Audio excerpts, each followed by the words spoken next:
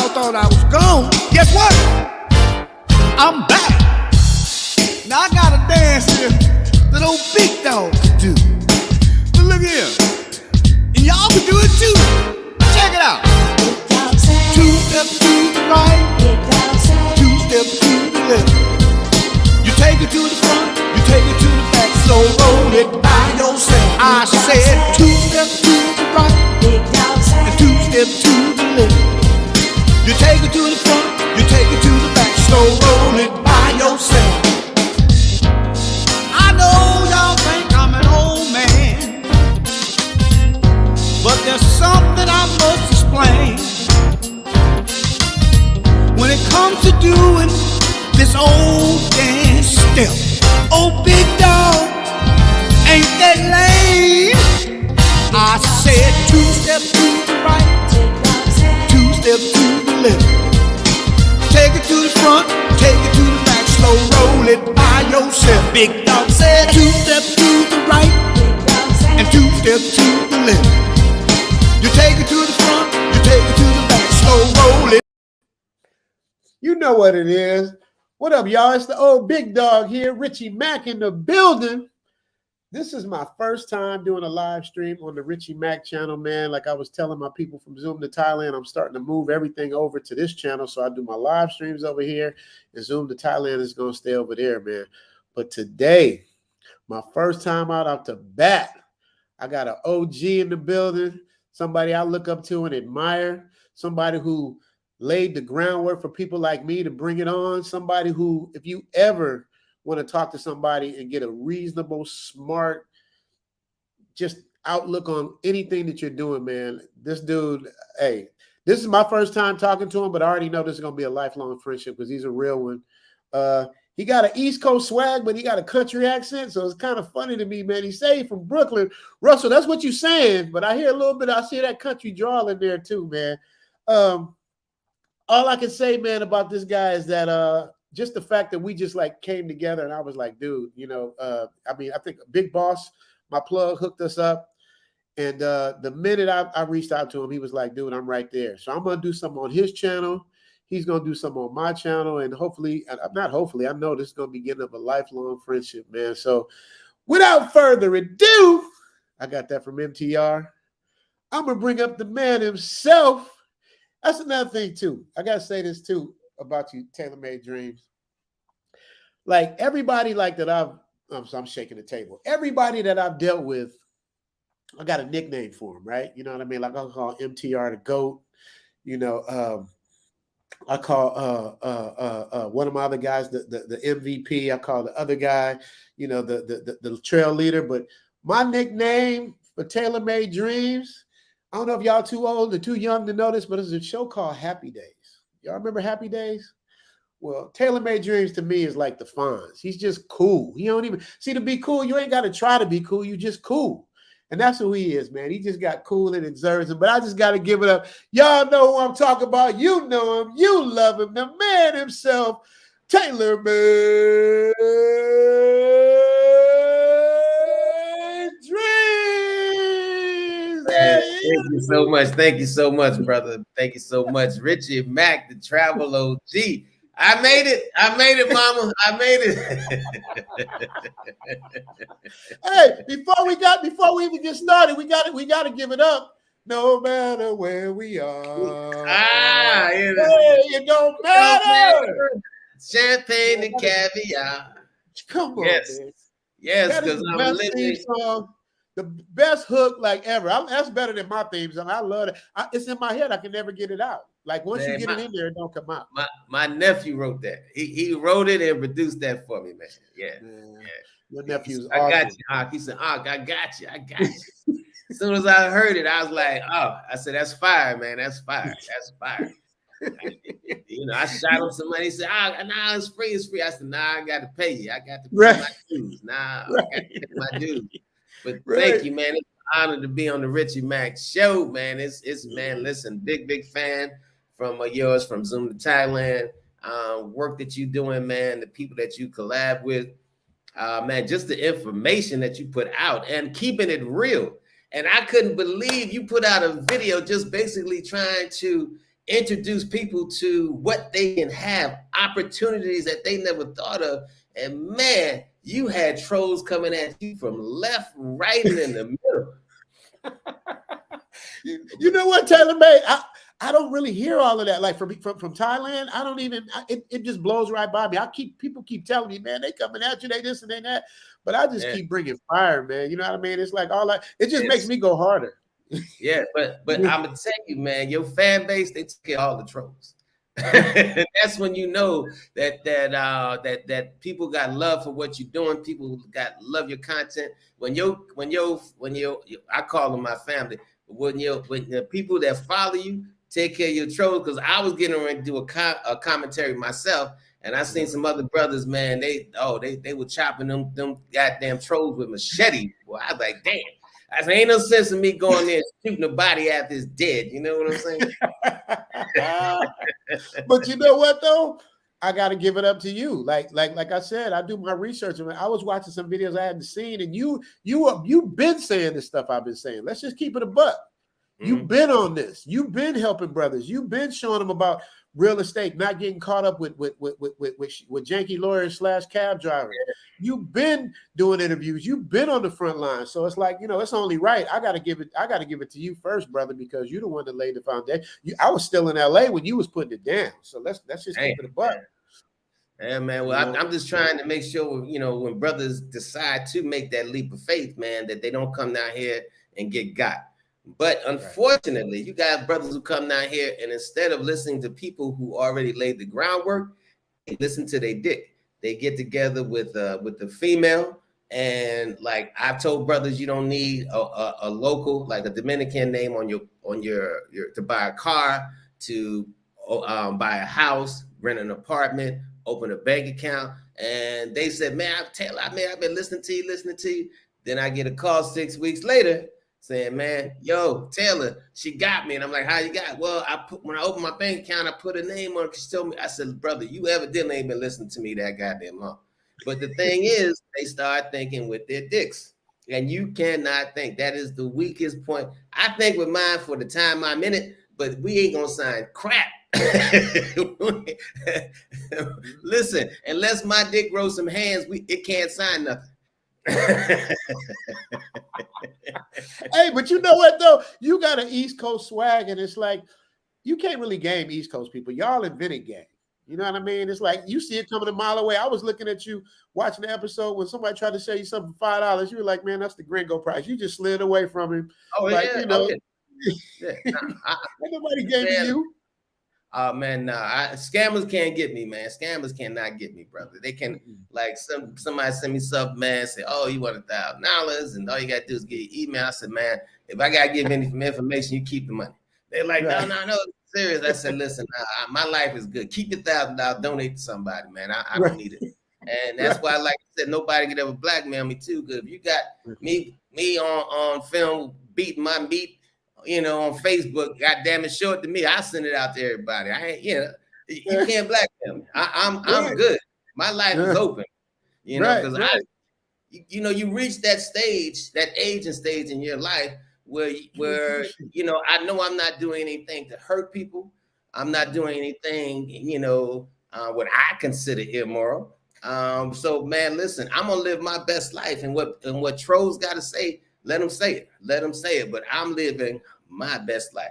When I got a baby that's my daughter, my youngest daughter was born March 11th. I called my family and said, hey man, I got a daughter on the way. The first question they asked me is, how old is she? The mother. Oh, okay. How's the mother? I'm like, how about congratulations? And this is family. Right. Well, why I should say relations, because I always say blood don't make us family, it make us related. So love make us family. That's straight facts, man. Now I gotta ask you a question about you, because I told you I call you the Fonz. That's your nickname. So when I say the Fonz, you know who we talking about. Yes, sir. I remember Happy Days. Yes, sir. The coolest dude on YouTube, man.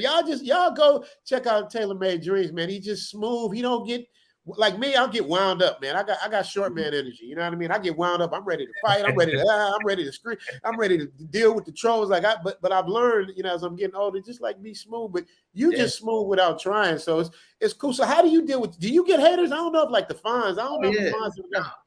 No, man, I get a lot of haters, man. But like what I seen, we talked about. I said earlier, I see my people who ride with me. They get on the trolls more than I do. So I honestly, I don't answer the trolls, man. Now, if they catch me on the night that I done had my Citron Grey Goose, you know, they gonna catch some fire. But I've learned to just ignore the trolls, man, because the thing is, you know, like people have said shit about me, but I always say bring receipts. If I've scammed anybody, then please, you invited on my show. I've always even told my trolls, whatever you have against me, I'm the easiest person to contact. You invited on the show. Nobody want to come on the show. Nobody want to come on the show. It's funny you said that because I had Mr. Organic on, man, and it was a great interview. Now, Organic has like, you know, a lot of people that don't feel him and ain't really messing with him. And that's cool, but that don't mean I can't have a good interview with him. I can't talk to him, get to know who he is, man. He says, you don't like him, but they start coming at me. I'm like, dude, it was a good interview. And just like you did, he invited the smoke. He goes, anybody got anything to say? I'm right here. Bring it on. And guess what? Nobody showed up. Nope. And that's the thing about the trolls, man. It's like, you know, we can't give them too much shine, but the fact that think about what their lives is like, man, when they dedicate their life to messing with somebody who's actually enjoying theirs. It's like that's some deep psychological shit, man. You know what I mean? So it is what it is with them. But enough about them. Let me get on the funds. Let me talk about the funds for a minute. So I gotta pick your brain, Russ. Taylor, man, I gotta pick your brain, man, because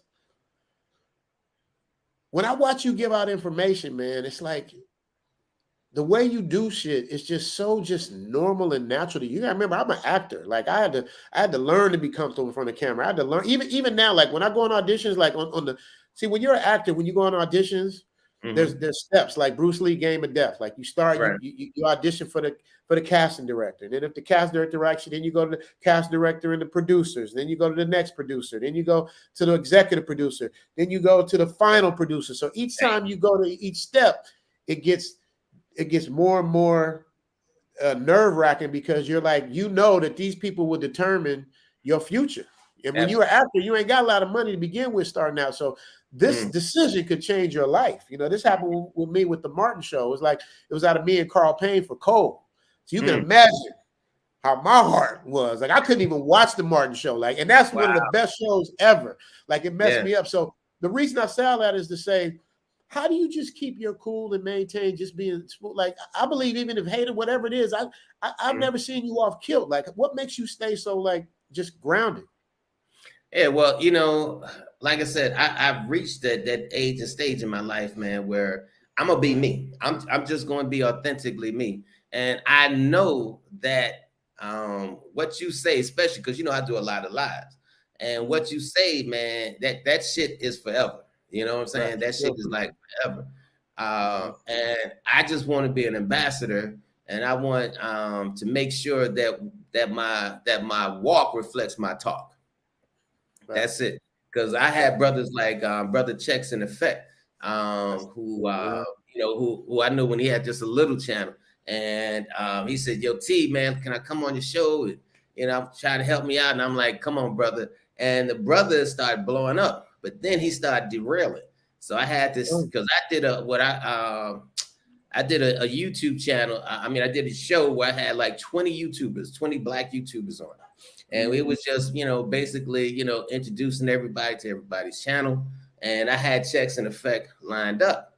And then I took him off. And he said, yo, why you took me off? I said, man, because you derailing.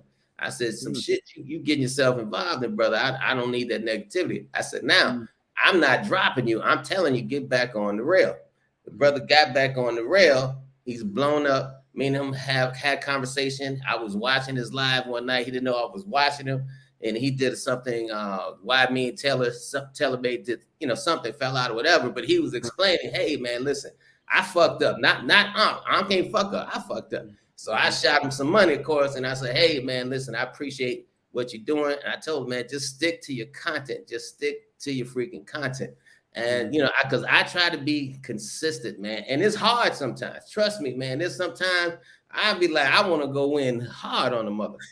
But you know, but it's then I got to look at, man, how does it represent me? Now I done lowered, I done got myself where people have lowered me to their standards. And somebody told me something a long time ago that you cannot beat stupid people because they will make you lower yourself to their standard and then beat you with experience. And that's the truth. That's the truth. They'll beat you with their experience and bullshit.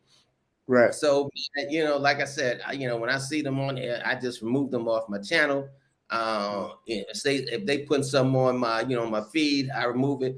But like I said, man, I just have to make sure that my walk reflects my talk because I know that I influence people, man. And when you're in the same position, when you can influence somebody to pick up everything they have in America, sell it, get rid of it, whatever, and then move to a totally different country, somebody who never even had a passport, and brothers walk up to you and say, man, you changed my life, man, that's humbling. You know, that's humbling. Man. That's what we know, man. Listen, I know what I want to say, but I know what I can't do. You know, so I just keep it like that, man. I keep it like, and I got brothers, man. I see that motherfucker, man. I'll take care of him for you. I said, nah. We don't have that type of energy. We don't have that type. As long as a man don't put his hand on me, you can't hurt me. As long as your hand can't hurt me. That's how I feel, man. It's like, you know, say what you say, but don't get it messed up. Don't get it smiling. I'm smiling, but I'm thinking exactly what I'm going to do as I'm looking at you. So I totally get what you're saying. As far as Check in Effect goes, man, I met him recently, man. I love that guy, man. Good brother. I don't know about what happened before, but, you know, he came on, same thing. Didn't know Check, the plug boss hooked me up with him. Check is just I love a good dude. You know, like I said, that Check is who I call the MVP because he's doing MVP numbers right now. He's moving. You know, just like Ace. I had Ace, man, before Ace even just had about to say that. You know, Ace, Ace Live is the trendsetter. I call him the trend. He's the one that set the trends. You know what I mean? Everybody, Andre Love Crossing Borders. I call him the coach because he's always. Yeah, you know what I'm saying? I'm familiar with all of them, man. And like I said, because you're the OG. Yeah, and I knew. Wait, stop. Let's get this straight. You are the real OG. Like me, like when you start hitting the countries and places you've been, you start hitting up Panama and all these different places. I ain't been to them places yet. To me, to be a travel OG, you got to hit at least 20 countries. That's where I set my bar. I've hit. I'm just about at 20. I'm like 19 or 20. You know what I mean? So but when you count cities around different countries, I've got there. But you are definitely a travel OG, and you're OG respected in the game. Like I'm saying, the people I'm talking about, I'm just meeting.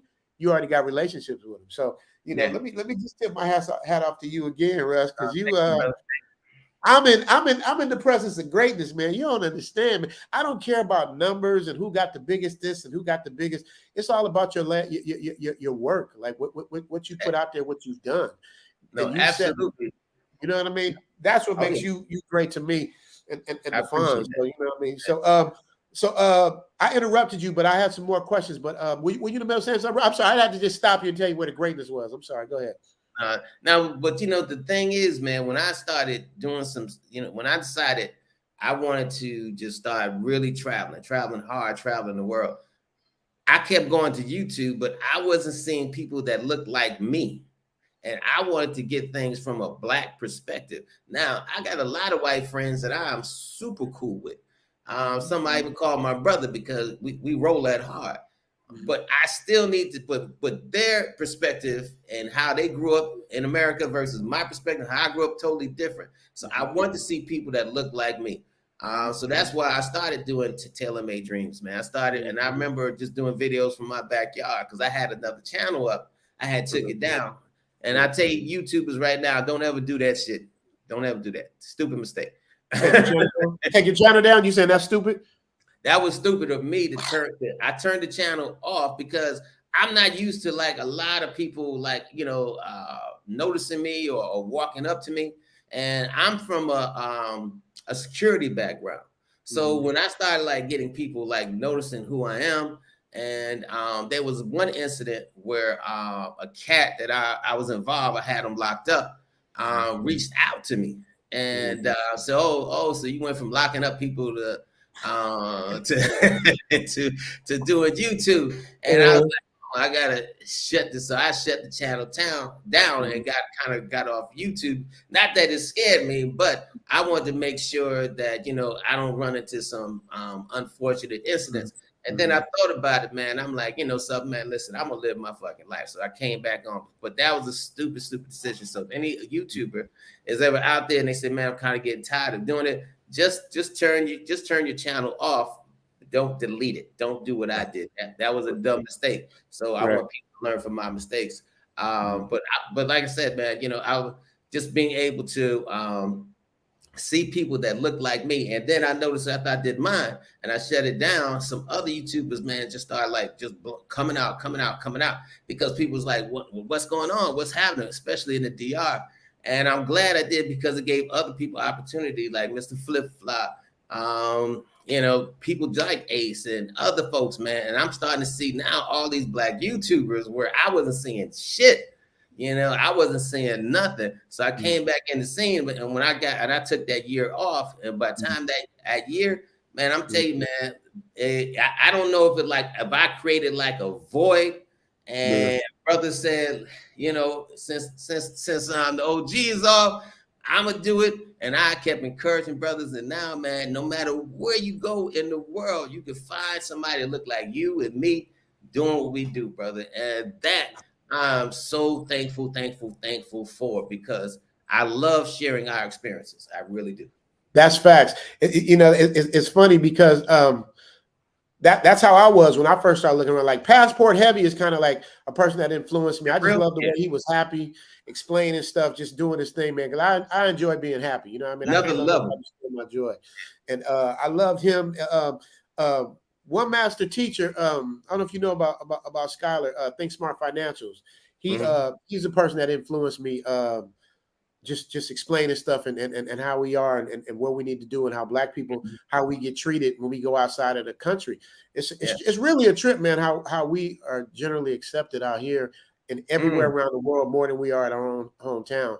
And then the people that's on the plantation get mad at the people off the plantation for being off the plantation and enjoying their life. You know what I mean? And it's just crazy, man, how the mentality is with some people, man. Y'all don't understand, man. Do you understand there's a different glow with what you're seeing with Tailor Made Dreams? There's a different glow with Richie Mack. There's a sense of peace. Like I watched your interview, and you were talking about when you were talking with O'Shea Duke Jackson, and you were saying that the police, you get a whole different feeling. You ain't gonna get thrown on the ground. You're not gonna get disrespected. I tell people all the time, the police in Thailand don't even look you in the eye when you walk down the street. You know what I mean? Only until you do something goofy, then you got major problems. But just being you, just blending in, doing your thing, man, it's nothing like it. I love Dominican Republic. Like I loved it there too. But I also heard in one of your interviews, because I went to Punta Cana, and I heard you shit on Punta Cana, so maybe I was in the wrong place. Maybe I was in the wrong place. But I love Punta Cana because it was so cool. I didn't know about Sosua and all of that stuff. I was happy in Punta Cana. So educate me on the difference between Punta Cana and Puerto Plata. What is the difference? I'll say this: Punta Cana is Florida. You basically going to Florida. As soon as you drive into Punta Cana, the streets change. The architect changed, everything fucking changes. You are no longer in Dominican Republic. I swear you think you are in Florida. and those white folks act like they in Florida. So they come with that, that attitude. It just, man, everything about Punta Cana just is too Florida for me, man. Okay. I don't feel, even at home with the locals, man. When I was in Punta Cana, I hung out with a couple of Dominicans that were down there, man. But it's just, but they on some serious ish. Right. And I'm like, man, I can't do it. I was supposed to be in Punta Cana for the weekend. I did one night, and I'm like, man, this ain't me. I'm out. I left. I was, you got the Hard Rock cafes and all the big hotel chains and everything. It's just, man, it's just a retirement for Floridians. That's it. That's all Punta Cana is, man. Okay, now I got to give you that, but now you got to look at from my perspective. I've never been to DR. That's the first place I went. I was like, wow. I thought it was amazing. You know what I mean? The service, the people. But what I noticed, when you're on the resort, the Dominicans treat you totally different than when you come off the resort. Yeah, absolutely. When you're off the resort, it gets real quick. On the resort, it's like you said, it's fantasy island. It's happiness. Everybody's smiling and shit. The minute they get off them grounds, shit, they ain't got to smile. You ain't doing none of that. I was like, I saw a whole different deal out there. So you went to Puerto Plata first? Is that how you got your bearings? Where'd you go first? I actually went to Santo Domingo, and yeah, I enjoyed it. And when I went to Santo Domingo, a friend of mine actually that I used to work with came on. I was going the same time, and he was already married to a Dominican lady, so they were going down there to see the family and everything. And I said, "Yo, man, I'm taking my vacation around the same time, so let's hook up," because I know that he knows his way around. He drives and everything. I didn't know nothing about Dominican Republic at that time, right? And he wound up introducing me to one of his wife's family members, and I fell in love with this sickly little girl. Solange, and man, you know, I got back home and I remember telling my moms, I was like, Mom, you know, I really feel bad about that little girl, and because she had sickle cell anemia, and you know, the mother sent her out to get some medication, and the brother came back with one pill, and I'm like, asked my boy, I'm like, yo, he only came back with one pill. What's up with that? They said, well, you know, they're poor, so down here they buy medication as they need it. And I was like, no. So I was like, how much was that pill? They like 50 pesos. So I gave them enough money to buy 30. I'm like, you know, no. So I told her, listen, anytime she low on medication, when she gets to about 9 to 10, call me up. I'll send some money to get her medication. And man, when I went back home, that little girl just stayed on my heart. And my mom always said, do what's in your heart. So when I told my mother about it, my mother said, so she said, all right, so what you gonna do? And I said, huh? She said, you keep talking about this little girl, so what you gonna do? So I got involved with the family, and about 2 years after that, man, because I was so involved with her, medicals and everything, I wound up adopting a little girl, man, and she became my adopted girl. And it was just a love thing between Dominican Republic, going to Santo Domingo, but I only stayed in Santo Domingo because I wanted to spend time with my daughter, as well as kind of hang out because the women were off the chain. Did you drive in Santo Domingo? I did not. Did you? I did. I did not. Not at it's that like time. Being in a video game, man. Yes. And it's even worse now because there's more cars on the road. Because I got 2 vehicles here. I drive, so I drive from Puerto Plata to Punta Cana to Puerto Plata to Boca Chica every day. Now, man, I could do a whole show about the driving in DR. It's a video game. It's a straight video game, man. Driving in the Dominican Republic. I drove from Punta Cana to Santo Domingo. You're a better man than I was back then. You're a better man than I was back then, bro. Man, it was crazy. It was crazy. I'm you. Once I got to Sosua, though, see, man, my God, back in the day, Sosua, this when Sosua is still nice now, but back in the day, Sosua was lit. I got off the plane on a Wednesday. Man, I fell in love with Puerto Plata. Sosua so much. I brought a condo Friday. Wow. Everybody was like, man, you crazy. I'm like, listen, I know I'm coming back here. I had the same instinct. Yeah, I had the same instinct because I was trying to get something in Punta Cana. I hadn't been to the other places yet. But I want to know about the change because I've heard a lot about how the passport pookies has come and people's been like messing up the minute. I want to hear all of that. But before we do that, I got to show my subscribers and my people on, man. I'm really surprised. I thought it was just going to be me and you talking. Man, I'm really surprised. But I got a special treat for all of y'all, man. I'm doing an episode called Thailand versus LA. My biggest show on YouTube on my channel was Thailand versus the Philippines. So I'm doing one called Thailand versus LA. I'm working on it now. So I'm going to give y'all a little sneak peek of that. A little sneak. So if you got to go to the bathroom, TaylorMade, you can. If you want to watch it, you can. But I'm gonna show y'all. Y'all ready for this? Because I'm see this is what I mean, TaylorMade. It's like when I see haters, it just makes me just go harder, right? So I was like, okay, y'all hating. I'm gonna really give y'all something to hate about. So with that being said, check this out right here. I'm gonna show you. Let me see. Let me get into where we at. From Television City in Hollywood. Well, all right, y'all. This one goes out to my subscribers, Zoom tribers, and vaporizers. All haters, fake players, and imitators, get your pens and papers, because I'm about to drop another laser heat-seeking episode on that ass. Thailand versus LA. You dig?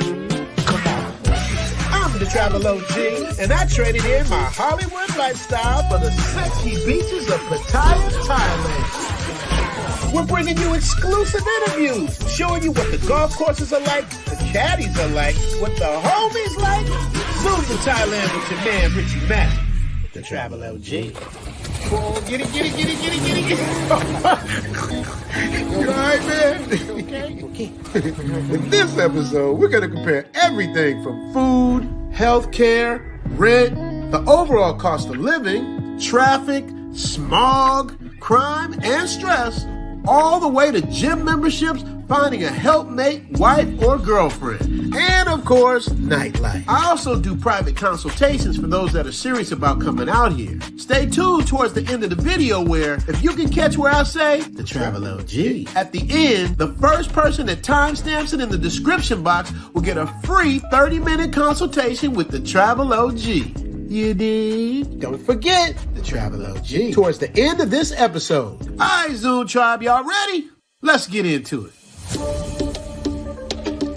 This is Los Angeles. This is Bangkok. I've lived in Los Angeles most of my life. I've lived in Thailand over the past few years. Who's better at making this comparison than Richie Mack? The Travel OG. Your damn hands up. Bangkok and Bangkok. Can't stop, I turn and hit the same spot. Put your hands up. Put your hands up. Yeah. Welcome to the land of the la-la. Lamborghini, bikini, burgundy, Maybach. Across the water down in Bangkok. To Umbach, to Teletubbies like Tupac. Suntan off of Thailand, popping right up the streets off in Venice Beach. So hit the wind, it catches fade. It's Thailand versus LA. Los Angeles, California, the center of the nation's film and television. That's hot. All right. That's hot. That's fire. That's fire. That's fire. Man, I'm telling you, your editing is crazy hot, man. Your editing is crazy hot. The music, everything is like right in there, brother. I got to give it up, brother. I'm gonna tell you, as far as editing in the YouTube game that I've seen, you're the GOAT. You're the GOAT with that editing. And I know brothers who edit for a living they haven't reached your level, brother. And I had to tell one brother, he got real upset with me. I ain't gonna mention his name. But he's like, man, I see Rich Mac shit, man. I mean, the brother does good, but man, I look at it from a different view, Russell. I'm like, bro, listen, all I'm telling you I ain't telling you from professional. I'm telling you from a person who's watching. You can break down pixels and all that shit to me, but from a person who just watches videos, YouTube, the brother shit is hot than yours. Just be mad at me. Damn. Yeah. I just try to do my own thing because, in fairness, your guy's probably right because I'm not a real editor. Like I'm a DJ, so I know feel and how to move and how shit. I just got real good timing and how I know shit would look. And I go over it for a long, long time, over and over, till I make sure it got a nice little flow to it. So that's where that come from. And I got to give a shout out to Big Baz and a shout out to my guy Kibo. He's in the back. I see you, Kibo, back there. I'm gonna bring you up in a little while, but I got to live with my man. Big Boss is back there too. Big Boss in the house. I seen Kings and Dreams. Yeah. So those two guys because my editing is based off of music. The music tells me what to do. You know what I mean? It'll take me maybe a day just to go through songs to see, okay, where is this taking me? Where am I going with this? How is this going to make me feel? What I want everybody else to feel? So it starts with the music for me, and then I just start, and then I go in. You know what I mean? I light a bliggy, and then I'm out of there. You know. But let me ask you this, because I know a lot of people stay away from music because they don't want, because they want to get paid for those commercials that's ran. So I know your videos, they're hot. Well, what about the music? Are you using like copyright free music, or you? Because a lot of songs I know ain't copyright. Right. So you just well, say, most of them aren't. Video. Right. No, most of them aren't. Like because I get tagged all the time. Some of my content's too spicy. I'm always getting flagged. Like this thing we're doing here, we ain't done nothing wrong. I guarantee you, I'm gonna get a yellow check mark. Have no idea why, because I try to. My initial thing was because I'm in Thailand, I'm trying to break through the algorithm from out here to get to the States, because they're going to naturally promote me to Thailand. It's like Thailand's not my audience. America, UK, Australia, Canada, that's my audience. Primarily English-speaking countries. So it was hard for me to break through. So I said, I'm going to give them all this spicy shit. I'm going to really like do stuff to get their attention. But I get flagged for everything, didn't really do nothing. But what I did have was a secret weapon. My first secret weapon was Kibo. Kibo, I went on Fiverr and found him. Y'all look for Kibo. I found him on Fiverr. And, I'm thinking, all right, let me just get, he charged me $75. What am I going to get for $75? And that dude, let me tell you, man, Kibo went in. He's on the end thing. Zoom to Thailand. Hope you're coming through. Richie Mack, Travelogy with celebrity interviews. Get your passport. Let's go. This is what you need for a show. That's Kibo killing it. You know what I mean? Like every time I watch my episodes, I watch to the end just to hear him flow. Hey, Kibo, you watching? My favorite part when you go, Richie Mack, when he throw that little, it's little stuff that we do as Black people. That it's a flavor that we have that you can't. That's swag. You can try and copy it, but it's hard to really get it down. Some people get it down, but it's just something that we do. But he did that, and I just had to go back. I couldn't find him at first because it was on Fiverr and you can't contact people, and it was hard. And so I literally had months that just not even been able to give him screen credit for what he did, because people was asking who did the theme, and I was like, I didn't even know how to even get in contact with him. So I got him through Fiverr eventually, because he wasn't on Fiverr. Something happened, but we ended up being cool, and that's my guy. So I'm going to end up doing a Zoom to Thailand record, like an album or that's EP or something. Yeah. It's mainly going to be Kibo and Big Baz. Now let me get into Big Baz. So Big Baz, didn't know him from a can of paint, and I'm getting all these emails. Like, I guess once my channel like kind of hit, or whatever y'all call it, viral, whatever it is. I don't call it viral. I just call it, people just caught on to it or whatever. That's when the people was coming at me, like you said. And this dude named John Singleton, and it was spelled a weird way, sent me something, and I was like, all right, let me check it out. And that's the stuff you heard with Big Baz. I was like, oh my God. I immediately, once again, the music tells me what to do. So he's the one, all I want to do is zoom to Thailand. What's up, Richie Mack, travel, Richie Mack overseas. That's the travel. When I heard that, I was like, oh, I'm about to kill this. I stopped everything I was doing, and edited a whole new opening for Zoom to Thailand. It's fire. So you giving me ideas, man. I'm about to I will send them to you. Get in that studio. I will send them to you, because it's not, you have to. But Taylor Made, I just got to be real, man. You're no matter where we are, no matter, dude.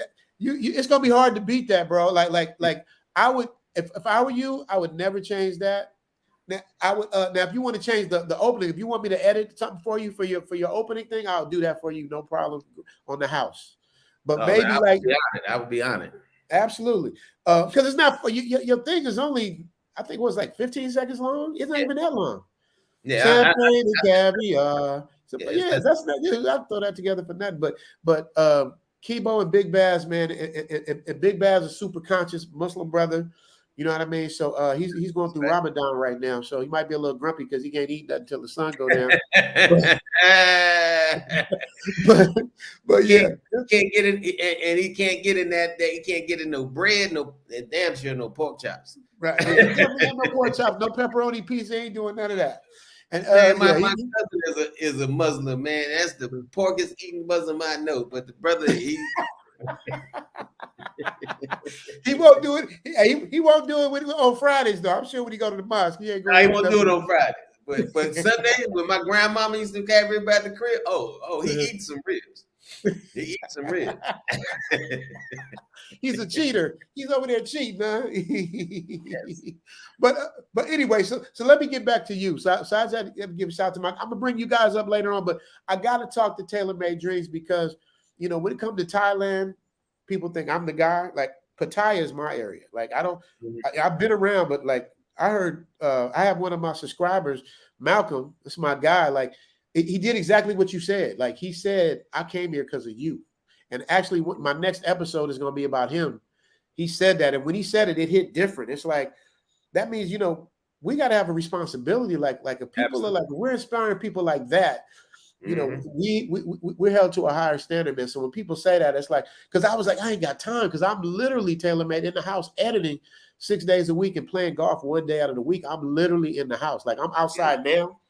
Because it's not hot and all of that shit, but I'm literally in that same room editing every day. So I don't have time. I'm like, I ain't got time. But when he said that to me, I was like, wow. Yeah. I was like, I got to meet this brother. He's a sharp brother, ex-military. I get a lot of ex-military and military on my channel. Down here too. Yeah. Because they get it, because they've traveled. They've been around. They know what's going on. So he came. Shout out to you, Malcolm. I don't know if you out there or not. But Cam up in the background if you are, so we can talk. But what you said, Taylor Made, is like is true, like about us inspiring people and others. But back to you now. Now I've heard some things like when I went to Dominican Republic, it was popping. I went 3 times. I met a girl there at the airline that worked for the airline. She was Dominican, so she had me flying. I was back and forth. Dominican. I went at least 3, 4, 5 times. Yeah.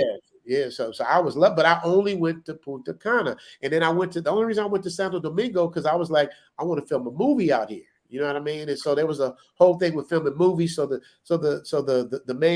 film company places in Santo Domingo, which is where I went. They have a movie called Lotto Man. I don't know if you know that movie. It was like really popular in Dominican Republic. So I went all the way there to like meet with the people and see what was going on, man. But when I went, to me, it was heaven on earth. Like I was like, this is all. And it's black people. The only thing, like you said, I gotta admit, the only thing I didn't like is when I went to Punta Cana, it did have like a plantation type of feel to it. It felt like the white people was the masters and the black people was the slaves and happy on the plantation. It even looked like a plantation. And I kind of felt that vibe a little bit. Not saying it was all like that. I love everybody, but I'm saying that you could get that feeling of entitlement. Absolutely. You can see it.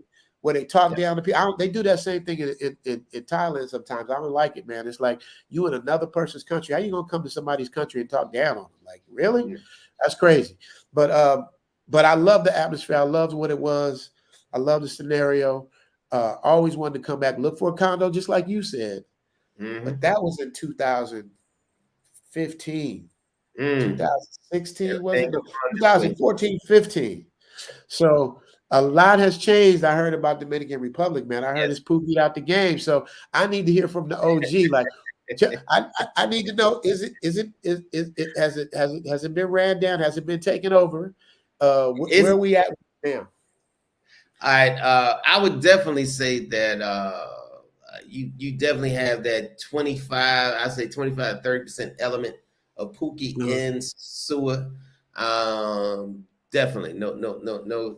And now you got brothers who like the guy who runs the Envy, like a resort, like a black resort out here. He's bringing in strippers from like Miami or Atlanta and shit. And I'm like, if I want to go see a strip in Atlanta, I'll go back to Atlanta. I mean, just crazy shit like that. But he's catering to those, what I call those weekend warrior ninjas. You know what I'm saying? Or cats who save up for a whole year to take $3,000 and go blow it in a goddamn weekend. Yeah, so that's who he's basically catered to. The expats, the people who live here, they don't go there. I can tell you, I don't go there. I have not been there in a couple of years. No, I go there because it's just not my atmosphere. But definitely, you see the change come on. I think the president right now, President Abernathy, he's trying to, I think, bring in more of a metropolitan feel, such like President Martinelli back in Panama, because Panama was my first place I was going to retire. But after Martinelli opened up that and widened that Panama Canal, everything just shot up because the commerce money was so good. So right now, Abernathy, he's more of a business person, you know, not so much as a politician, but more business. And he's investing millions and millions right here on the North Coast. Because now you got Wyndham Hotel getting ready to do it. Marriott, they already started building the Marriott, and you got some other chains coming in. And now I just heard that they got rights to go 7 stories up. So it's definitely changing. I think the Pookie is always going to be there. That influence is just there. But overall, you can still come here and have a great time. Now that's in Sosúa, but Sosúa is only like, you know, a little microcosm of the, you know, of Dominican Republic. Like Puerto Plata is where real life happens, and you still have a great time. The best clubs are not in Sosúa; they're in Puerto Plata. So Puerto Plata is where I'm trying to get people who's serious about like living here, not so much the weekend warriors or those ninjas, but the people who are serious, the expats, come to Puerto Plata, check out Puerto Plata, and also where the prices for everything, read between the lines, everything is a lot better. So like I said, you got those ninjas, but you know, I mean, because they go in there with swords of money, just throwing it out. That's why I call them ninjas. I ain't trying to go with the other N word, but that's how they act. They act like cha cha pop out. I got money. Take it, pop out. I mean, I've never seen cats just like, you know, just want to throw away money. Me, when I go on vacation, if I take 5 G's with me, I love to come back with 2 G's in my pocket. I actually feel like, God damn, I did everything I want and I still got money to come back. But these cats, man, are acting like ninja warriors and the money can't get out their pockets fast enough. Crazy. But that's the problem, though. That's what I'm saying. That's part of my question. Like, doesn't that change the whole vibe of the place? It does for that particular sector, for that particular area, but thankfully it hasn't affected anywhere else. It's just right there in Sosúa. So if that's where like those weekend warriors want to make their watering hole, you know, everybody needs a watering hole. So fine, keep it. But like I said, when I rode to Sosúa, because I got property in Sosúa, you know, so when I rode to Sosúa, I rode the same way I do in Puerto Plata. I don't change. I know where to go, you know, I know how to avoid those weekend warriors, man. So, and that's how I do it. That's exactly how I do it. But has it changed? Yeah, it's changed a lot, man. And unfortunately, we people that look like you and me are the ones changing it for the worse and not for the better. Yeah, it's like a cancer. It's like a cancer, you know what I mean? Because if it starts there, eventually it's gonna spread out, man. And that's the thing. That's what I worry about. Well, I kind of worry about Thailand, but the flight is too far for the passport pookies to really, you know, do that. Because you come out here and act goofy, they don't play like it. They will make an example out of you so quick, and they will throw time, and ain't nothing the U.S. consulate can do about it. Once you do some goofy, I have a friend literally right now. This dude flew to Thailand, and he has an apartment here. He shout out to my man T. He has an apartment here. Flew to Thailand. I mean, he got spoiled because you can get spoiled. Oh man, you know, I'm gonna go check somewhere else. He went to the Philippines. He went back home. He's like, all right, I'm coming back. He realized how sweet it is over here in Thailand. He gets back, and they tell him that his visa's wrong. So he gets up in arms and da da da. They're like, you got an attitude? They're like, send his ass back. They sent him back the same day. Made him buy his own ticket and sent him back where he came from. Wow. And then he just tried to come back again today or yesterday, my time. Did him again, sent him back. He's probably on the plane right now. Sent him back twice in a month. Like, and now in fairness, something about his he had the wrong visa or whatever, but he said he cleared that up back when he got home and came back again, and they still wasn't messing with him. Like when you do something, get on the wrong side out here, man, they will make an example out of you, and they don't care who you are, what you're doing. You know, they'll, and that includes me. Like anybody can get it. You know what I mean? So, you know, they don't allow that. That's why I tell them some of my episodes. I don't know which episodes you've seen, if you've seen all of them, Taylor, but I talk about the do's and don'ts and the respect and all of that. Like, because I'm trying to warn people, because it's not like home. We think we get here, we can just do what we want, and it's not communist rule, but it's definitely a monarchy, and you definitely have to respect the monarchy. You can't be disrespectful. And a lot of people, I really try to like drive that point home. I hope y'all listening to me, because they're not playing no games out here at all. So enough about me. Back to you, Taylor May. So tell me about how, because it's like I tell people all the time, like when you leave the U.S. and then you come somewhere else, like a Dominican Republic or Thailand or whatever, when you come back home, everything looks completely different. Did you have that experience? Yes, and I'm different. I'm telling you, I'm different. When I leave DR, I'm like, I'm calm, I'm cool, emotionally, spiritually, everything is in order. And when it's somewhere between that flight in the air, landing in Miami, is where I always fly into. Man, it just changes me. I'm more stressed. I feel like a certain little bit of anger, man. And literally, I can feel like just heat on my neck. Literally, I can feel heat on my neck, man. And I'm gonna tell you, man, I can't make it to baggage claim without somebody reminding my black ass that I'm black. And one thing I love about living in DR, and I'm a proud black man, but I don't think about being a black man in DR, because everybody look like me here. Shit, most of the people look like me. They just speak a different language. People say, well, I said that is the number one fundamental reason that I love living in DR. I said I'm just a dude enjoying his life.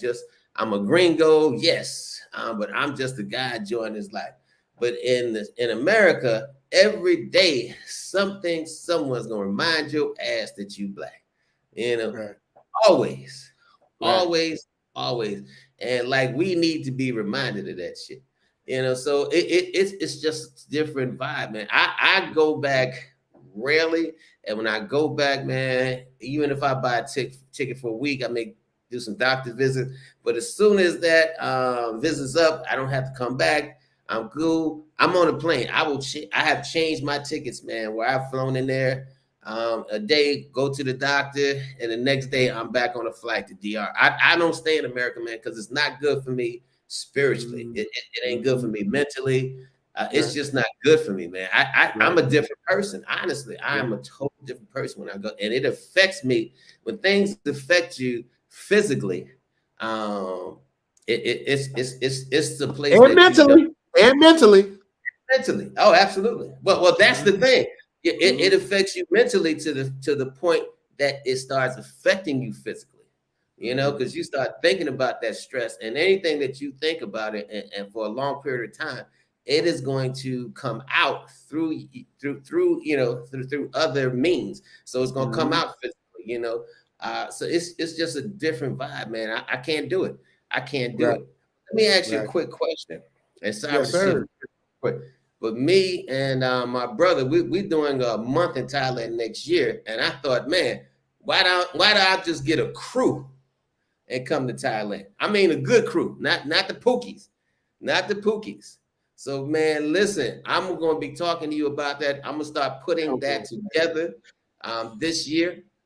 I'm talking about within the next 30 days, and we're going to start getting people signed up. So July 2023, we're going to have a beach party in Thailand, Pattaya, Thailand. So we're going to work on that together, brother. So I said, man, listen, let's just take a crew, because I did the same thing when I went to Brazil. There was a brother. I don't know if you heard of Brother Charles Tyler. People mention him a lot, man. I heard he was a great man. People say they say I remind him of him or something. I don't know what that means, but I heard he's a great guy. I need to look him up. He passed away, right? Yeah, he passed away in Brazil. Matter of fact, that's why I stole that quote, "The Matrix," from him, because he used to say, man, So, but brother Charles Tyler, man, and last time I spoke to the brother, I said, listen, it was 2017. I said, listen, I can't get to Brazil to around 2019. I said, but listen, when I come, I'm gonna bring a crew with me, and we're gonna celebrate and do your, because he always did a beach party in Copacabana every year. And even though he passed, I still took a crew with me, and we still did a beach party in his honor. So I want to do the same thing in Thailand. I want to make sure cats got all their paperwork together. So I'm gonna be working with you, and we and try to at least bring about between 20 and 30 people on that plane, man, and do Thailand right. I love it. Charles Tyler. Now does he have a channel? He had a YouTube and a Facebook channel. His core audience was on his Facebook, but he did have a YouTube channel too. Yeah, brother Charles Tyler. Powerful dude. Excuse me to interrupt you. What were you saying about Charles Tyler? I was about to say something about you were talking about the planning the trip. What were you saying about Charles Tyler? No, I was just saying he was a powerful dude in the game as far as getting brothers to see outside of that matrix box, outside of the US. Powerful dude, man. I mean, good brother, man. Just I love the brother, man. There's only one thing there's only one mistake that Charles did, man, that I think cost him. And I always tell cats, man, about health insurance. I always tell cats, especially older cats, man, you got to get that health insurance. You got to get that health insurance. It's mandatory. How you gonna get insurance for your car, but you don't get insurance for yourself? I don't understand. Does that make any sense? How are you gonna get insurance for your car, but you don't get insurance for yourself? Man, listen, I got platinum insurance in Dominican Republic, bro. Platinum, and if that don't work, I got a platinum credit card. So whatever. Absolutely. So hey, and that's the thing. How's healthcare out there? How's healthcare out there? Healthcare is actually pretty good. Healthcare is actually pretty good. Now, would I let them operate on me? Not without a not without a U.S. doctor's approval. Now, dentistry, they number one in dentists. So is Thailand. I went to the dentist last time I was in Thailand, and it was a good experience. They do it well. But before we get too far away from what you were saying about the trip, I gotta say to my audience and subscribers, man, I jumped out the window and told y'all about these packages, man. Let me give y'all the real on the packages. So what I'm trying to do with the packages, and hopefully I got somebody like the Fonz over here that can help me. What I didn't realize with the packages is that, number one,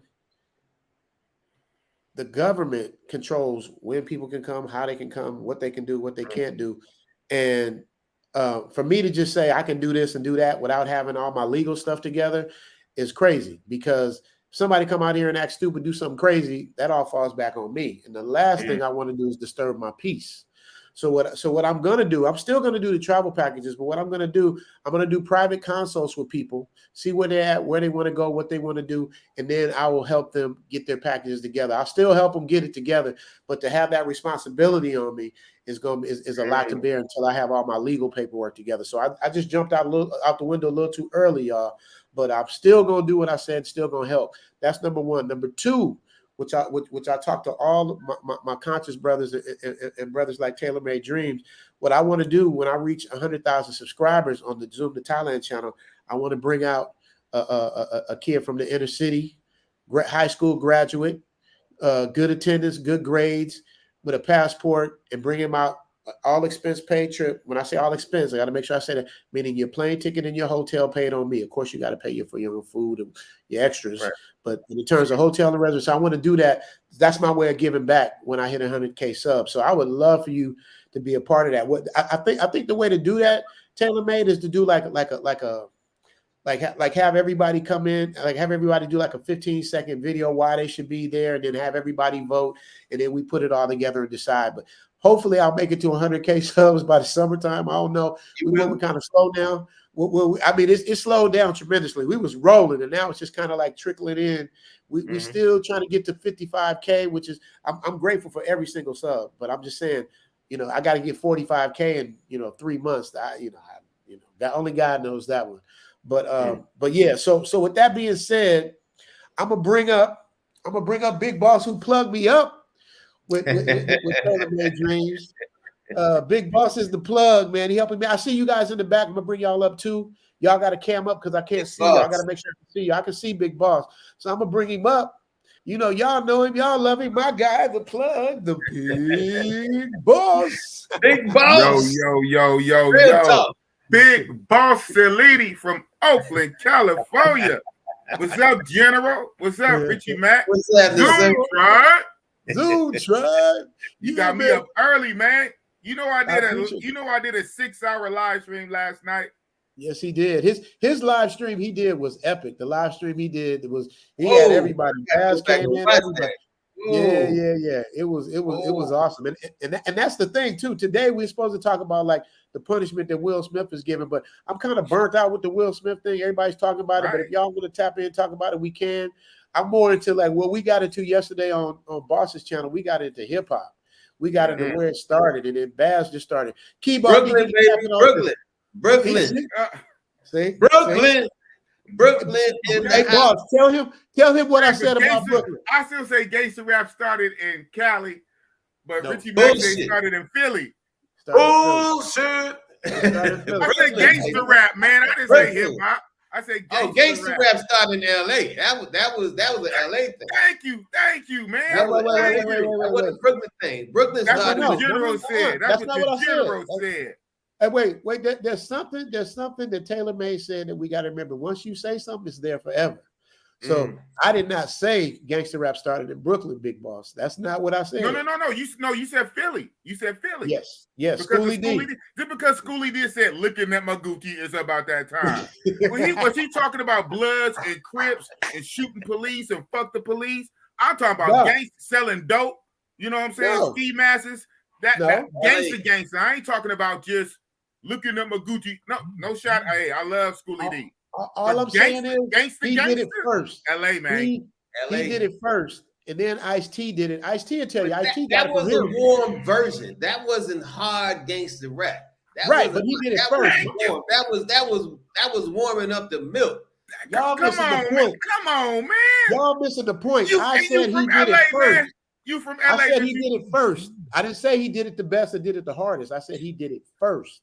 And then Ice-T did it. And then NWA did it. You lucky this your channel, sir. Y'all got to remember, it was people in LA that was banging on wax. They got banging on wax. My boy Red Rum, rest in peace. They been like LA always had this little thing, but NWA put it to the forefront with Dr. Dre and Ice Cube, MC Ren, DJ Yella. You know, they had Arabian Prince. Y'all don't even know. If y'all look at that original NWA cover, there's a dude named Arabian Prince. Y'all don't even know about. He had a curl like Ice Cube. So so I'll just make sure we get that straight. So I'm gonna bring up who we got. We'll bring. Let me see what I can see. I can't see y'all, man. Let me see where that goes. Is that Keyboard right there? King of Dreams. I see y'all. Okay, I'm gonna bring up Keyboard first. King of Dreams. I'm gonna bring you up. So, this everybody. Let me introduce y'all to Keyboard. Keyboard's the guy that does the theme song for Zoom to Thailand. Keyboard's my guy. That dude got mad flows. Keyboard's I gotta give it to you.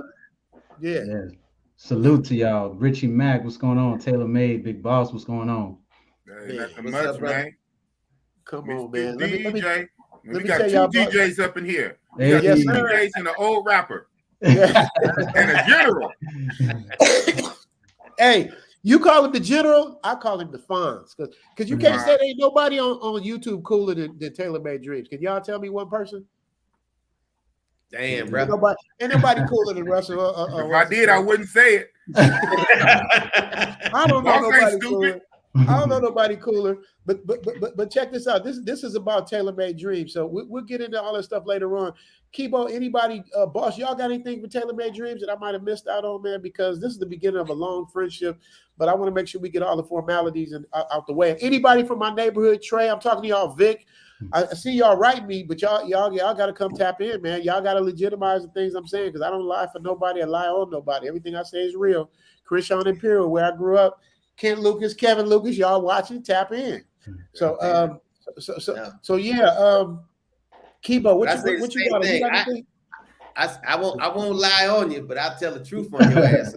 and it's crazy because people get mad at me for telling the truth. But if I lie, they won't get mad. But I tell them I ain't gonna lie on nobody. but I'll tell the truth on your ass in a minute. Yeah. But thank you, Big Boss, for the connect, man, with Travel OG. I appreciate you, brother. And that's this is the type of things we should be doing, man. This is, you know, black women say black girl magic. This is black men magic right here. This is what we do. This is what we're supposed to do. Love it. Yes. All we got to do is love each other, man. It ain't fucking hard, bro. It's not hard. So when the haters come, I'll be like, what are y'all doing? This is what I got to say to my haters. I only got like 2. It is, dude, you would want me on your team, bro. I can help you. Like I would be the person to try to help you and champion your cause and help build you up. Why you want to come at me? You know what I mean? I don't get it, man. But it is what it is. But let me talk about Kibo real quick for TaylorMade. So like I told you before the story, how I met him on Fiverr. Yeah. I met Kibo on Fiverr. Kibo, am I lying? No lies detected. No lies, bro. No at lies. all.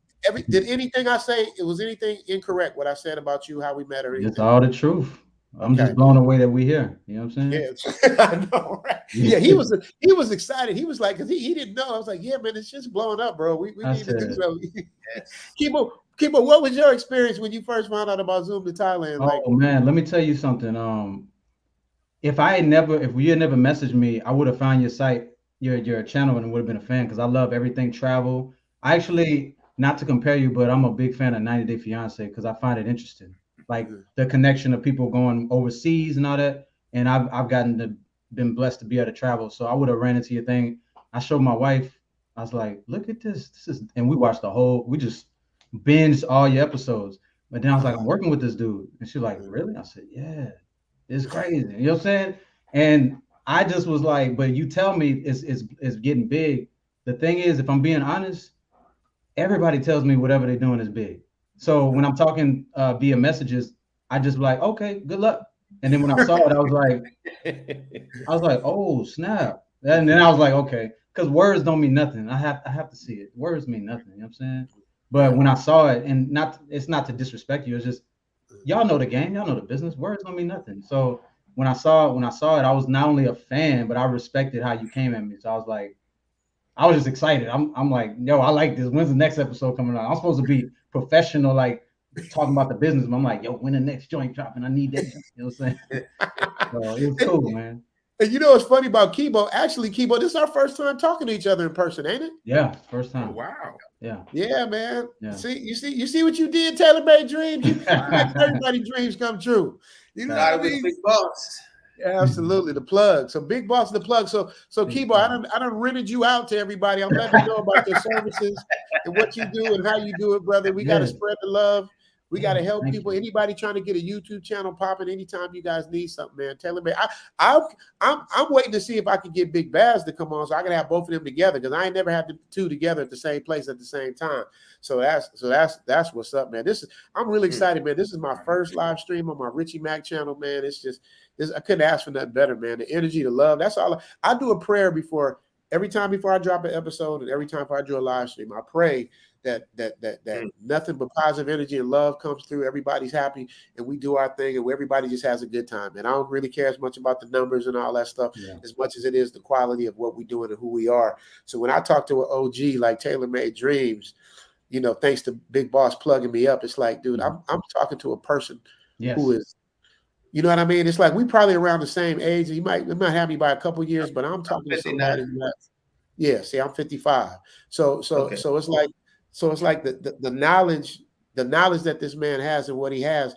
It's just like him and Andre. Andre and Andrea love crossing borders. Some people you talk to, you just know this is the person that anything comes out of his mouth is going to be authentic and you can trust. So y'all, please, I don't know, Vitaly, if you on there, man, we can drop the links for TaylorMade Dreams, for Big Boss, and for Kibo. You ain't got a YouTube. You just have a IG channel, right? No, I have a YouTube. Yeah, it's kind of new. So it's just Kibo. Just type in Kibo in my channel. Spell it out though, so because the way you spell is different. You spell it K-E-Y, right? K-E-Y-B-E-A-U-X.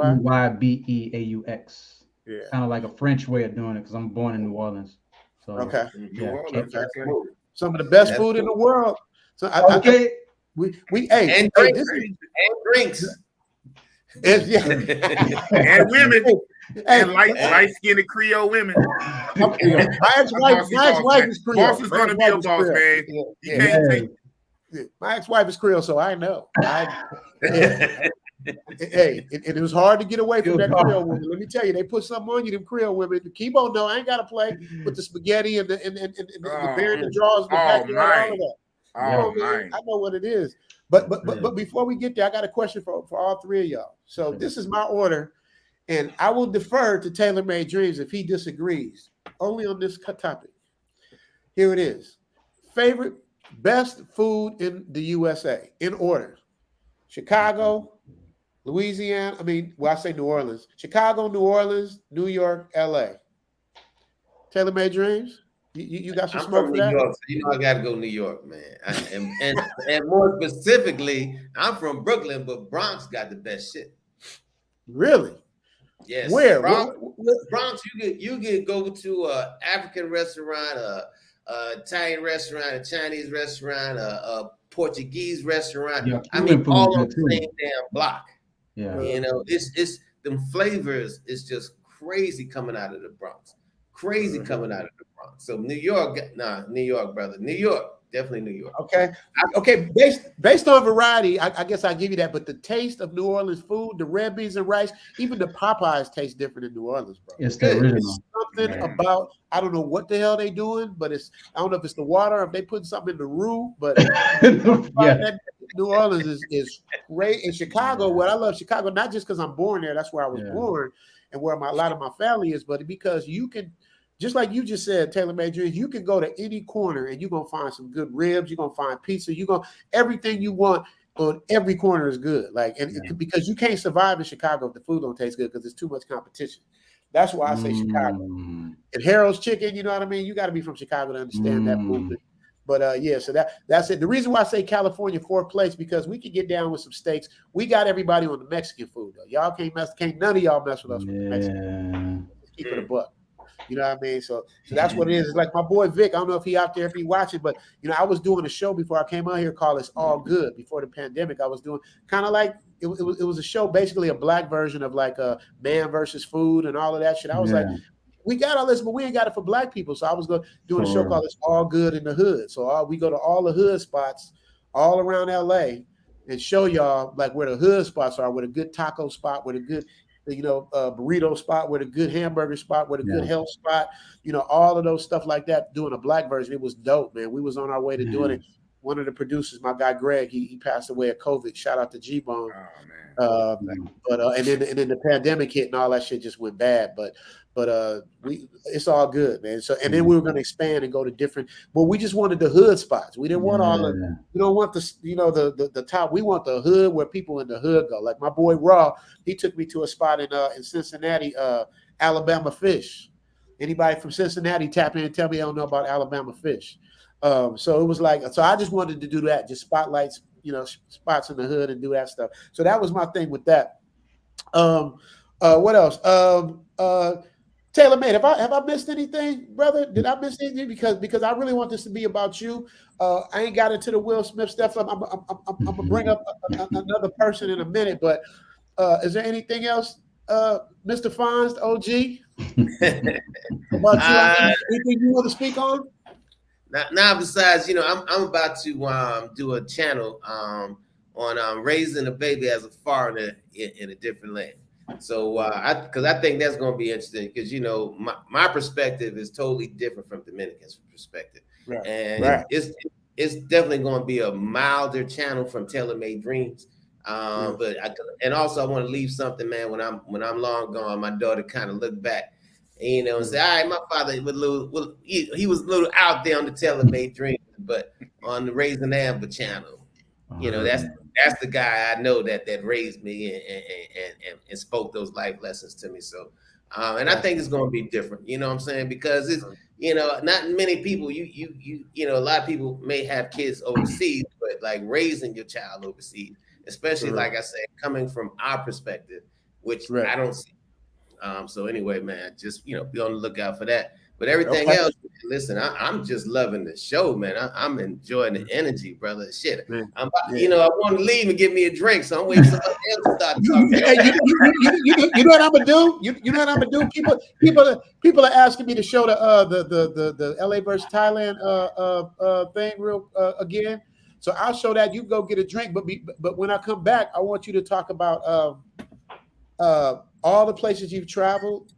And what you like the best, and then I'm also gonna bring up King and Dreams because King and Dreams is my guy. We got to bring him into the fold. So I'm gonna show that if y'all want to see the LA versus Thailand intro again, I'm gonna show y'all one more time as the teaser, and then we're gonna come back and we're gonna talk to Taylor Made Dreams and find out everywhere he's traveled and where he's and what he likes the best and the reasons why. And we're gonna bring up King and Dreams and whoever else wants to tap in. You dig? Okay. Here we From Television City in Hollywood. Well, all right, y'all. This one goes out to my subscribers, Zoom tribers, and vaporizers. All haters, fake players, and imitators, get your pens and papers, because I'm about to drop another laser heat-seeking episode on that ass. Thailand versus LA. You dig? I'm the Travel OG, and I traded in my Hollywood lifestyle for the sexy beaches of Pattaya, Thailand. We're bringing you exclusive interviews, showing you what the golf courses are like, the caddies are like, what the homies like. Zoom to Thailand with your man, Richie Mack, the Travel OG. Oh, get it. You all right, man? Okay. In this episode, we're going to compare everything from food, healthcare, rent, the overall cost of living, traffic, smog, crime, and stress, all the way to gym memberships, finding a helpmate, wife, or girlfriend, and of course, nightlife. I also do private consultations for those that are serious about coming out here. Stay tuned towards the end of the video where, if you can catch where I say, the Travel OG. At the end, the first person that timestamps it in the description box will get a free 30-minute consultation with the Travel OG. You dig? Don't forget the Travel OG towards the end of this episode. All right, Zoom Tribe, y'all ready? Let's get into it. This is Los Angeles. This is Bangkok. I've lived in Los Angeles most of my life. I've lived in Thailand over the past few years. Who's better at making this comparison than Richie Mack? The Travel OG. Your damn hands up. Bangkok and Bangkok. Can't stop, I turn and hit the same spot. Put your hands up. Put your hands up. Yeah. Welcome to the land of the la-la. Lamborghini, bikini, burgundy, Maybach. Across the waters down in Bangkok. To Umbach, to Teletubbies like Tupac. Suntan off of Thailand, popping right up the streets off in Venice Beach. So hit the wing, it catches fade. It's Thailand versus LA. Los Angeles, California, the center of the nation's film and television industry. As you may or may not know, I grew up in Inglewood, California on the Hawthorne side of Inglewood. 30 minutes down the road is where I began my journey that eventually got me to Thailand. Let's take a look.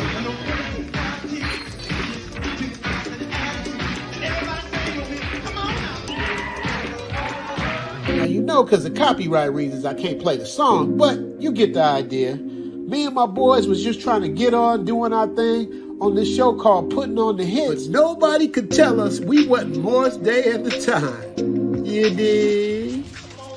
Next up, Hollywood Shuffle.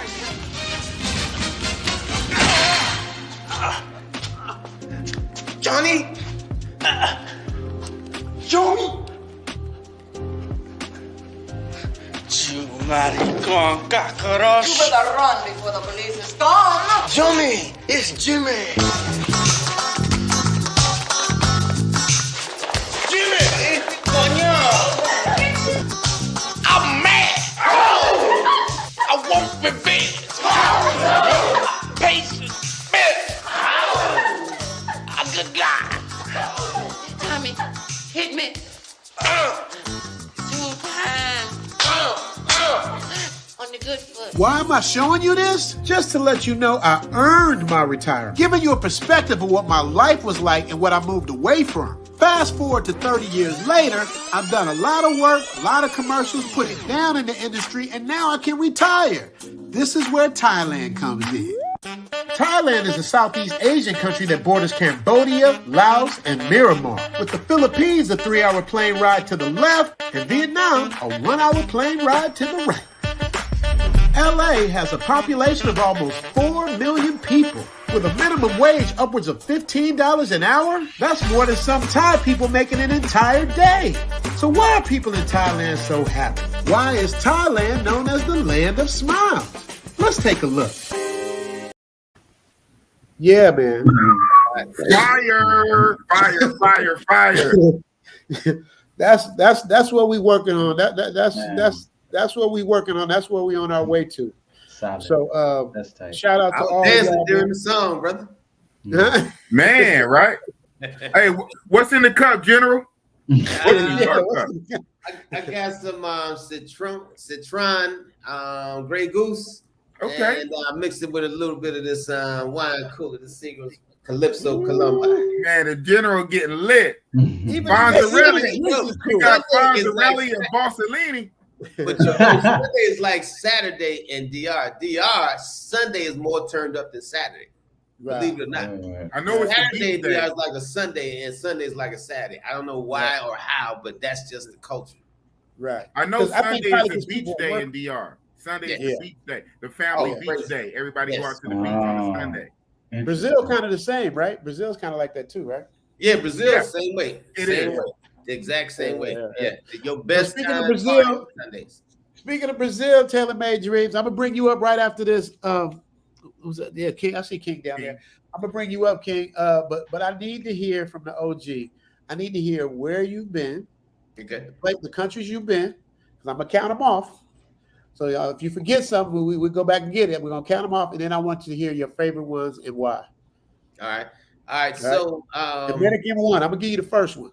Dominican one. Let me say this, but before I start with Dominican. I've been to 48 states too. So I've been all over the country in the US. 48 states. And that was due to my job. So thankfully. Thank you, US government. Anyway, so Dominican Republic.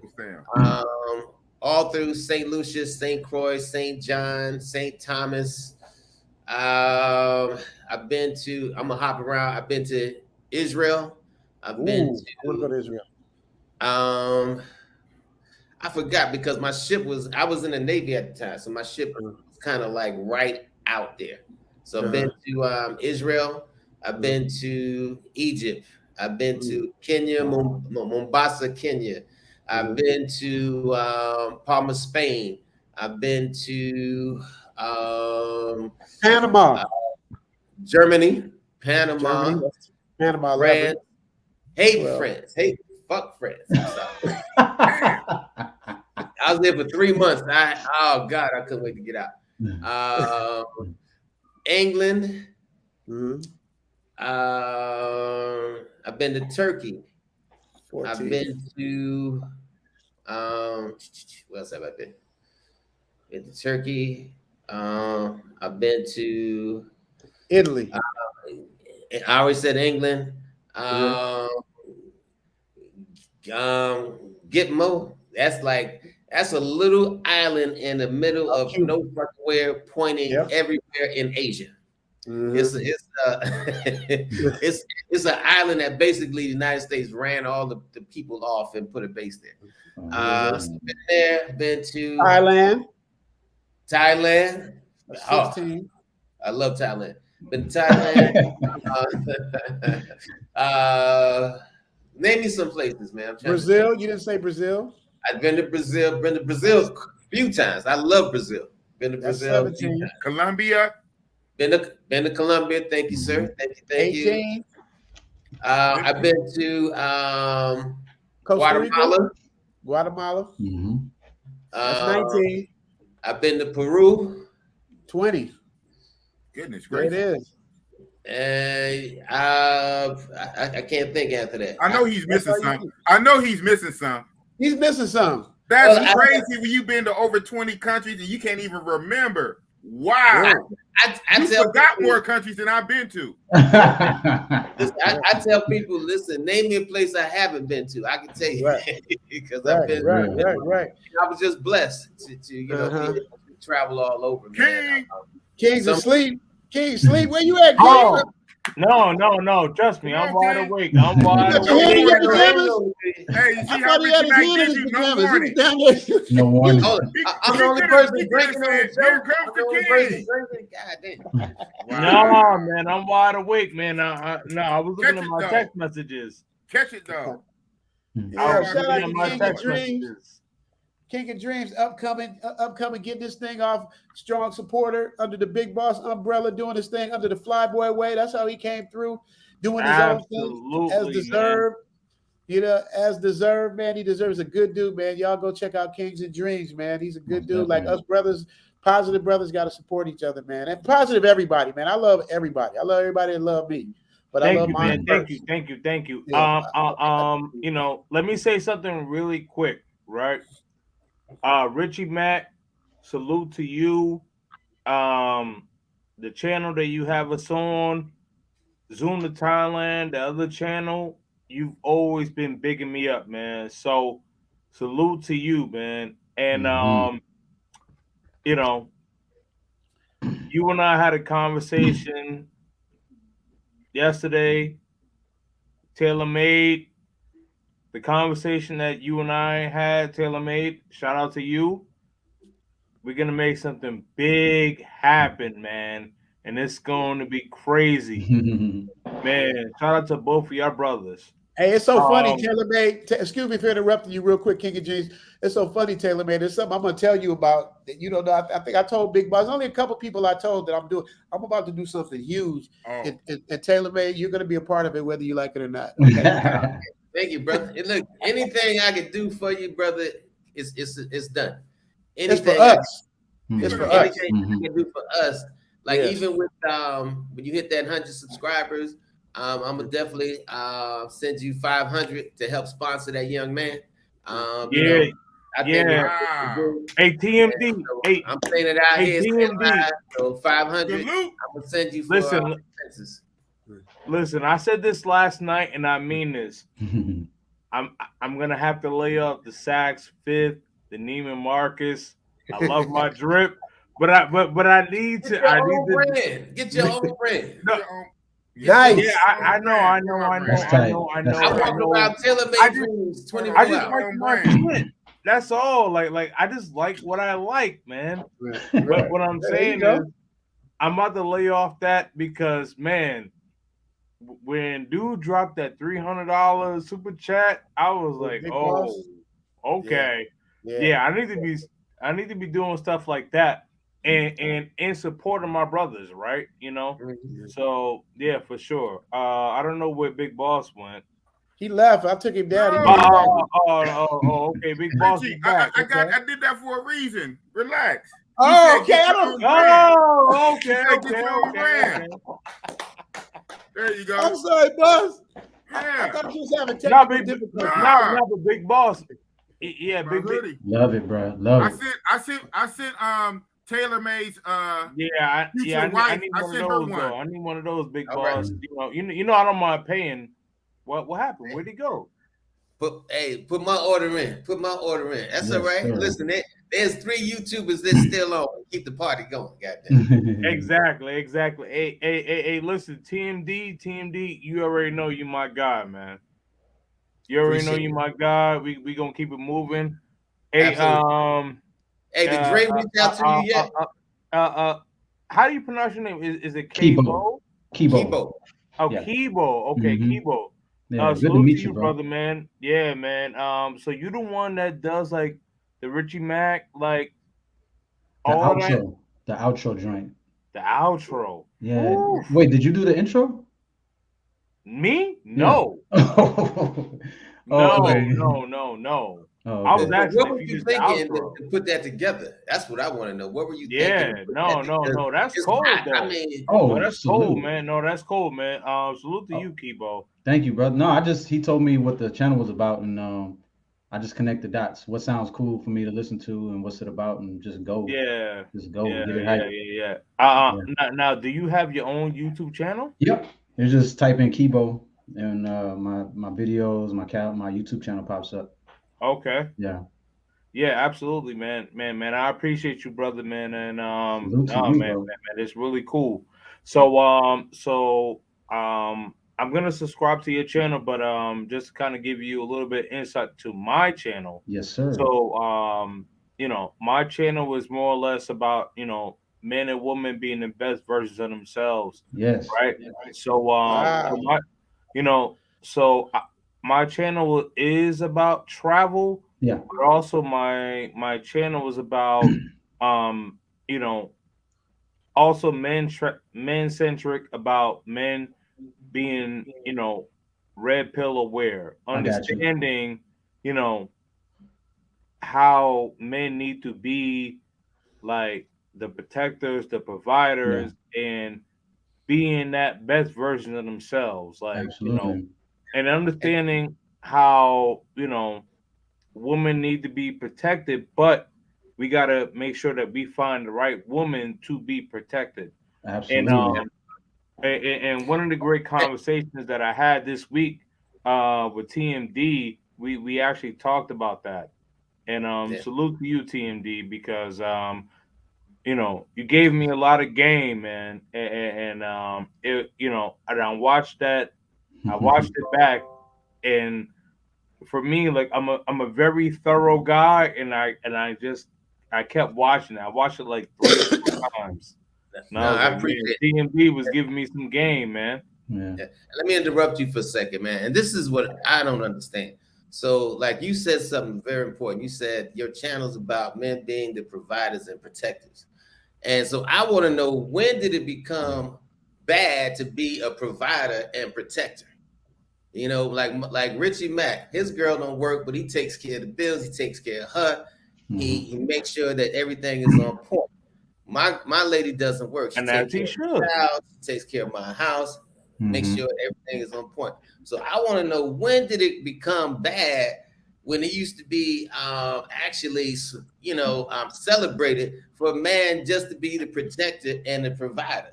When did it become bad? Because now it's like a dirty fucking word. That's crazy. It became bad. It became bad. It became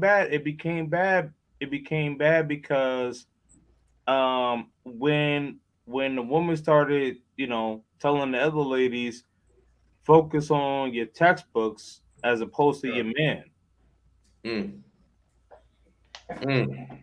That's right.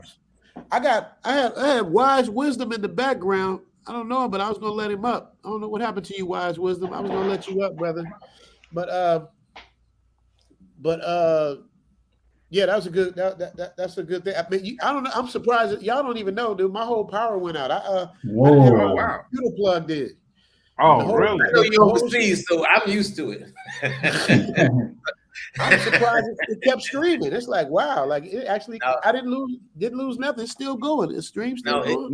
It will keep going. It will keep going. Shout out to TMD. End it. Shout out to TMD because I was looking for Big Boss. I'm like, okay, where did Big Boss go? And TMD was like, no, keep going. I'm like, all right. Listen, we keep this. I guess I really am connected to Richie Mack. When he went out, I went out. Yeah, that's crazy. But that was because of power. It wasn't because of the internet. Usually when I do my live streams, I'm in the house and I'm connected. I'm plugged in hardwired, but I'm doing it wireless and it's holding up. Yeah. I'm not having any problems, so that's cool. So that's cool. So what did I miss while I thought everything was upside down? What did I miss? Kings and Dreams was introducing himself, introduced his channel, basically talked about his channel and what space he's in as far as the manosphere, but also building men up, and that's from what I've seen, that's what the channel is about. So to his heart, to his core, man, I think that's a great topic, man. But I know because your channel, Richie, is shared a lot in my chat groups. I'm in a lot of chat groups, and that's how I learned about Zoom to Thailand, because I kept seeing Zoom to Thailand, and all these chats. Yeah. Start tuning in, But I do know that was one of the contentions that some people had made, where like, oh, he taking care of his woman, you know, that's simping, and I had to like really get off of the brother's ass. No, not at all. I'm like, when did it become a dirty word to take care of your woman? Like, what the hell is up with this? Dude, that's how backwards it is. That's how backwards it is at home. It's like, first of all, that's why I'm not longer. That's why I'm no longer in the U.S. So Richie Mac, Richie Mac, pardon me. Before you respond, may I say something? Yes, sir. Just real quick before you do, I see you in the background, Mr. I can't really see it because the letters are small, but I see you back there, brother. I'm gonna bring you up in a second, okay? Not if you can see me. Not if you. Okay, got you. Okay. All right, go ahead. What was you saying? Yeah. So what I was gonna say, was that, like, the thing about it is that when I seen your channel and I watch your videos, in my mind, and a lot of people who are like-minded, you know, similar to me, you are very RP aware. So, like, why would they think like you are a simp? Like, it doesn't make any sense to me. Yeah. Let me tell you why. Because they got the game so twisted. Up is down and down is up now. You got to understand. It's like you got to take it in and say. Saying that last night. Yep. You got to take it in and say, my girl is beautiful. She has no attitude. She don't bother me. She lets me work. She cooks. She cleans. She's at my beck and call and does everything for me. How in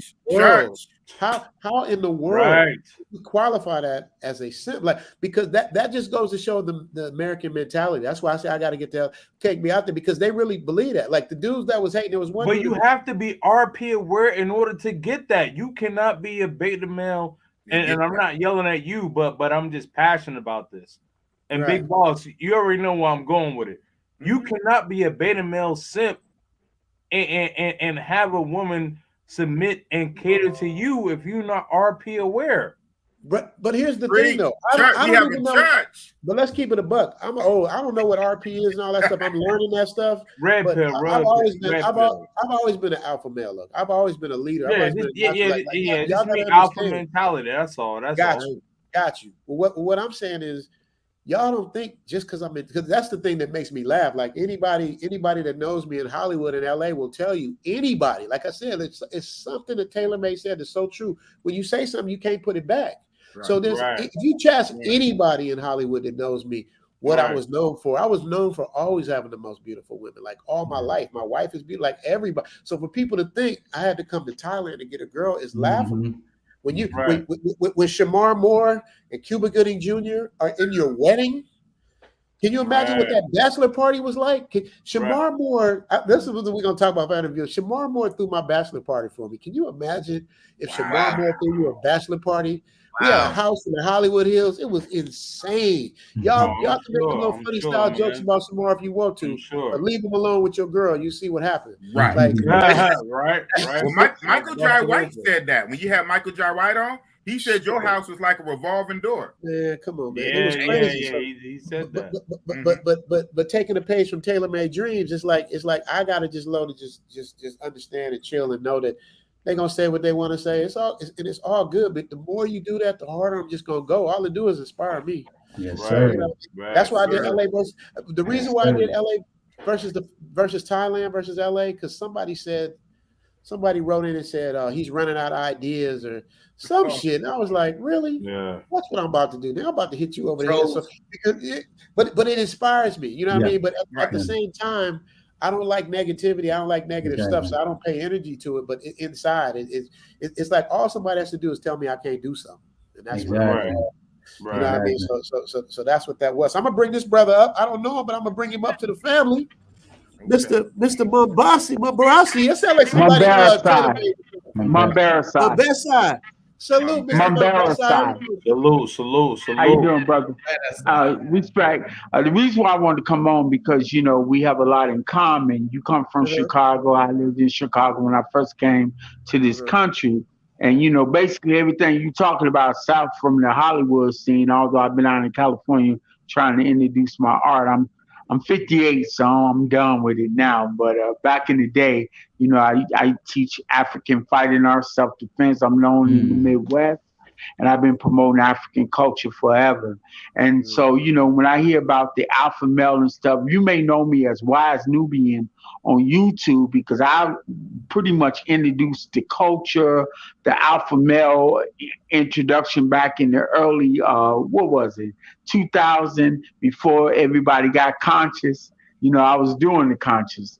And but my point I'm making is I like to see brothers like you all up here doing what you're doing. And I've been trying to get out of this country for a minute, but I have responsibilities with my young ones, and I'm just not going to leave until they old enough and grown. And then I get out here and, you know, get my wife. That's what I'm seeking, you know, outside of this society, because I know how it is. If all that make any sense, brother. Yes, it Yeah. does. Yeah. Totally makes sense, brother. You on your way. You on your way. You just tying up some loose ends and then you on your way. I get you. You know that. Definitely want to meet Michael J. White. I've been wanting to meet him forever because I got some words for him so we can get it together. Because our role models must be Nubian, but that's another story. Y'all know what I'm talking about. Yeah. But go ahead. No, I was just saying whenever he comes back on, just make sure to tap in, man. I'll put you right in plug with him. Yeah, I definitely want to touch bases. We need to make some movies and everything. But if I can do it. But what I also want to say, man, I want to really thank you, Brother G. I'm talking about Brother Mac, what you've done and how you going about doing things right now. Because, you know, we live in a society that's men of color always being put down. And by you doing what you're doing and happy about it and being positive, that's a wonderful thing. And I love the fact that you're doing it because it motivates me to continue to try to be more positive. Because I had my little area where I was, you know, getting kind of out there because of, you know, all this energy going on. And, you know, you when you're OG like us, we don't have time to prove ourselves no more. You know, I went through the backyard doing the hard things, getting up there without selling drugs, without doing all that, but still, you know, making my due. But when you get a certain age, you retire, you know, hey, so I need to enjoy this retirement in a positive way. So I want to work with you brothers collectively, and I want to support one of the, you know, all of y'all and work together any way I can. You know, I'm in Oakland, California now. You know, I spent over 30 years in Chicago. So, you know, I'm ready when y'all are. Well, you got Big Boss whatever right there. You all got to offer. Really? Big Boss okay, let's make this happen, Big Boss. Yeah. Oh, Big Boss. Yeah, I know another brother named Big Boss Calvin. That's why when I saw his name, I'm like, what? And then I knew who he was. Yeah, I respect. But yeah, brother, whatever we can do. Go ahead. Okay. Well, I'm just gonna say, man, thanks for stopping through. Thanks for stopping through, brother, and giving that love and that energy, man. I love that, bro. You know, hook up with Big Boss. All right. I got Gail at Night in here somewhere. I think Gail at Night is in here dropping heat rocks for y'all with the dropping people's links and stuff like that. She and really I see who I got in the background. Shout out to Gail at Night. Yeah, y'all come and check out my videos. Y'all get a good laugh, if anything. You know, get to see what I'm about. Because you know, I'm all over the place, but I'm telling it like it is. And I've been doing this for a long time. I ain't took no videos down, so you don't see me on all kind of levels. What's the name of your channel? The Real Wise Nubian, and then my name, Mr. Mumbarasai, or ODAY, Odessa Mumbarasai. I decided to use my real name since, you know, I'm up in age now. You know, when we get a certain age, we don't care no more. We like, whatever. Yeah. Bring it. You know. Did y'all get that? Did y'all that's how it is. That's a lot. Okay. Well, shoot, brother, salute to you, man. Yeah. Salute to you, man. Thank Appreciate you you much, coming on, man. I got somebody else I'm going to bring up. Do you have anything else you want to say before we sign off with you, bro? Anything else? Well, I would like you all to support the page, and I would like to do anything I can to encourage brothers out where I'm at to get out to you and connect with you. And I want to make a constant connection so we can start doing some things, because I want to give my story. You know, we all have we testify. You know what I mean? Old school way. We testify what we went through and what we're going through in order to do better. And I want to encourage that because you know we all need to testify in order to justify who we are and where we're going. In my opinion. There it is, my brother. Well, Okay, salute my to you, brother. man. All right. Thanks for stopping by, my brother. Thank We you very appreciate much. you, man. Salute. Thank That's what's up, man. I never met that brother, but man, just the fact that he came through, man, and showed some love, man. That's what's up. But I got something this is gonna make my stream just all the way complete now. You know how Big boss, I feel you. What did Tom Cruise say in that movie? The Jerry Maguire, you complete me? Well, check this out, man. What I'm about to bring up is gonna complete me. Who is it? Who is it? Is it a Blizzard? Man, y'all already know who it's gonna be. It's like I got my first wingman, and now I gotta bring up my right wingman. We got Big Baz up in this piece. I got Kibo and Big Baz on the same stream. What it do? Big Bay. Oh man. Now I got Taylor Made Dreams. Y'all ready for this? Kibo. I got, man, come on, man. He got the Lay's potato chips. Is he still laying? Is he still doing it? I got the TMD. He got the Pringles. He got the Pringles. Big. You can't have just one. Shout out to you, Big Bass. But TMD. Man, what's good? I got a What's little good with bone it, to pick pal? with What's you, good bro. with it? What's going on? TMD. I got a bone to pick with Damn, you. I gotta mute you, Big Baz. I don't want to do it. I'm gonna have to mute you Yes, because of the potato chips. Wow. Bro, I don't even know how to mute. Bro, Yeah, I know, we had a whole hour conversation, I found out. and you didn't tell me that you were from Brooklyn? I have too many devices. You didn't know? No, I had no freaking idea. Wait, how do I wait, y'all? Real quick, There you how do go. I He mute muted. Baz? He's trying to talk, but I want to hear him. But He muted Baz, himself. what'd you say? Huh? What'd you say, Baz? Is he frozen? Now I muted myself because of crinkling, because of all of the I have all these different devices. It's creating a frequency. The frequencies are thrown off. So no matter what phone I bring up, it kind of like, you know what I'm saying? Could you go outside though? Could you go outside? I can speak sparingly for a minute. It'll tone down. It won't go down. Yeah. I We hear saw it. that last night. Can you go in a different another room? room? You can't go in another room or outside or somewhere? I know you want to be in the background while you're studio. Just go in the living room, man. Go in the kitchen. Like Razor Ray. Shout out to Razor Ray. He was in the kitchen with the pots and pans. He had no shame in his game. It's still showing his goods. He had no shame. He had the beans and the rice. Yeah. See, it stopped. No, it got better. Oh, well. It stopped. Let me you say something. Let me see. Yeah, it's a little better. Yeah. It got better? Let me see. Kinda. Let me see. I don't hear nothing now. Talk, Big Baz. What we sound like? Sound okay? Let me see. Do we still get the crinkling? Baz, I think your phone's being tapped. Sound better? I think they got you, guys. I think Got they got the you. feds on him. They got you. Got the feds on him. It sound like it. It sound like it. Yeah, they crackling with you. I'm gonna try to Hey, put it what's on my cracking? computer. What's cracking, Big Bag? Yeah. Put it on your computer because I want you and Kibo to meet. I want y'all to have a fast. You know, Ramadan has started. This is my second day of Ramadan, so yeah. Salute. Yeah, I mentioned that earlier. That I said Baz probably. Yeah. Salute to the general first and foremost, man. Salute to the general. Yes, Thank you, sir. Because back in the day, he don't recognize and know it, but when I first started watching a lot of travel programs, I ran into like Charles Tyler, then it shot me to Taylor Made. So he was the reason why it kind of like got me to Dominican Republic. Wow. So when I started traveling to Dominican Republic, it was Taylor Made's videos, man, that got me there. And it's crazy how everything come full circle. So Thank you. This little community right here, he's the reason that got me to Dominican Republic. That's crazy.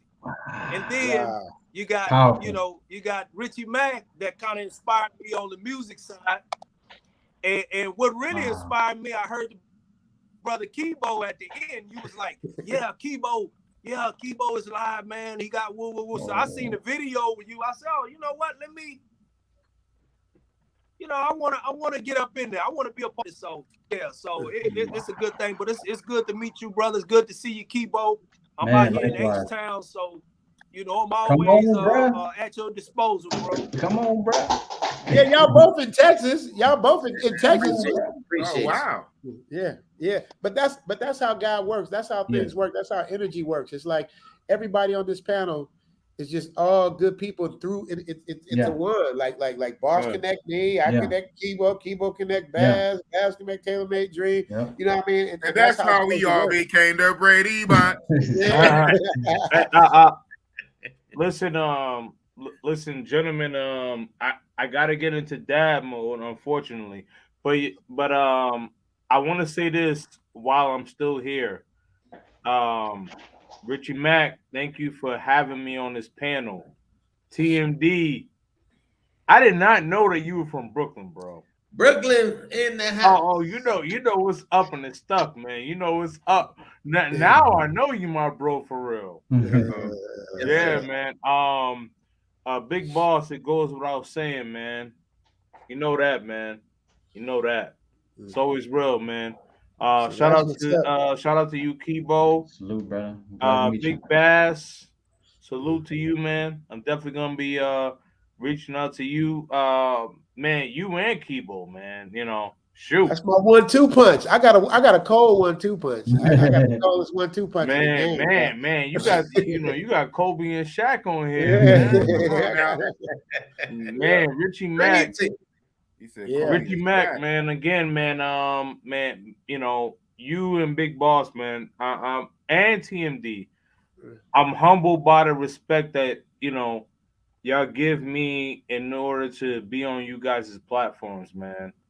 I am really and truly humbled by that, man. Like, and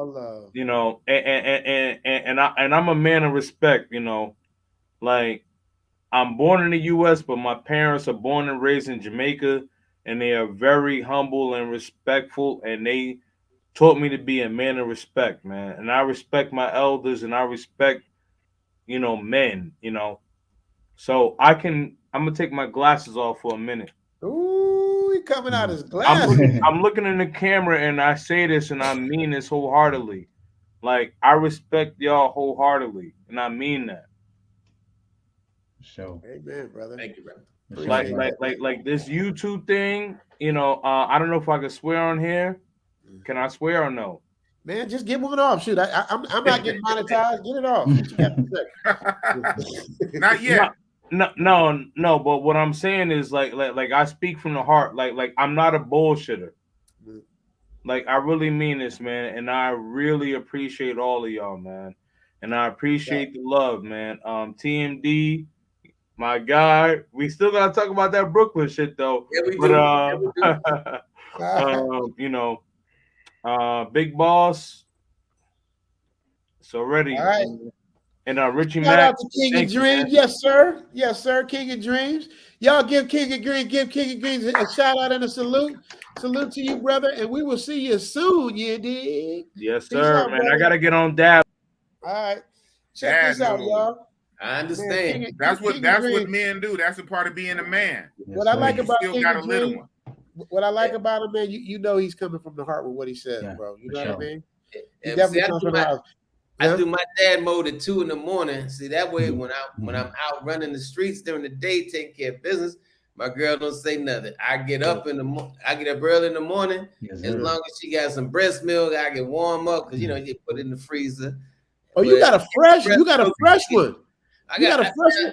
My daughter is 22 days old at 59. Oh shit!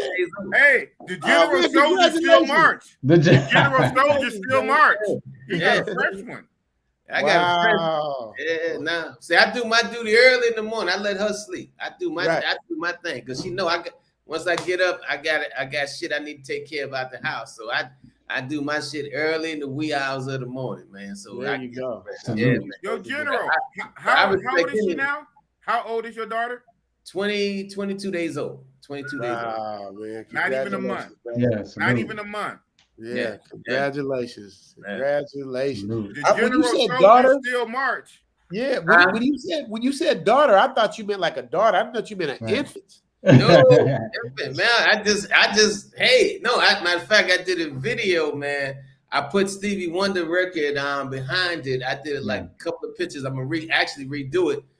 Isn't she lovely? Because man, when I saw my daughter, man, I was blown away. I saw my mother. I'm telling you, man, my mother's been gone for almost 10 years. But when I saw my daughter, I saw my mother, and the thing that I thought of was, "Isn't she lovely?" You know, that song just, and I kind of just blew it off, put it on my channel, man. And wow, Let me tell you something while we kindred spirits. My daughter was born March 26th. And that's the first thing I did. Now I'm gonna show you my age. Wow. I ran to the record store and bought the song all over again just so I could play it the whole time. When she came home from the hospital, I went right to the store and bought "Isn't She Lovely?" Yeah. First thing I did, bro. Yeah, in fact, I play it for every day. Every day I play it for. The exact same thing, bro. The exact same thing. And then when I saw Kibo, he had a Stevie Wonder. Yeah. Remember that Kibo that Stevie Wonder you had on? Yeah. I was like, wow. I said, yeah, he knows. Yeah, dude, that's what I'm telling you, man. All good, great minds think alike. That's the one thing I love about like social media, internet. I love is that the fact you can weed out the bad people and bring the good people together, man. That's what makes it so dope. Man, I'm gonna tell you, man, Big Baz, like going back to him, he did all that, never asked me for a dime, bro. Like Big Baz was sending stuff like it was his job. Like he really did his thing. I'm like, well, dude, can I give you a credit? Can I at least give you a credit? He ain't even gave me the name for the credit. I'm like, dude, who you want me to say? You want me to I'm putting you on blast, Baz. It's Ramadan. I'm putting you on blast because I want nobody to think I'm not appreciating what you've done and how trying to give you credit for what you've done because you've done some. I did it on. I forced it on him on the first thing he sent me. I put it on the thing, but when I asked, I'm like, Baz, like, what do you want me to say for the credit for the right? Baz, still, I'm waiting on him, y'all. So press on Baz a little bit. Like, what the hell is going on, man? Oh man. Baz, you want to speak on that? Baz, am I lying? Can't hear him. No. You right. You telling it. But I always was taught that, good preparation. You got to have good preparation for whatever you do. So I didn't want to hold you up because I wasn't prepared in terms of like maybe video or maybe awareness. And then I was working on other projects. I got you. You know what I'm saying? I'm working projects with like, Devin and other artists. You know what I'm saying? So yeah. So I really wasn't prepared at the moment. Okay. Because I didn't know what it was gonna do or where it was gonna take me. Like, well, I'm not gonna hold him up. I just want to be able to contribute and play the back until I'm ready. You know what I'm saying? Okay. Well, I appreciate that, bro. I just want you to know, man. I appreciate that. Man, I gotta get it in with Kibo. Man, let's do it, bro. I'm not joking. Yeah. Hey, but I'm gonna tell you, I'm gonna tell both of y'all. I love both of y'all, and I appreciate both y'all. My 1-2 punch, but I don't think anybody gonna beat. No matter where we are, no matter Hey, that song is just stuck in your head. That song is just stuck in your head. Shout out to Taylor Made Dreams, his nephew. That thing is like, man, that's just like an anthem. Like, I love it. Y'all got y'all work cut out for y'all for real. I don't know. I think Big Bass can chop it and screw it though. He did one for Big Boss that was fire. That Texas guy. Yeah, he did one for Big Boss. Listen, Big Bass and goddamn Keeper. I definitely, man, want to do some work with both them brothers, man. But I'm gonna tell you, I mean, as far as doing some serious production work, as far as shooting video, man, the best thing about Dominican Republic, you don't need permits. So we can shoot something on the beach. You don't need no permit. We can shoot something in a villa. You don't need permits. You can shoot something on the street. You don't need permits. You don't need a permit to do shit out here. If you want it to yourself, you just got to get up early in the morning before everybody hits it. That's all you got to do. I'm telling you. So as far as, because I'm actually trying to put some, like a little production thing together, like get some girls together for cats who want to shoot videos or do some other things. Man, listen, the best thing about DR, like you don't need permits to do all that shit. And you paying a girl, you paying a girl in Hollywood and Richie Max territory, thousands of dollars. I'll give her $40. 2,000 pesos. Give some pesos. You know what I'm saying? Some of the most gorgeous women, 2,000 pesos and another 250 pesos, $5 to get a hair done. Well, that's what I'm saying. So as far as production work, I'm telling you, man, DR right there. As far as production work, DR is one of the best places to do production work. If you don't want to spend a lot of money, it already has a built-in scenery. Already has a built-in scenery. I know brothers with villas. So anytime you say, "Hey, listen, I want to do a villa scene. I want to do this." Hell, I can do it at my house. On the street, whatever. And listen, you ain't paying out mad dollars, and you're giving yourself a vacation at the same time. So I just want to put it out there. Y'all heard the Fonz? Y'all heard the Fonz? You heard what he said. I heard the Fonz. You old enough to know who the Fonz is? You know who the Fonz is? They play reruns when I was a kid. That's Taylor Made Dream. He's the Fonz. They play reruns. Yeah, I saw the reruns. I said, why is this look like it's from the freaking 50s? But I just had to realize they were doing it like it was back in the day, but they shot it in like the 80s or something. Yeah. But the Fonz was the coolest dude, man. He was like, the jukebox wouldn't work. He was just like, bah. Motherfucker, come on the song. All the women loved him. Like he was just, he was the Fonz. He was the Henry shit. Winkler, right? That's who Taylor Made Dream. Fonzarelli. Taylor Relly. Hey, Taylor Relly. Taylor Relly and Fonzarelli. You gave a lot of game and DJ Bit Bass.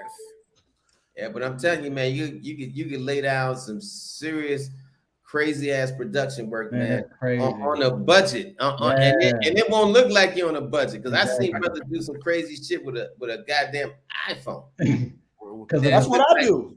I film everything on my iPhone. What? Android. You still on Android, big boss? Oh, absolutely. I don't do iPhone. I don't do China. I don't do China Illuminati. I don't do China Illuminati. That's the problem with Big Boss. Big Boss like to go against the grain all the time. Yeah. Every Zoom Thailand episode, this the camera, right? That's crazy. They got the better camera though. iPhone has the better camera. Okay, Samsung has the best camera though. Samsung has a better camera, but iPhone you just can't go wrong with iPhone. Yeah, Samsung always a little step ahead in what I've seen. Yeah, I do have a iPhone Samsung. is just so user friendly. Yeah. You see what Vitali did for you, Fonzarelli? Look at that. Shout out to Vitali. He over there somewhere. Send that to me. Yes, sir. I'll send it to you right now. Can I say something real quick? Yeah. You know how powerful what y'all do is? Well, I will say about 2010, when I was like, before I got to travel, the only thing I could find online was Samantha Brown. I don't know if y'all familiar with her. She would be traveling the world. And that was what I got to see, like some lady traveling the world, and I get to see the places. And then when I did travel, I'd always look for, like, went to Iceland or Guatemala and be like, where's the brothers at? And I'd see a black dude like, hey, what's up? But he'd be speaking Spanish. So I'm like, at least I see a brother, you know what I'm saying? But it's powerful when you do get to see people that look like you, not alienating anybody that's watching, but when you do get to see people that look like you, it inspires you to say, oh, so I don't have to just see what I'm seeing. And as you know, Taylor Made, you travel so much, and Richie, and when you travel, your brain changes, your world expands as you go, and you just is never the same. And it affects you in a positive way. You have more to talk about. You connect with more people. You have more empathy. So traveling is so important. And I know a lot of people are not fortunate to do it, but what y'all doing is literally affecting so many people in a good way because they get to see the world is bigger than where they are. So salute to all y'all, man. I think it's really powerful. I just love to see that black people, we coming together and doing it the right way, man. And it's like, it's all love. You know what I mean? It's like, even though this should be normal, but we have to, like, we got to give props to something that should be normal anyway. Right. But the fact that we do it is the way we doing it, man. But how can you go wrong when you got people like Taylor Made Dreams at the helm? He ain't gonna drop the ball. You know what I mean? I might drop the ball, You know what I mean? TaylorMade ain't gonna drop the ball. You know what I mean? Certain people ain't gonna drop the ball. Andre ain't gonna drop the ball. You know, Ace Live ain't gonna drop the ball. Certain people ain't gonna drop the ball. So it's like, you know, we gotta really like look to them and learn from them. Because like I said, man, it ain't TaylorMade, aka Russell. This ain't the last of me and you. You know, this continues on. Thank you, Big Boss, for the plug. But this is the friendship that's gonna be forever. It's just like with Big Boss. That dude goes out his way for me when he don't have to. He's calling me, giving me extra messages. I'm like, dude, I got it already. Boss is gonna let you know everything. Yeah. Boss is riding with you, he riding all the way with you. I feel the same thing with Baz and Kibo. You know what I mean? It's like when people feel something real, they just lock in. You know what I mean? Just like I know Baz's energy without meeting him. I know TaylorMade by you saying what you said about the DR. I know that Baz's mind is already at the DR. Baz is already at your house. Yeah. listen, man, Baz, if you come down, brother, I'm gonna tell you, I have an apartment on the side, and I got my little makeshift studio. But if you come down here, brother, you can stay at the apartment, brother, free. You ain't got to pay nothing. Boom. So, all you need is a plane ticket. You already got General TaylorMade. You heard it here first. You already got a place to stay. Hey, TaylorMade though, you got to put a disclaimer on it though. Baz, I say this for Big Baz, so don't everybody else be. I ain't talking about from the group, but you ain't talking about you, Big Boss. No, Ted, you got to hear it though. This between me and Baz. Baz, you at least got to smile at least one time, Baz. One time. That's all I want to do. And leave the potato chips at home. That's right. Shout out to Big Baz. Even Tupac said to smile. Come on, man. Because Baz don't smile. Baz, he explained why I don't get it. He explained, he explained why I get it. He's smiling now, but at first Baz was not smiling with nothing funny. He's like Rakim, ain't nothing smiling, ain't nothing funny but the money. Ain't nothing but the money. Now, but if you come down here, man, like I said, I'll give you a weekend at the crib. Not a problem, brother. It's yours. I got the keys. I'll pick you up from the airport, brother. So that's my word. That's my word. I like it. Work, and then I'm gonna try to. I'm gonna tell you.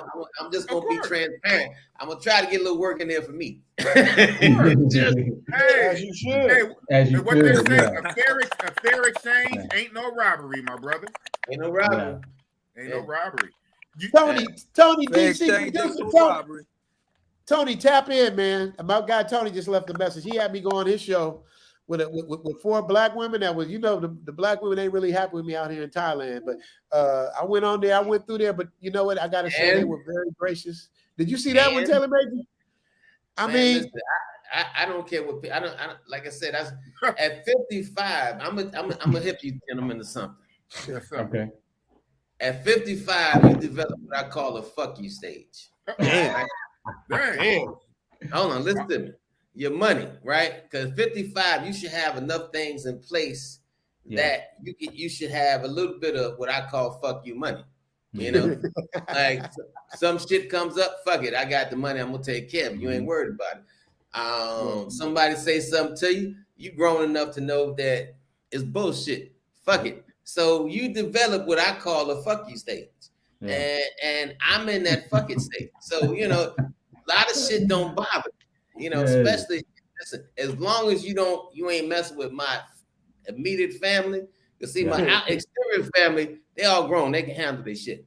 But as long as you're not in my messing with my lady, my child, anything you ain't, as long as you ain't doing that, we good. As long as you don't come to me with no hands, we good. So you reach at 55, a lot of shit is just fuck it. Fuck it. It really is. It really is, man. That's why my favorite words in the world is what, Big Boss? Motherfucker. Now, if I'm talking to a man and we having a disagreement, I will never use that. I will say brother, because I want him to understand this is mutual respect. But if we out in the street, I like motherfucker. and like I said, and somebody say something I don't like, fuck it. They be like, yo, Taylor, you ain't gonna say nothing? Fuck it. I said, what you want me to say? Fuck it. Fuck it. Fuck it. At 55, you develop that. But have that fuck you money too, because it helps. Because have the money behind it, huh? Have the money behind it. Let me tell you something, man. If a guy told me years ago, I did an interview with a guy named Big D on the barbecue spot out here. He says, if I hit the lotto, ain't nothing in my life will change. He says, I'm happy where I am besides pay off some bills. Yeah. Wow. And I understood what he was saying, but I didn't fully understand what he was saying. You know, I understood, but not fully understand. And I'm at that point in my life now where I fully understand what he's saying. Because if I hit the lottery for 10, 20, 30 million tomorrow, not much of my life would change. Only thing it would change would it would give me more opportunity to change other people's lives. Word. But I would still be sitting here. I wouldn't even move. I mean, my life is picturesque the way it is. Yeah. You know, I don't need more jewelry. You know, I don't need more cars. I don't, you know, only thing I would buy probably is more real estate to build an empire for my daughter. But outside of that, I mean, not much of my core life would move. Yeah. It would not move. It would not, and when you get to a stage in your life where money doesn't affect you, you know, people don't affect you. Yeah. Man, let me tell you something. That is the best stage to get to, man, because like I said, everything else is fuck it. Yep. It don't matter. It don't matter.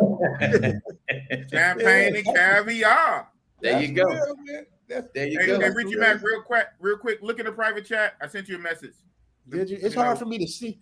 Let me see. It's hard for me to see these little ass letters, man. I'm getting old. I can't see shit. Let me see. I gotta change the screen and all that shit.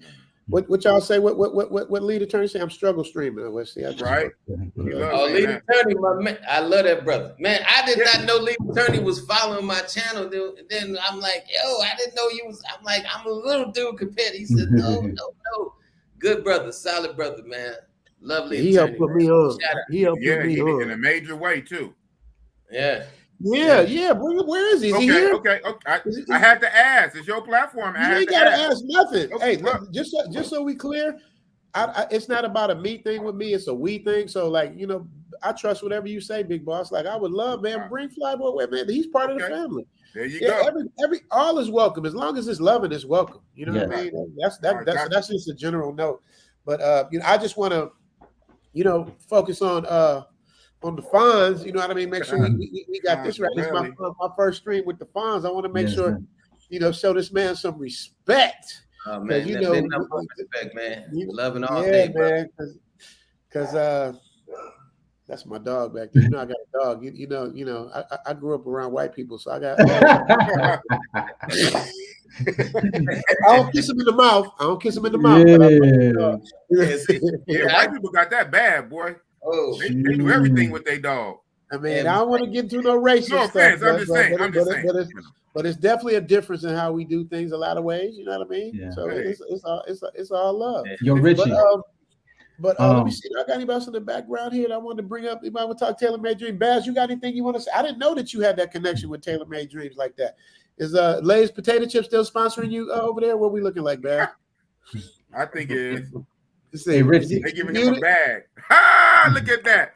Lay's giving him a bag. Hey, but I think but me and Travel OG, Richie Mack was talking about 2023.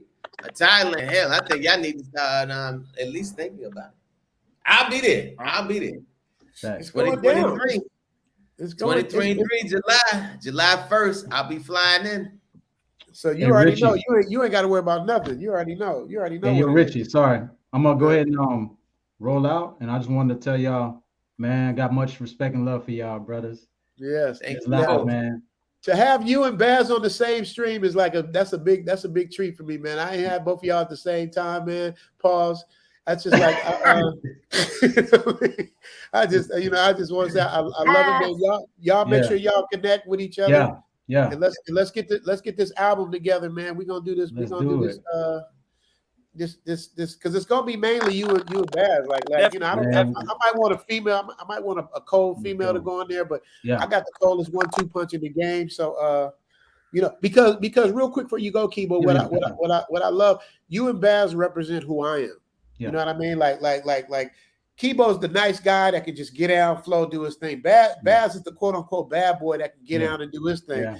I got a little bit of both of that in me because of where I grew up and how I was raised. So it's like I'm comfortable in the hood and I'm comfortable in the corporate space because of where I was raised. So that's what I love about y'all. I got those two that balance with you two. So I love that, man. You know what I mean? So Salute. y'all should do y'all should do something like that, like a thing where y'all like not battling, but something like just conflicting styles. Yes, I'm down.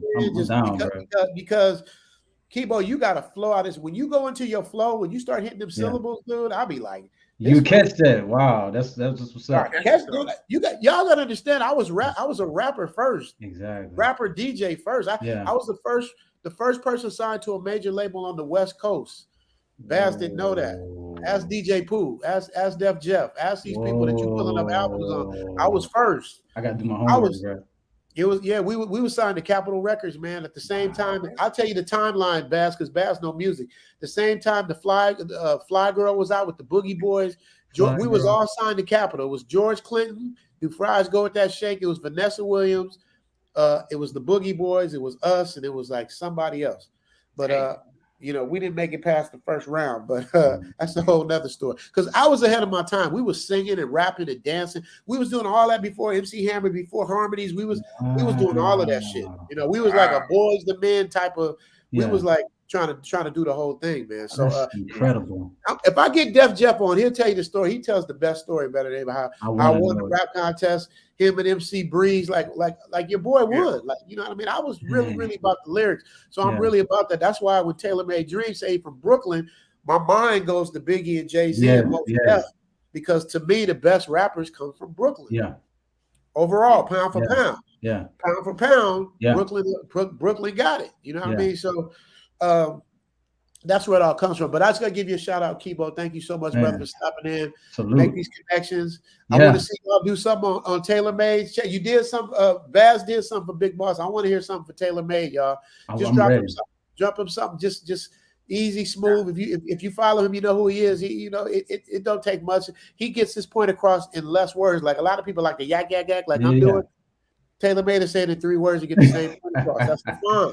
Salute. I definitely want to get your information. I'll get it from Richie Mack. Yeah, please do. Everybody like work with both your brothers, man. And like I said, and that goes out for Big Bass. Big Bass. You Kibo, man, come out here. You want to do some work, man? Listen, I do.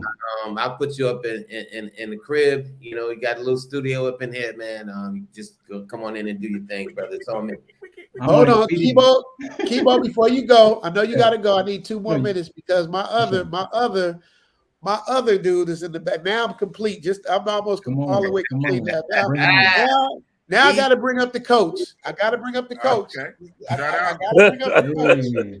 My brother. That's my brother. That's my brother. That's my brother. That's my brother. Oh my God! Anybody say Talk about a family reunion. How is the model doing? She doing fine, man. She right now. She out with the family right now. I was sitting around editing, and Rich had sent me the link a little early, but I had to finish off some videos for one of the channels, and then I figured I'd come in because I know you guys have been here a while. But hope everybody's having a great day. I've been listening in, man. This has been great, really good. You hear me talking shit about you? Man, talk the talk, brother. It's all true. It's all true. Damn, it's all true. Yo, but great catching you up. Big Bass and Kibo, those are the dudes who are throwing it down musically on. Man, dude. I'm trying to get the girls to work with them, man. Listen, I'm trying. I gotta get with them brothers. I sat back and I was like, I tell you what the confliction is with me. I'm sitting back thinking like, ooh, if I had them do me an intro, then everybody gonna be like, man, you trying to be like Zoom to Thailand because the guy's style is so good. Yeah, it's like okay. Man, you guys are good. You guys are really good at what you do, man. And you found what I like about you. Found your niche, because there's a lot of YouTubers out here that are looking for intros and outros for their channels, including us. So I definitely want to get you guys information and link up with you guys too.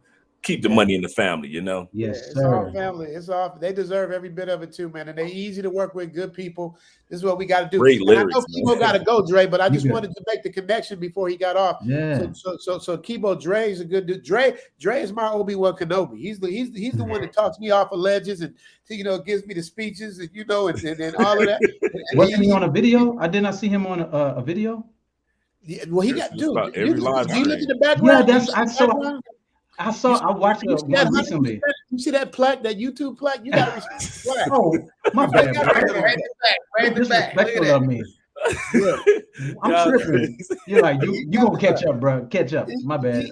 Yeah. No, he's the man. Now I see Flyboy way back there. I'm real happy to have Flyboy way. Now keep up. You gotta go. I'm gonna let you roll, but Flyboy way, you gotta know Flyboy way. That's bring him on, and then I'll dip out. Then I gotta bring you on. Like, Don't ask why.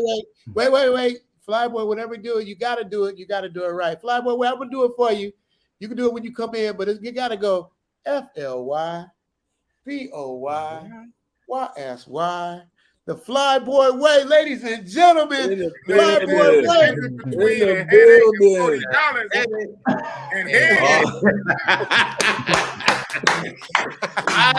what's going on, everybody? Hey, what's going on, everybody? Oh, shoot. Let him hit it. Let him hit it.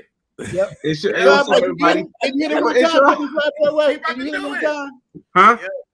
Where can I buy it? Where can I buy it? No, I made it once, and I just never did it again. I bought it for myself, and then on Teespring, I did it once, and that was it. What? But can you say it though? Can you say it though? Can you say the word? Hold on. Can I get it? Come on. Be quiet. Come on.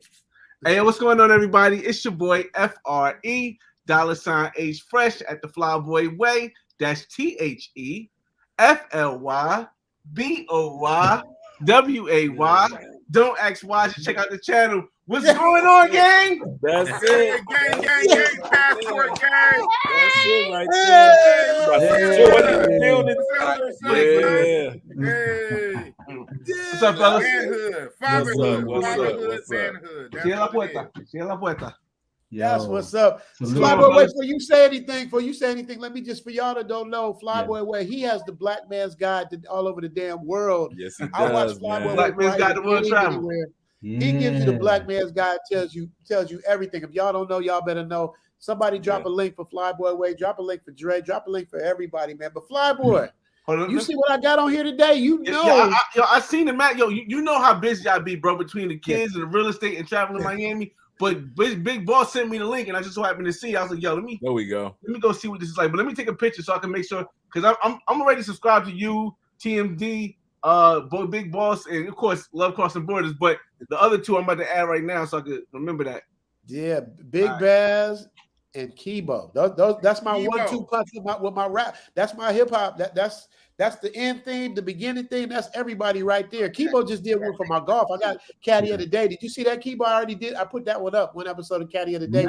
I was waiting. I'm about to watch it soon. We disconnect, bro. Yeah. Caddy of the Day. Green eggs and yams is what it is, because she got yams.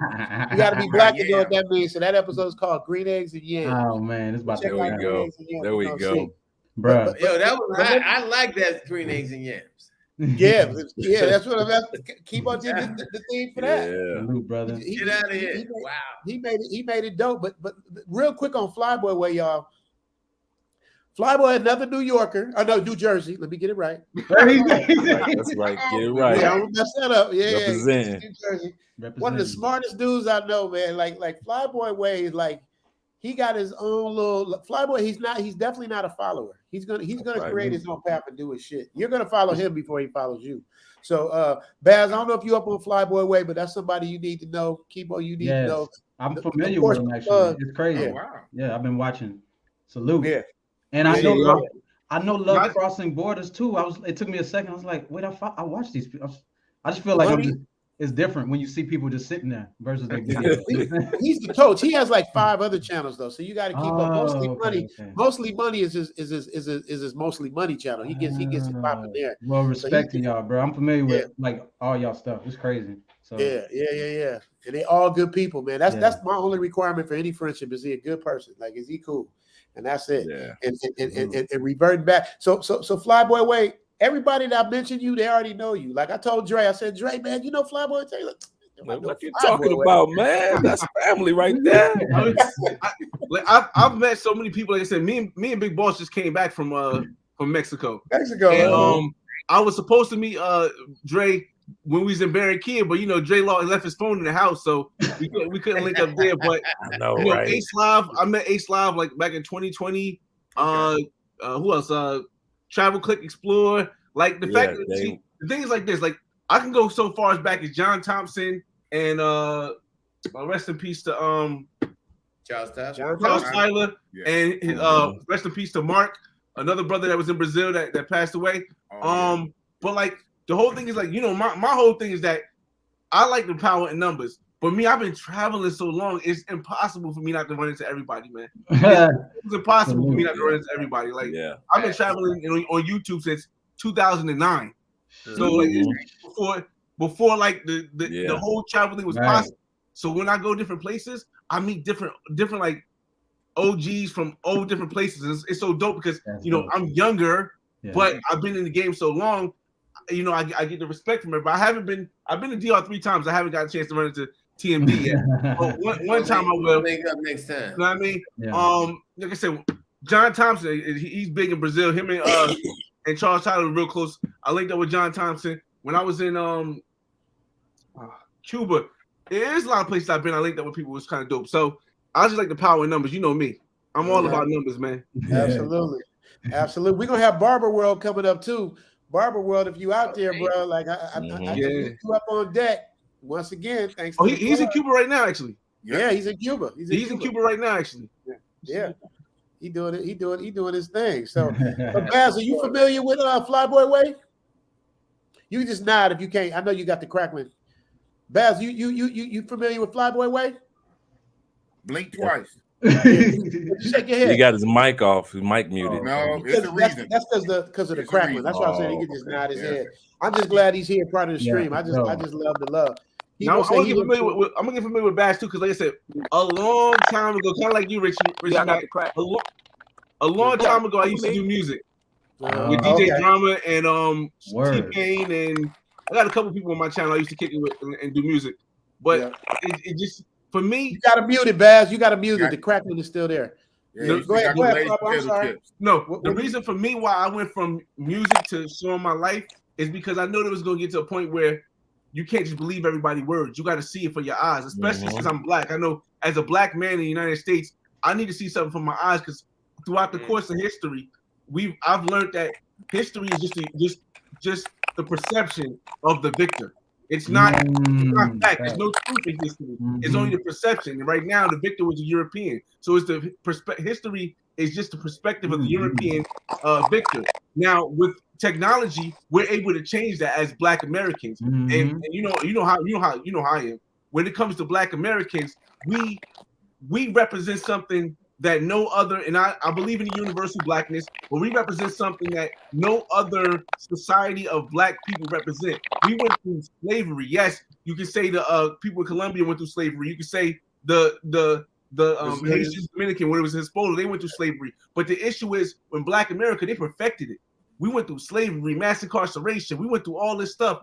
So when we got a story to tell and we show you a different way, people gravitate to it. And because, look, telling me, New York, coming from New York, hip hop started so small. And now it's not just a genre of music, it's a culture. And we dominate the world. So can you imagine when they start seeing us travelers do this and give our perspective of history, what it's going to be? Absolutely. Absolutely correct. Bro, before I go, I just want to say something that you said. When I shot my last video in 2020, it was literally just a music video, but I paid the videographer who was a Black dude. I paid for the feature who was a Black dude, and I got emotional because I'm like, we all running our own business. I'm like, this is what it's about. You know what I'm saying? Like, it seems so innocuous that, you know, all of us got our own platforms, and but it's emotional because I'm like, I hear these stories of how we're behind, we're not, you know, but then you look at it, I'm looking right at it. This is success. This is power. I'm just like, I never get over those moments of realizing anything that we've seen someone else do, we can do, and we're doing it right now. So yeah, they bear to be reminders because we're reminded the other way all the time via the news and all that we're not this, we're not that. Nah, we powerful, we great, we it's just, I don't know, I get emotional about that because it's important. It's important. Yeah. It's a well-deserved emotion, bro. Yeah. So I got love for y'all, bro, and I hope I get to keep talking with y'all, Baz. You know, I would do it in H-Town, baby. We gotta link up. You know what I'm saying? So yeah, y'all. You in Houston? You in Houston? Yeah, I'm in Houston, bro. Yo, bro, I love it out there in Houston, bro. I mean, I'm talking about a turkey leg hut. I'm talking about turkey leg. I got homies, ladies out there still that I connect with all the time because I went out there and it was just we went out there for like last year before last.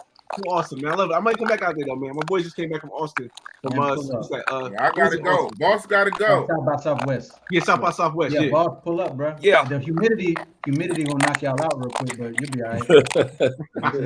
You feel me? Richie Mack, Travel OG. We're gonna keep in contact, baby. Y'all stay safe. Yes, sir. All right, brother. All right, brother. Shout out to Kibo, y'all. That's my guy right there. Shout out.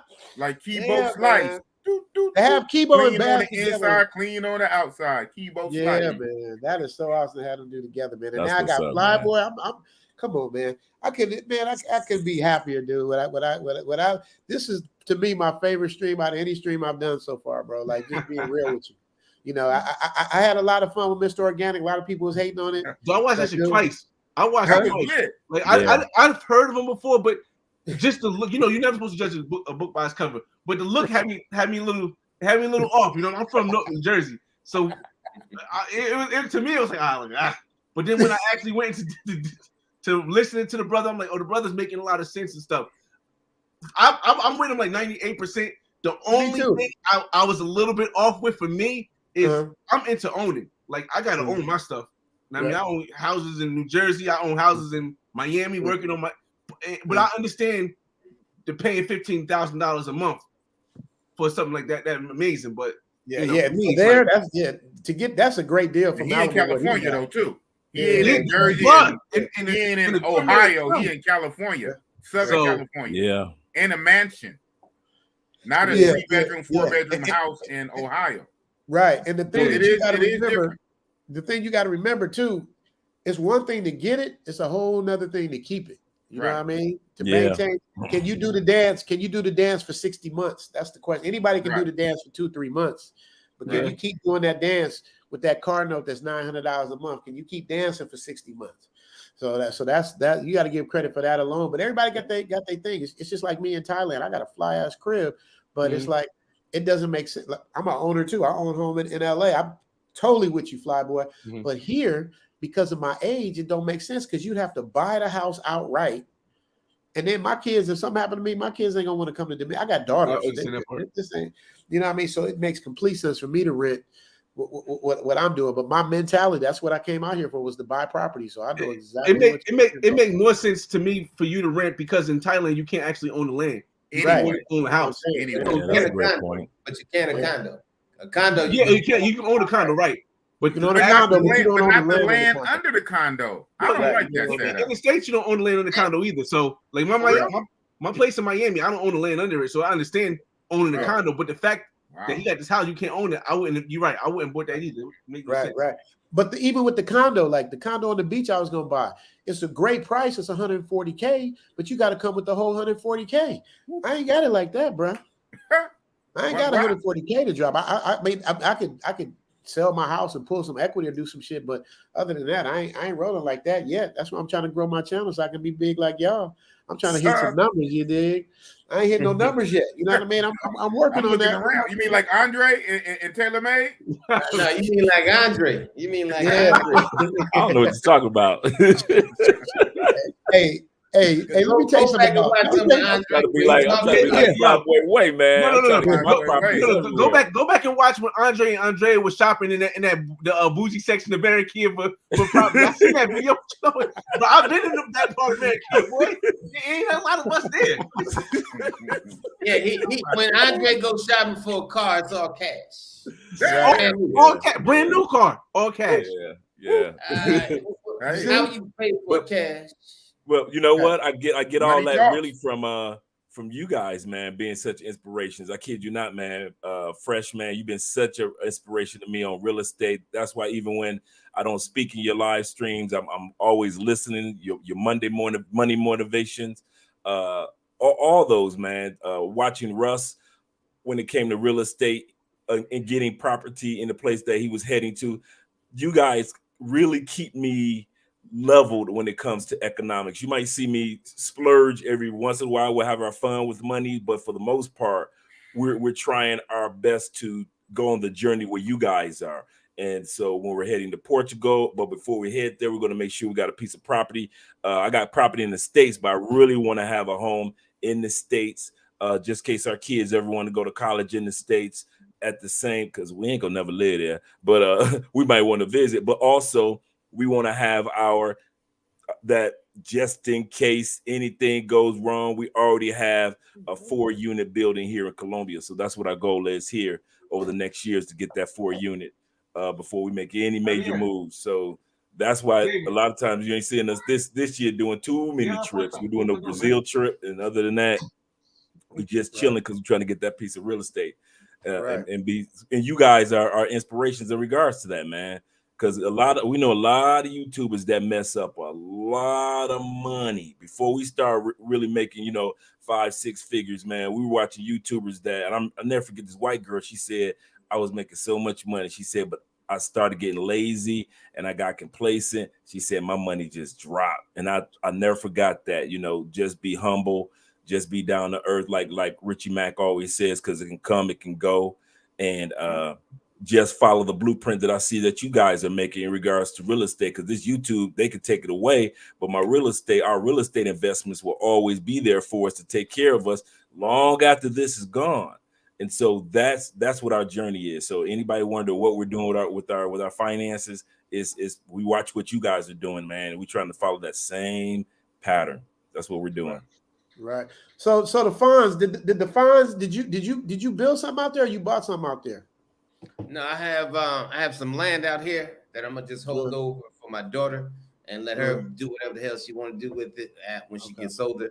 But I brought a condo. Like I said, I brought a condo out here, man. I mean, the first week I was here, I just knew I was coming back, and I started thinking. I always try to think long term. No, I always try to think long term. The first week you buy a condo. I got here Wednesday. I bought the condo Friday. But no, but this is it. This is what I was thinking. You know, when you get to somewhere and it feels like home, when it feels like good. I mean, when it feels, I equate it to pregnant pussy. That shit is warm. Ooh, that's the best. That's the best. Warm, is juicy, warm and gushy. Yeah, that's how I felt when I got here. And I said, well, listen, exactly. If I be coming here a lot, I'm thinking, how much am I going to spend in hotels and paying somebody to stay at their place and got to jump around till you find. And I'm like, I ain't gonna do it like that. So while the real estate market was relatively low at that point. And my girl showed me a condo right there in the center of town on the hottest block, Pedro Crescente. I said, listen, I take it. I'm gonna do it, and I did, man. And one of the best decisions. I ain't did nothing but make money off that place, man. So good decision. Great decision. Awesome. Everybody thought I was stupid. They're like, man, that you ain't never been there. That's just a dumb decision. How you go somewhere on Wednesday, buy a condo on Friday? Now all those same people are saying, man, smart, bro. That was good, man. That was. I don't think. I think you know what's funny?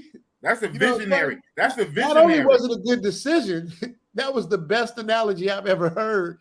Pregnant pussy. That's the best. Pregnant pussy. This is what you compare your real estate to. That's what's up. Hey, I'm about to bring on one more person, man. This is Tony. This is the guy who I told you I went on the show with the black women and all of that stuff. Tony's been my guy, man. He's been a good dude. Y'all should know him. He's a producer out in DC. So he has his radio show, Illustrate Radio. So Tony, I'm gonna bring him up so you can say what's up to the family. What's up, Tony? What's up, fellas? What's up, TT? How y'all doing? All right, good, brother. Doing good. Tony, tell him who you are. Yes, sir. Hey, man, tell them who you are and what you do, man, because you on an all-star panel right here. Like, these people need to know who you are and what you do, and everybody should connect. So tell them what you do, Tony. Yeah, see, I've been checking in. I appreciate it. My name Tony Medley from, Northwest DC. Got my own show. Of course, Richie, blessed us, not too long ago. it was a nice, fight. Richie was, bobbing and weaving, but no, because I call my show Illustrate Radio because I have an all-female panel, and I think it's imperative, because women do run the world. I ain't gonna lie, you know what I'm saying? I mean, I was raised by my grandmother. I was raised by my mother. So I've been around women all my life in different capacities, but I started my show as a tool to help empower, Black women, specifically. And Richie came on, did his thing, and it was a little back and forth, but it was very healthy, I guess I should say. And it was really great. But I do Illustrate. I'm the producer and the creator of that show. I have my own private foundation called the More Foundation, where I do different works here in the DC area with nonprofits and schools and things like that. I'm a music producer. I've done some stuff in the past with some artists, not to name drop, but done a little bit here and there.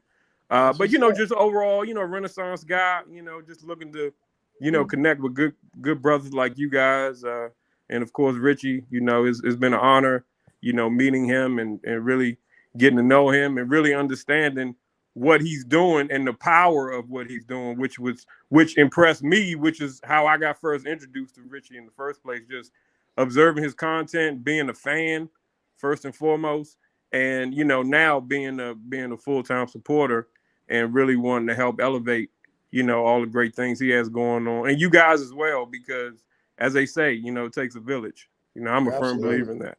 Absolutely. But before that, I got to give you your props real quick. The idea about bringing a kid after I get 100K subs, Tony kicked that idea off in my mind because we were talking and running back and forth. So Tony, I got to make sure I give you a props for that because you are the one that kicked off that idea in my mind. So you're kind of like part of I would give you 50% credit, 40, 60, because you definitely helped get that. Because when you told me about nonprofits and giving back, that's what made me think, how can I give back when I hit this number? If I ever hit this number, God willing, I'm gonna hit this number. So shout out to you. So Tony, are you familiar with Tailor Made Dreams? First and foremost? No, I'm not. Well, let me tell you something, brother. You do yourself a favor. Him, Flyboy Way, these two brothers right here are are two people that I look at when I was doing my thing. You know what I mean? They Flyboy Way with his Black Man's Guide to different countries is just, you're gonna look at it because you Black. That's number one. So he knows who his audience is. You're gonna follow what he's saying. He has the guide. He does what he's doing. He's somebody for you to know. You've been in the DC. Tailor Made. He's just like, you just have to see. He put it like this. He's the Lord of the Dominican Republic. Big Boss calls him the General.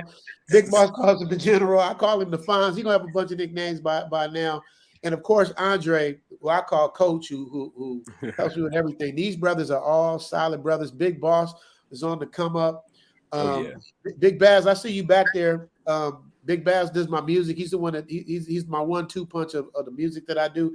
This is just for us. I think for anything, it's not just about my channel. It's about us collaborate, man. It's like every single person on this panel has something to say and bring something to the conversation. So, Tony, please make sure you hook up with these dudes, man. Please make sure. Good to meet you, brother. Definitely, likewise. And do your research on all of them. Yeah, I don't play with people that ain't got nothing worth doing. These dudes really got it. Flyboy Way, my idol though. See, Big Boss tried to start up some shit with me and Flyboy Way one day. That's how we met. Oh, with the golf stuff. Yeah, talking about that. Yeah, you edited better than Richie Mack, all that shit. I'm like, dude, I don't want no smoke with Flyboy Way. Knock it off. You do. No. I try to tell everybody, listen, the fact that I've been doing it for so long is the only reason why I have so much content. And the editing just keeps getting better. Like, because I've been on, but you're gonna pass me by far within the next 2 years because I like my little pattern, but your technique, the way you do it, you make it entertaining and you can do that way better than I do. Yeah. It's not a competition. Thank you. Thank you for being honest, Flyboy Way. No, see, I told him the same thing. I got a friend that got mad at me a couple of weeks ago. We were talking about editing and YouTube, and I don't want to mention his name. And I said, yo, man, I said, Zoom to Thailand, Richie Matt. He I got said, it. yo, this He shit is got it. crazy good. And he's like, man, listen, I've been editing all my life, man. You know, no, let me tell you something. I see, you know, he does a good job, but I'm looking at pixels and I'm like, yo, dude. I said, listen. Most people don't go to editing school when they watch YouTube. What they do is sit down, turn on a computer, and they see what they see. They like what they like. I said, your shit is good, but I don't care, man. Listen, if that dude started yesterday or 10 years ago, don't matter. He got the best shit out there. I said, I'm telling you. Yeah, You don't know what you're talking about. You're not educated on it. I'm like, listen, I know what I like. How about that? I know the fuck I like. But Richie Matt got it, man. Yeah, but I've been watching. I've been a subscriber of Fly Boys for a few years now. Thank you. It's not even. That's why I say, boss. It ain't about a competition. It's like Flyboy has his own style. Flyboy was droning to doing shit before anybody like knew what was up. Flyboy always been on the forefront of stuff. So it ain't a competition for me. It's about they got their style. He got his style. I got my style. Let's come together and support each other and get it popping because. And I'm not a real editor, like this boy says. Like, but I like what I see. I'm the same way. So, that's one thing I was, and shout out to Check in Effect. One thing I was telling Check, y'all kept saying, I said, yo, bro, you got to do a black man's guide to Dominican Republic because I don't think I'm ever going to be able to go to the Dominican Republic and really experience it the way that you guys experience because I've been so many other places. I still got more places to go, and I've been to DR 3 times. So I'm like, between you and Barber World TV, TaylorMade, and Flip Flop, somebody got to come up with that because I get literally at least 100 people a week that ask me, "Hey, what's up with the Dominican Republic?" And I got to keep pointing them to you guys because there's no video that says this. And even though I own the trademark to the Black Man's Guide, it's not about me. It's about our perspective being pushed out there. And I tell everybody, it's other Black Man's Guides out there. I never try to copyright somebody or hey, I got my trademark there. No, why? Because it's been over 400 years. As Black United States citizens, we haven't had a chance to tell our story. So now that we got a chance to tell our story, for me to try to take all the credit because I invented the name, because I've been doing it before everybody else, that's pointless. Because they can just get rid of me and then it's all gone. But the more of us that do it, like I haven't been to Thailand yet. This whole pandemic stopped me from going to Asia. I was supposed to go to Tokyo for the Olympics. Now I can say, yo, go to Richie Mack page if you want to get some more information about Thailand or go. You know what I mean? And that's what I want more people to get out and do, man. I'm gonna work on that. It's because of people like you and TaylorMade Dreams, though. You know what I mean? And Andre, like Andre gives a whole different perspective. That's why I call him the coach. You know, Dre gonna get a little sauced up, and he gonna tell you about yourself. He gonna tell you the truth. Whether he's sauced up or not, he gonna tell you the truth. And he's talking about he be getting on brothers that be coming out there just thinking one dimensional. I call it one dimensional, Dre. It's like there's so many more dimensions. That's probably one of the things that I respect about everyone on the panel. But we're just talking about Fresh right now for a second. One of the things I always talk about on my channel, and I always mention the Fresh. I love the fact that Fresh tries to show men two things. First of all, he tries to show the single guy how to have fun safely getting off the plane and safely getting back on the plane.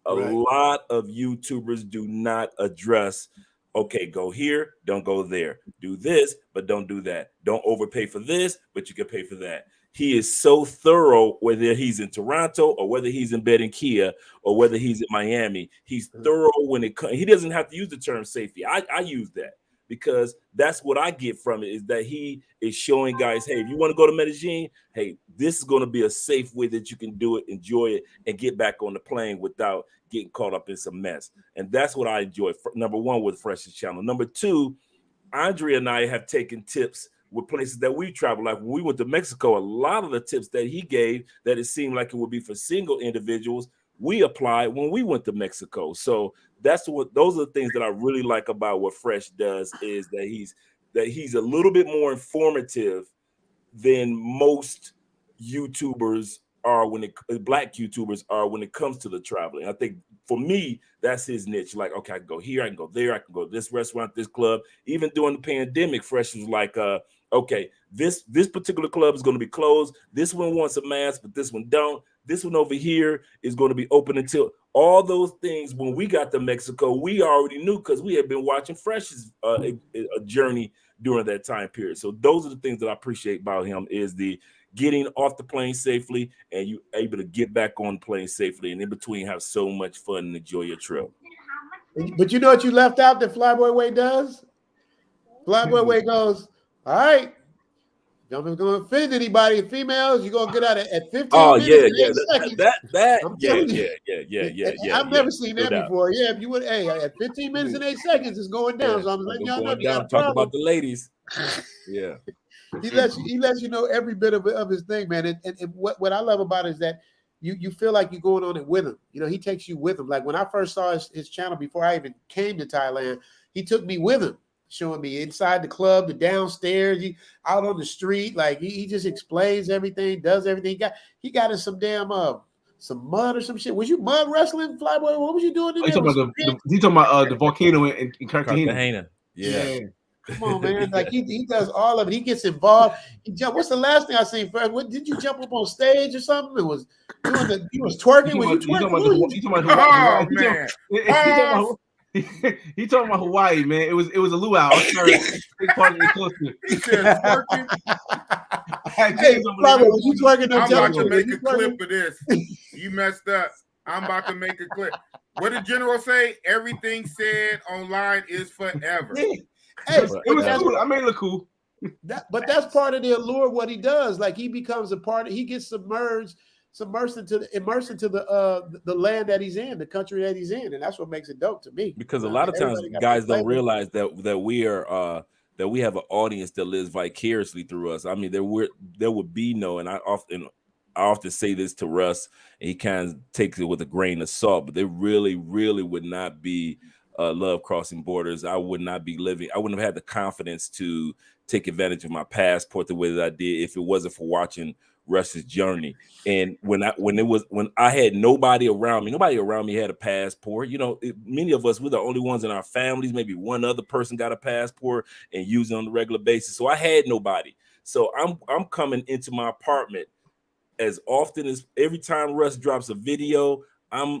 I cook dinner, make sure I have my dinner ready, and I sit back and I sit down and I will put I kid you not, because I decided that I was going to move to another country, didn't know what it was. I had sold my big screen television because I'm like, half of this stuff is getting sold. I'm moving, but I didn't know where I was going to. I've been traveling, and then I see this one brother do a sincere move, and I followed that journey from the A all the way through his journey through DR. When he first talked about opening up bank accounts, the whole thing was me living his adventure vicariously to know what to do. Same thing I do with Freshes. So sometimes we fail to remember that we really are having major impacts upon, like Fresh was saying, the future of the Black community, Black movement, this new passport migration that we're having in the Black community, just like when Blacks moved from the South in the 50s and 60s all the way up north to Detroit, Chicago for Chrysler, Ford, and GM jobs.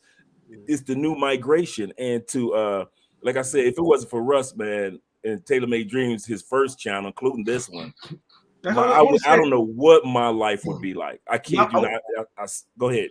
I want to say that too, because let me tell you, Russ, Taylor Made Dreams was the first one I ever seen buy a property out overseas online. It's the only one that first ever talked about it, but it was on another channel. So when, as I'm growing and on my channel, and I realized one time, like, the channel just disappeared. Like, I don't remember no exit strategy of the channel. I don't remember this is my last video or none of this stuff. Just, I was looking it up one day. It's like, oh, she's not here no more. So then I started thinking, like, damn, maybe YouTube is taking us Black content creators down. But then when he came back with a new channel and explained everything, I was like, oh, all right, cool. But he was definitely the first person I ever seen buy a property overseas. And it was like, damn, that's possible? That's what I'm saying. Hey, Fonz, a.k.a. Russ, a.k.a. Taylor Made Dreams. Are you smelling these flowers you getting, brother? Man, listen, I love and I appreciate you brothers, man. Like I said, I am humbled. I am absolutely 100% humbled, man. If I had just the smallest inspiration, and y'all doing anything, man. And like I said, I started my channel because I was looking for people like me, and I couldn't find it. And I'm just glad to see, man, like just the explosion of brothers where I can. We get the background. We get the feedback. Somebody got the TV on? Yeah, but other brothers can see that category, because what we have is, man, is a category of stories. You know, every channel has a category of stories, man.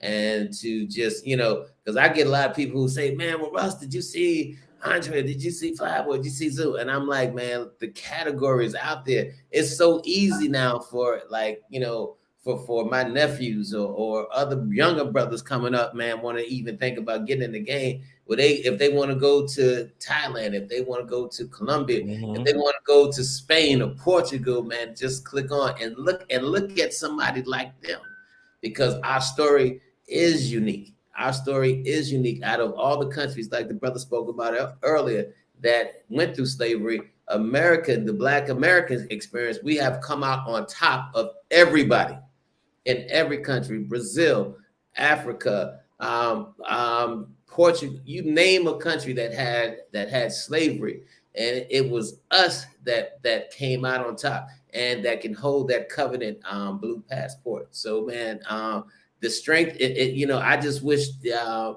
strength in us as far as getting together, like what we're doing now, just grows further, you know, and it's so hard. Andre, you remember I had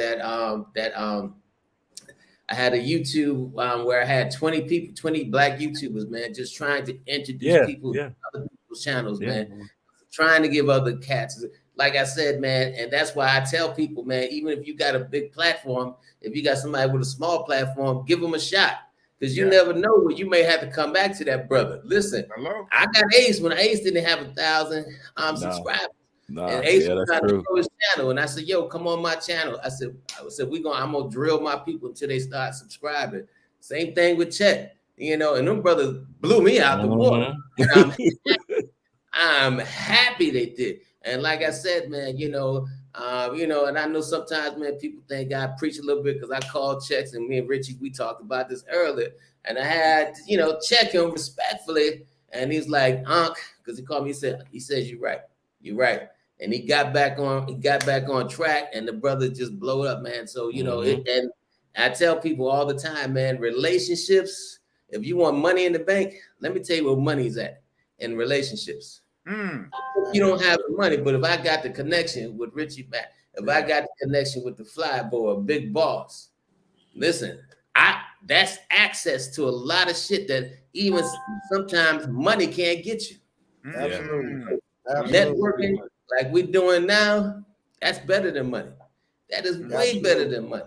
That gives you access in those rooms, in those chats, connecting with other brothers that could take you places, man, that you've never been or never even thought of going. So, man, I appreciate y'all. And like I said, man, I'm very humble, and thank you so much. I'm very humble. Absolutely. And Tony, it's fantastic being another positive brother. Oh yeah. I appreciate y'all. And you know, I just want to piggyback because, you know, like you said, like me, my background is not entertainment at all. My background is government contracting. You know, I was working in the government, writing government contracts, like federal contracts. And you know, via just me being around other people and cultivating, you know, relationships, and, you know, just having a big personality and just being charismatic, and, you know, just moving around the city, you know, and I guess me too, being in the quote unquote having one foot in the music industry from a producer standpoint, and working with, you know, some different, you know, B-C list, you know, artists, you know, at that time in the early 2000s, you know, it put me around people, and it cultivated those relationships, which then kind of catapulted me into doing these different extensions of entertainment and, you know, philanthropy and things like that. So I completely agree with you. It's all about relationships. You know, 80% of it is about relationships. 20% is what you know. Because when you get in the door, you can either pick up or somebody can teach you that part.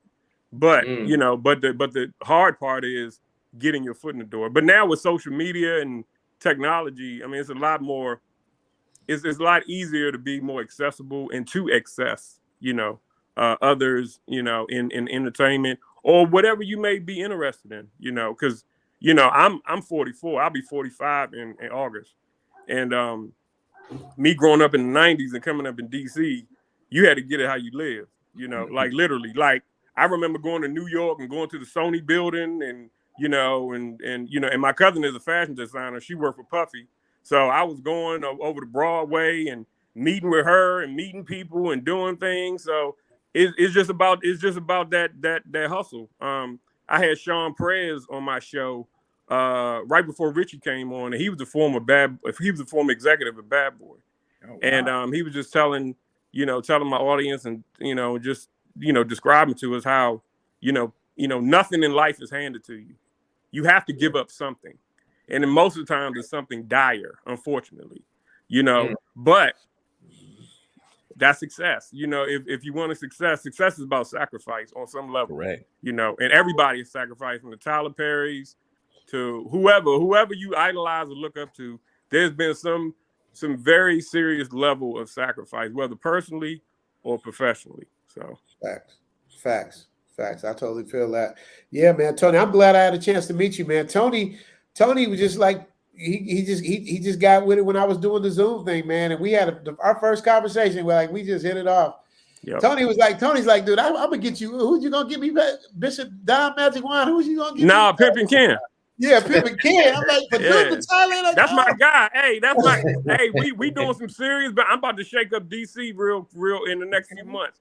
But we're gonna have to get on another conversation about that. But Pimpin' Ken is my guy. He's a people get thrown off because of the pimp, and he's been in Pimps Up, Hoes Down. I know you and I talked about, and he's been Pimp C and Outkast and all these records he's been on. But he's a very, very corporate man. He's gotten older. Of course, he doesn't do that anymore, and he's transitioned all of that great, high level knowledge and street knowledge to the corporate world now. So he's doing some great things. And then Chris Thomas is another good friend of mine who's the first host of Rap City. I used to work at Radio 1. I produced his show for 3 years over at Radio 1.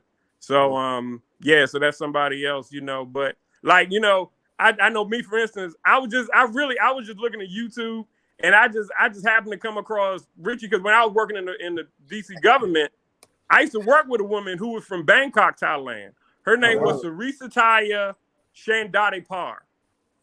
And Thai people have long names, and but we used to call her C. And she used to kind of like me because her husband was a tall, light-skinned African American man. So her daughter is biracial. So back in the day, she used to always tell me, she was like, Tony, you got to come to Thailand, and because she used to go once a year. She used to go back to Bangkok once a year, and she used to bring me to the drunken noodles, and all the Thai dishes, and I was like, man, this stuff is good. Yeah. And we used to really have a good time. So me having that in the back of my mind and having that Thai experience, and that's what kind of initially ran me across Richie and his channel, and I was like, and Richie, I just gotta take my hat off to you, man, because the way you produce and the way you edit, man, and I've seen some of your comments on a lot of your content. And a lot of people are really tipping their hat off to you for just how great you are when it comes to content. And really, to me, Zoom to Thailand feels like a television show. And I don't know if you did that purposely, Richie, but it feels like that. It's very dynamic, which makes you even more interested to figure out what's going to happen the next time the next show upload happens, because it's like episodes. It's like different episodes, everything from the music to the cut scenes to just the flow, man. I think that's why you really turned over a really, really big successful platform, Richie. And it's going to do nothing but elevate, man. And I just want to help you, brother. And I want to help all of us, man. Like I said, it takes a village, and and Richie got a great thing going on, and I just want to support and just provide whatever resources I can to help. That's awesome, bro. Yeah, it all comes from God, man. I promise you, I have no idea what the fuck I'm gonna do before I do it. I really don't know. That's why it takes me so long to get these episodes out, because I really don't know what I'm gonna do. Like I got to look at the footage that I have. I got to find some music, and then I'm like, okay, now I'm ready. And it just kind of comes like this Thailand versus LA. I'm really excited about that. I hope y'all gonna like that. That's gonna be fire. Oh yeah. When I finish it, but that's what's up, man. But once again, I can't do it without these brothers. I can't. Everybody on this panel, even though Flyboy got his back turned, he doing his kid thing. Everybody on this panel has influenced me, or talked to me, or said something to me to keep me going. You know what I mean? Because I'm in Thailand. Like I could literally like just chill and be just chill and just roll till the wheels fall off and not do anything. But because the inspiration I get from you guys, the response to all of that stuff, it just makes me just okay, I'm about to do everything I was taught growing up, everything I was taught as an actor with voiceovers, with editing, because I had to learn how to edit because I couldn't afford an editor. That's how I came. So I'm like, okay, this is kind of like DJing, and I had to learn how to edit, and that's what I did. That's why, your editor guy, he's probably right, because I don't know like all the editing tricks. I just know how to get my point across. So he's probably right about what he's saying, but the bottom line is like, I know I feel good about it when I hit the send button, hit the upload button, whatever it is, and then I just pray to God that it goes. But everything comes from up above, bro, for me. So that's pretty much what it is, man. So it humbles me to be humbled to be around and y'all greatness, because every one of y'all is great. So man, I just want to be to uplift people and show people there's a better way, and step on the hater's neck and keep it pushing. Richie, I definitely want to appreciate you for allowing me on this panel and stuff. I'm about to take my son to go see his grandmother. I was shout out to everybody here. Speaking of my son, congratulations to Telemaid on his daughter, man. That's gonna be you already know how that's gonna be, man. That's gonna be crazy, and hopefully I'll get a link up with you brothers later. I definitely got all of y'all stuff, and I'm gonna add y'all. Big Bass, I haven't heard much because of the thing, but I'm gonna link up with you on your channel too, man. I love you know what it is. Wait a minute. Big Boss Tony. No legs. Yeah. All right, y'all. And by the way, everybody, it's your boy FRE $H Fresh at the Flyboy Way. That's TheFlyBoyway. Don't ask why. Just check out the channel, and I'll see you on the next video. Peace. There it is. That's how you do it. That's how you do it. That's how you do it. That's it. Don't matter who you are. Don't matter. It don't matter. I was about to say, Taylor got the best opening, but that was the best close right there. Like that right there. You dropped the mic there, man. For real. Mike. So wait a minute. Big Bass. I don't hear no crinkle. Yeah, he got I had to all these different phones. I think I'm tapped, Richie. I got all these different phones. Yeah. Oh yeah. Whatever you did, that's how you have to do it every time. Whatever you just did every now time. is perfect. Yeah. You come back on my channel. I'm just saying. Anybody's channel. Yeah. Okay, Baz. Whatever you did, just remember what you did. That's because you look good. The sound is good. Everything is good. So you great. So Tony, Baz is the guy that does a lot of my music. Him and Kibo. So Baz is more the street element of it. Baz, what I love about Baz, like Taylor-Made, you'll see this too when he works with you, and you too, Dre, is like he says what you're thinking. I never said I'm tired of America, so I'm hitting Richie on the net. I got a better. Damn, I done had enough. Right there, he explained everybody's feeling, and I didn't tell him to say that shit. He says it like this. I'm tired of America, so I'm hitting Richie on the net. He said it so fast I don't know, but when he say, "Damn, I done had enough," every black man can feel that, and a lot of people really got to be black to feel that. Hell yeah. Damn, I done had enough. Because that's how I felt when I was watching Taylor-Made. When I was watching Russ's channel, man, I was just like, man, I was tired. It was election year. Trump, I think Trump had just won, and it was like, I'm looking like, man, I'm done. And I turned my television off for the last time. I said, I'm getting rid of that. I'm starting to sell half of this junk. What do I need all these Jordans for? I mean, I'm I'm just analyzing my life. The more I'm watching his show, and I'm talking about Ace had just started. And this is the funny thing. I told Ace this a few years back. I had saw his channel, and I was like, and went back over to Russ's channel. Then all of a sudden I saw him on Russ's channel. I said, well, let me get a young brother another chance. And so I went ahead and subscribed. And then a couple weeks later, I'm on my way to Medellin, when Medellin was Medellin back in the day.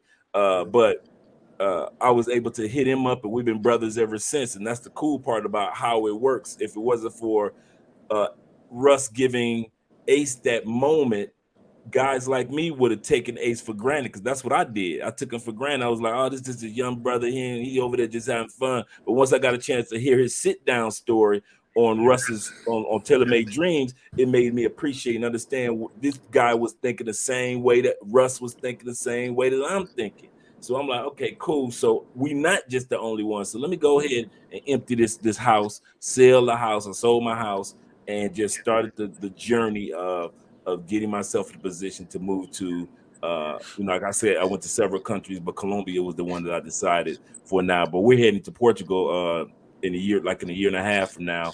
We're just looking at how to buy real estate over there because it's a lot easier for Americans to buy real estate there than it is in and get mortgage there than it is to get here in Colombia. Wow.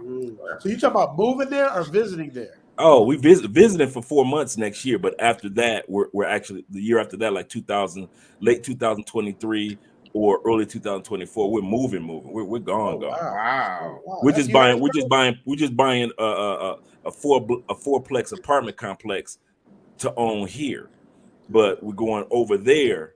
That's where we're going to be living because we want to be able to have close access to Africa, Portugal, just right over the water. We want to be able to have close access to where you guys are out east.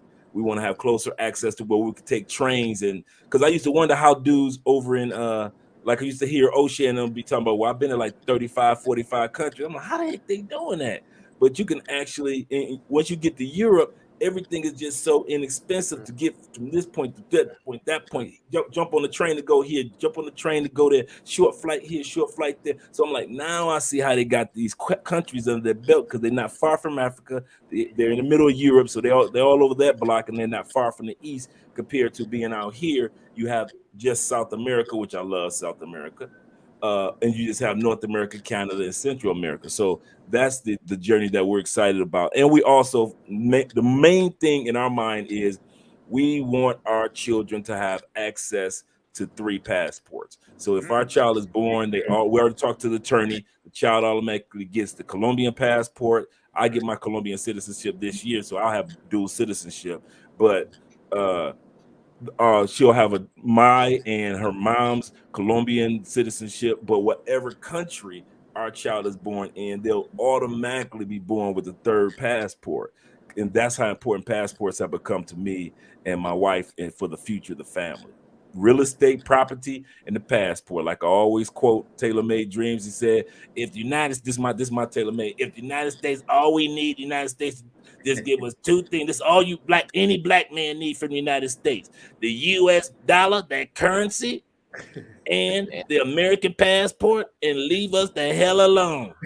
So, and I never forgot that was my #1 quote from years ago when he said, all you need is that currency, that passport, and leave us the hell alone. I was like, wait a minute, that's all I need? So That's I made sure that. Yeah, I never forgot that. Yeah, that's real talk. That's real as it gets. So yeah, man. So hey, y'all. So where we at? Because it's 3 a.m. here in Thailand. And, it's 3 in the afternoon. 3 o'clock over here. Yeah. Well, since Mr. Bass finally got rid of his potato chip sponsorship, let him get a word in edgewise. Yeah. I had to pull a few notes, but back on what Andre was talking about as far as like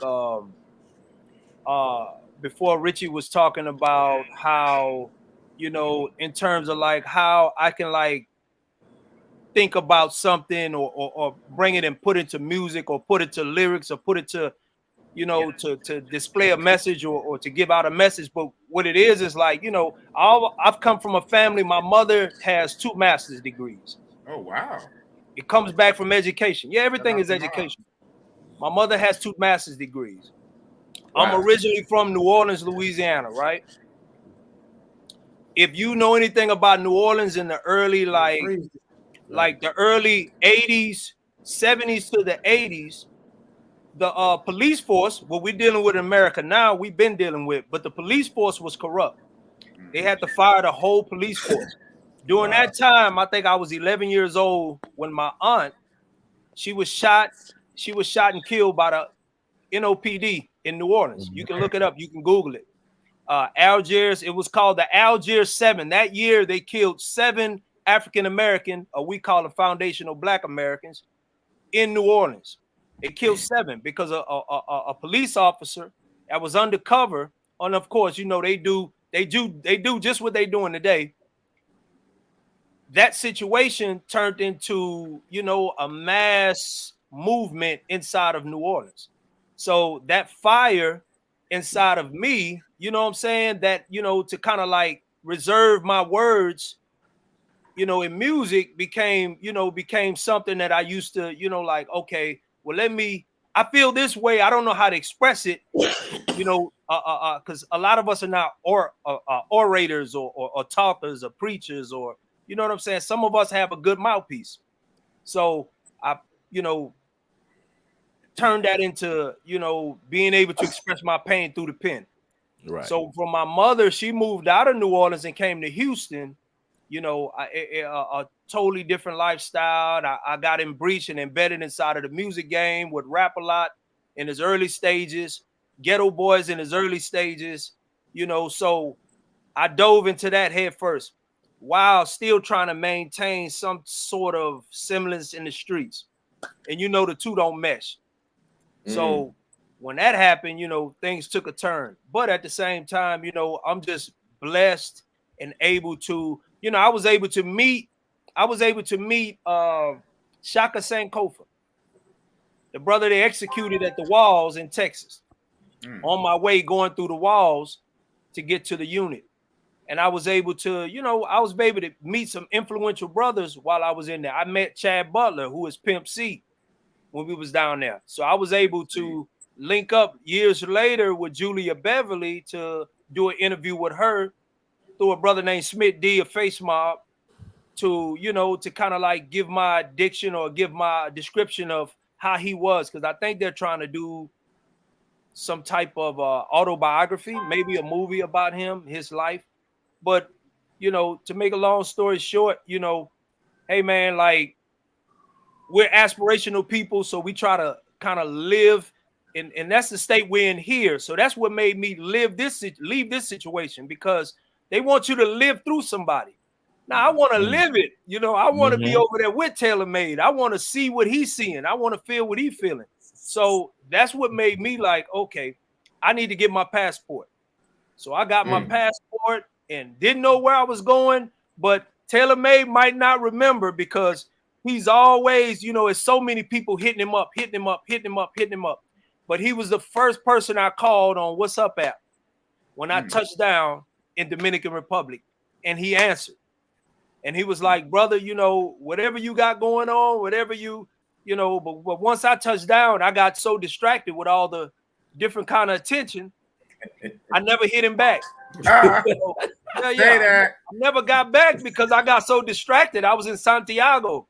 So, and I know he was like, you know, hours away. I was trying to get to, you know, Sosua. I was trying to get to where he was, but I never made it because the distraction was so heavy. It was so heavy and it's so powerful. I lost all focus. But it's kind of crazy. There we go. Yeah, it's kind of crazy that this turnaround 360. Big Boss to Richie Mack to, you know, then Taylor. I mean, it's crazy. Yeah. Yeah. It really is. Yeah, it's funny because two of my boys was in Sosa in the DR like 2 weeks ago, and they had the time of their life. They didn't even want to come back here. I'm like, oh man, you know, they were like, man, you got to go out there. You're not gonna want to leave. And then they were like, when we leave there, we can go see Richie in Thailand. Oh, man. Yeah, it's therapeutic, man. It's therapeutic. When you leave here, the weight of all of that stress is lifted. It is. When I got off that airplane, it's like spirits just left me. It has nothing to do. It's this country. This is Babylon for real. When you get on that plane, you know, I just a couple of days ago, I dropped my kin people off from Carolina. I dropped them off to go to the airport. On my way to the airport, I felt like a fit. I felt like I was going out of town, and I was like, wow, I got to get away from here. That's deep. I got to get away. Just my body, just going to the airport made me feel like, you know, that movie, what's the movie? Amistad, gives me free. Gives me free. That's right, brother. That's the way I felt. Man, but it's that inner you speaking, man. It's telling you that I'm telling you because that it got like the church folks used to say. It's like fire shut up in my bones. Everything in me said, "Get out for your survival, man." And everything I thought about, every move I wanted to make, I made sure it was 1 foot forward for getting the hell out of here. That blue passport says passport. I'm gonna bust your head when I get that burgundy one in a couple months. Burgundy, huh? Yeah, man. That burgundy Colombia one. Hey, are they all different colors? Yeah, every country. There's like 4 or 5 different colors of passports. Okay. Yeah. Every country. And I'm gonna tell you, but like Taylor May said, the covenant is the blue. The blue. Oh yeah. You gotta get the blue. Because I got a brown passport too, a diplomatic passport. Oh, that's another thing I didn't get a chance to mention. Yeah. Living in Portugal, you don't have to be a citizen to get a passport. All you have to do is, I think you have to be there for like a certain amount of time, like 2 years, a year, and you actually get your passport in Portugal as well. Wow. So you don't even have to have your citizenship yet in Portugal. And you get 10. And when living there, you get 10 years tax free. The first 10 years of living there. That's major. Wow. That's major. Major. Yeah. That's what's up, y'all. Yeah, I know that feeling that way. I've known grown men crying going back to the airport, leaving, going back to the States, literally in tears. You general? General? What? Crying? I did not know this story. Wait a minute. Wait, the funds? I did not know this story. Tell all, man. Tell it all. Man, before I moved here, man, I had lunch. I had dinner, lunch, late meal with my late daughter's mother. And man, we had talked about a lot of things that day, man. Just went over a lot of things. And because I was actually leaving out of Santo Domingo. And man, everything in me when I was going to the airport, man, it was just emotional for me because I felt like I was leaving so much here. It was like I'm leaving my home, going to a place I don't know. And it was crazy because I'm born and raised in the U.S. state. And I was on that plane, man, and I don't know why, but I was crying. I ain't gonna lie to you. I was crying, headed back to the U.S. Wow. Yeah, I got a partner, man, straight thug brother out of Houston. He works for the oil rigs, man. He came down here, had such a good time, man. He sent me a photo of him in straight tears at the airport. Got back. This is the story of the brother. He got back to his job. They told him, well, we decided that we're gonna push back the new contract for another week. Didn't even go home because he had called from, he had landed, called his job, blah, blah, blah, let him know he's back in town. They were like, well, we decided to push your contract back for another week, so you won't be starting for another 10 days. And the dude literally didn't leave the airport, got him a ticket and flew right back here for another like 6 or 7 days. I kid you. And I'm like, what are you doing? I'm looking at him. He's like, Dre, I'm back. I'm like, back where? What are you doing here? He said, man, they pushed my contract back a couple weeks, so I ain't got to be. I say, so you ain't go home? He said, man, I didn't unpack my bags. He said, man, I just went to the other side of the airport, got me a ticket to come back. He said, and I already have my Airbnb already set up, man. He said, That's yeah, what man. My boy Mike did the same thing. He just left Thailand. He said, man, he got home. He said, man, I got home because I got in the living room. I put my bag on the floor and sat on the couch for a minute. And I'm like, what am I here for? Wow. Why am I even here? It's an old saying, you go where you celebrate it, not where you tolerate it. Yeah, and I think we're tolerated here. We just, we the money makers here. We're the products. We're the bag. We're the bank. We're the masculine.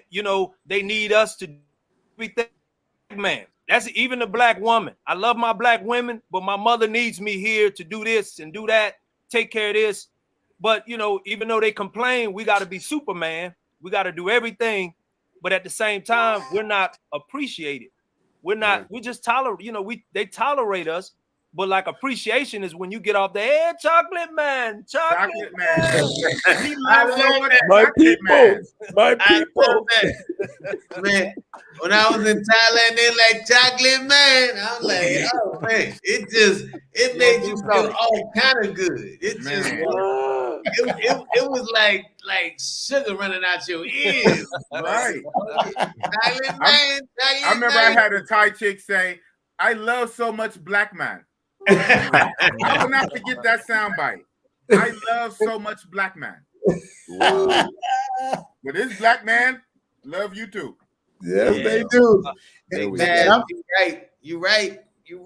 Yeah, and they think it's the women. They think we leave. You know, my friends. They they're not all the way here. So the first thing they think about it, oh, you're just chasing women. I say no, I'm chasing a feeling. Yeah, it's the treatment. It's a feeling. Let that sit there. So you know the saying, we catching flights, not feelings, but we chasing the feelings. We chasing the feeling. That's why we catching the flight. We chasing the flight so we can maintain that feeling. Because you get the same feeling of depression when you return. When you get off that plane, it's an overwhelming feeling of depression. You turn on the news, it's an overwhelming. You know, when I leave out of here, I don't even worry about the news. I don't even want to look at the news when I'm out of here. I don't even here's like, oh, I got to see what happened on the news, who they killed today, what's going on today, what traps I need to worry about today.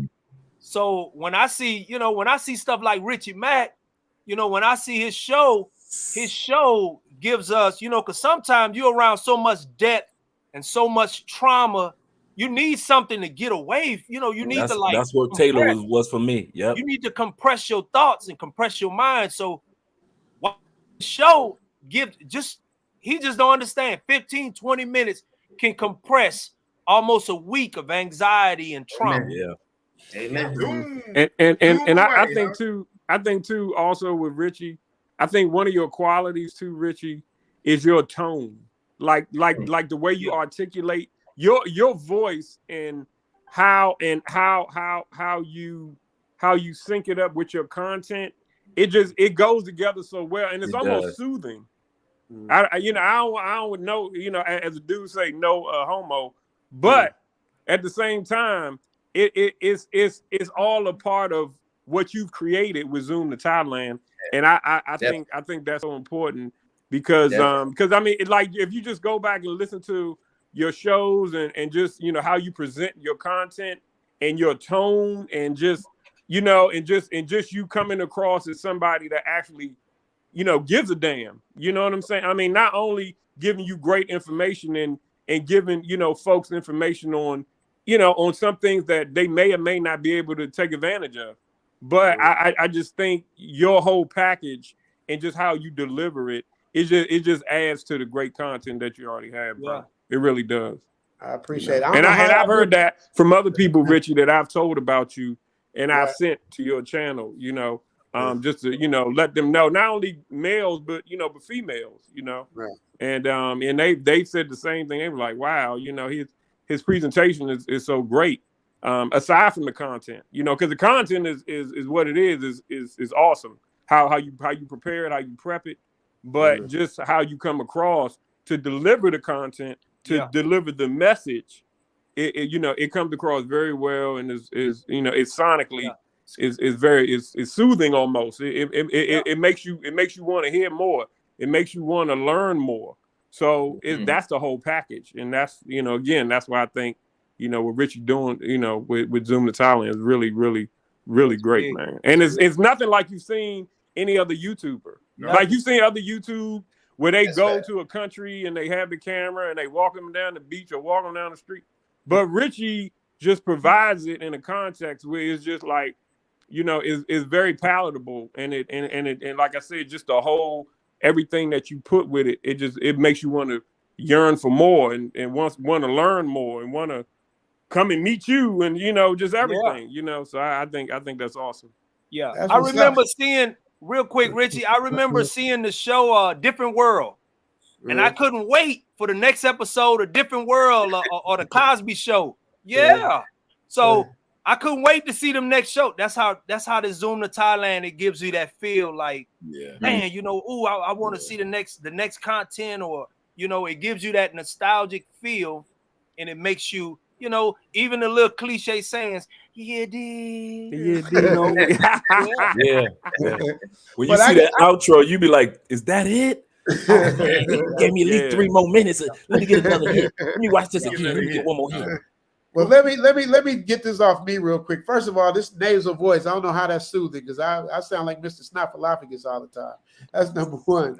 But number two, how does it feel to you though, Baz? Like a person that you said you didn't know me from a can of paint.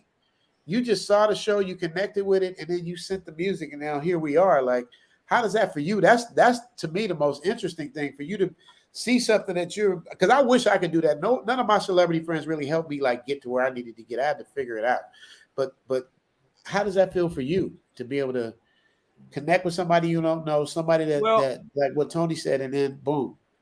Well, you know, you got to understand this. Like, a lot of people don't know. Like, I've been around celebrities and notable people like pretty much half my life. So, and the people I've been around, some people I'd rather not name. The people I do name, you know, they have no problem with it. I've already gotten a blessing to mention, you know, or say their names.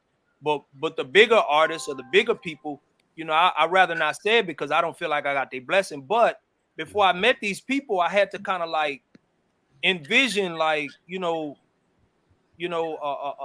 meeting that person, or just being in the presence of great people. So when I seen your show, I connected so much with your show. It's like, man, I know this brother. Like, it's like it gives you a feel as if you know someone.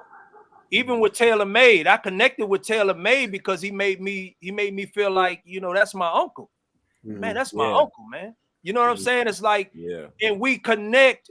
And I think it's directly from our lineage, where we come from, as far as like slavery.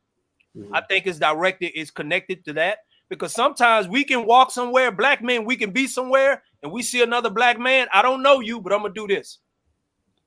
Right. You got to get a nod.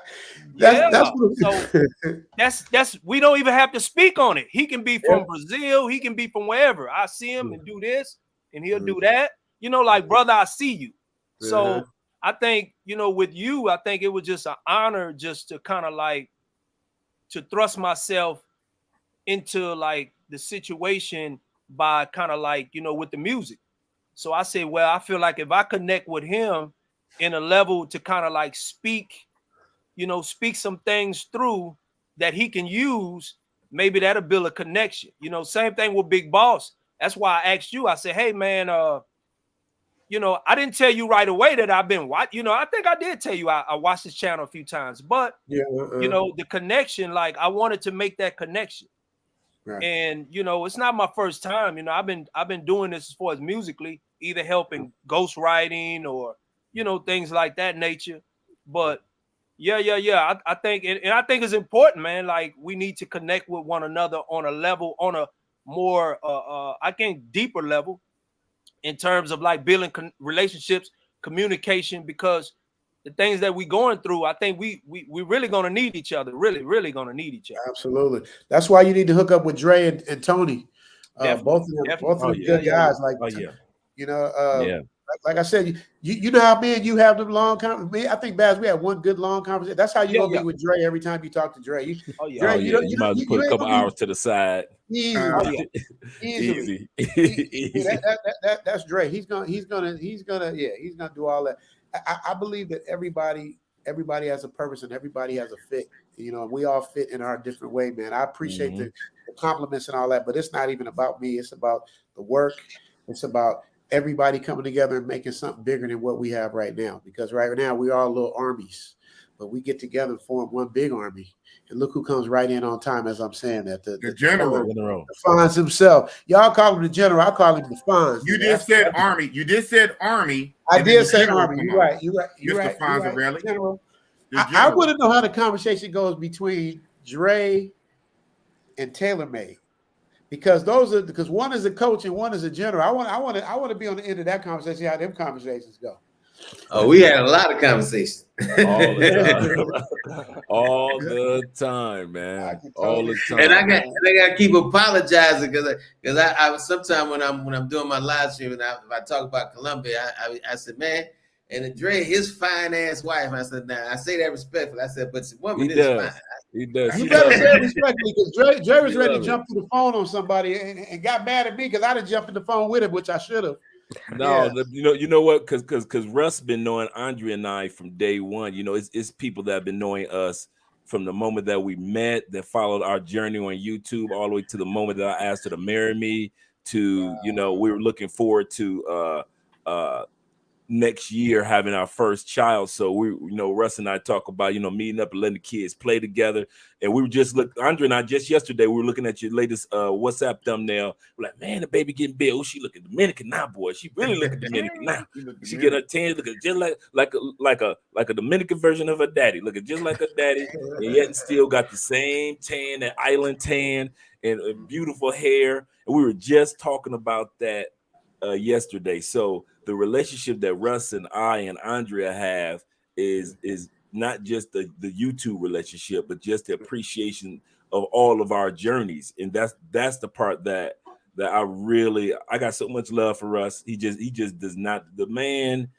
There wouldn't be no Andrea, there would be no all these channels, no awards, no Ace, no, so much would not have happened if it was not for me tuning in and following this man's journey religiously, like guys are doing with Rich, and actually implementing what he was doing. I wasn't just watching. It's just like the one brother just said. He said, I don't want to just watch the person do it. I want to do it myself. And so when I sat back and I was like, I can do that. I can do. All the brother said was, make sure you got your money right. You got your passport. Leave me the hell alone. Okay, I could make sure those 3 things take place, and never knew this type of life was waiting for me on the other side. I never knew about going to another country, get my driver's license, open up bank accounts, investments, real estate. You know, Russ was one of the first people I told. I say, man, we just got our first major check from YouTube, and we about to buy this truck and sit up there and to send him the photo of the vehicle to let him know everything is out of appreciation and love for what he's done for me and thousands of other brothers and sisters around the world. Now, Rich was like the new man. Rich hit YouTube like when you first heard NWA and you out east. And you like, man, it's these young kids out west, man. You gotta hear this CD, and everybody throwing the cassette. The cassette is out west, and the cassette, is out east, and it's in New York, it's in Miami, and us boys in Detroit like, who is this, man? Did you hear that? That's how Rich was. Everybody was sending out, boom, boom, boom, boom, boom, boom, boom, boom. Everybody was sharing the video like, you gotta see this dude editing. You gotta see his style. Who is that rapping? You hadn't heard that type of music, also the voice, that he's absolutely correct how you present with your voice, but you hadn't heard that type of hip-hop blend on travel channels, whether it would be a white dude or a black dude or an Asian dude.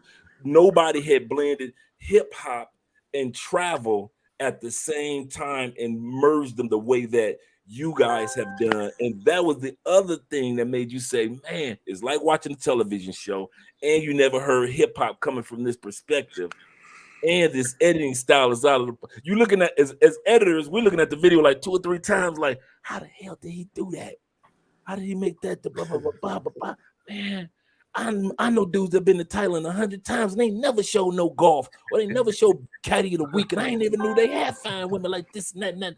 They never showed the feet getting done or different type of, they show the same thing. And so all the things that gelled in are causing people to do the same thing with Rich that they're doing with us.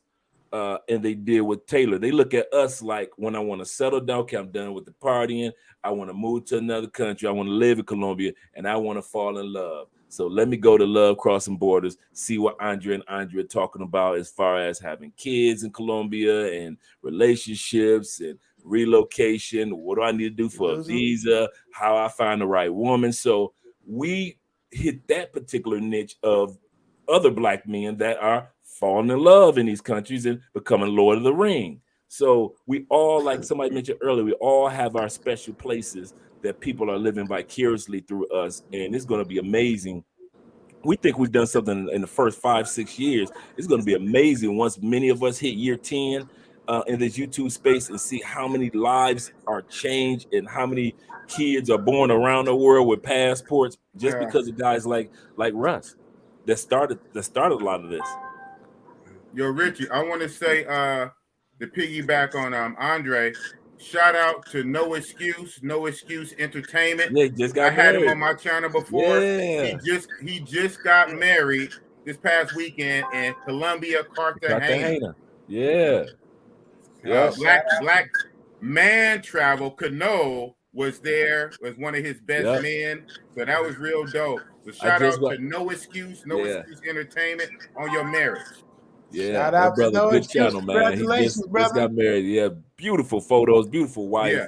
great wedding, man. And here in Colombia, weddings are like $1,500, and I'm talking about for the ones that you pay $25,000-$30,000 for in the States, like $1,500. I'm talking about top notch, beautiful on the beach if you want to, or at the church, or at the whatever location. I'm talking about. Colombia sells weddings in packets, so. And the packets are like from 500, because you know Colombians only make on average 250 to 350 a month, so they really ain't balling like that. But the wedding, kid you not, man, they're not expensive. And I know one girl came down here from Miami. She said instead of having our wedding in Miami, we came to Colombia and we decided to have a wedding week, and we still went back home with $10,000 in our pocket. Yeah. You know what I'm saying? We flew everybody out, all the bridesmaids. My husband flew all his boys out. She said we put everybody up in their rooms. We had a whole wedding week, and we still walk home with $10,000 compared to what we'd have paid back home in Miami. Wow. Well, that's part of the allure of us leaving the country, right? Because we we get way more bang for our buck. You know what I mean? And that's for everything. So and the peace, you can't put a price on peace, right? Like the peace that we get to not having to worry about looking over your shoulder. And, you know, like I tell everybody, that's the only thing that takes Thailand over the top of Brazil, because I love Brazil.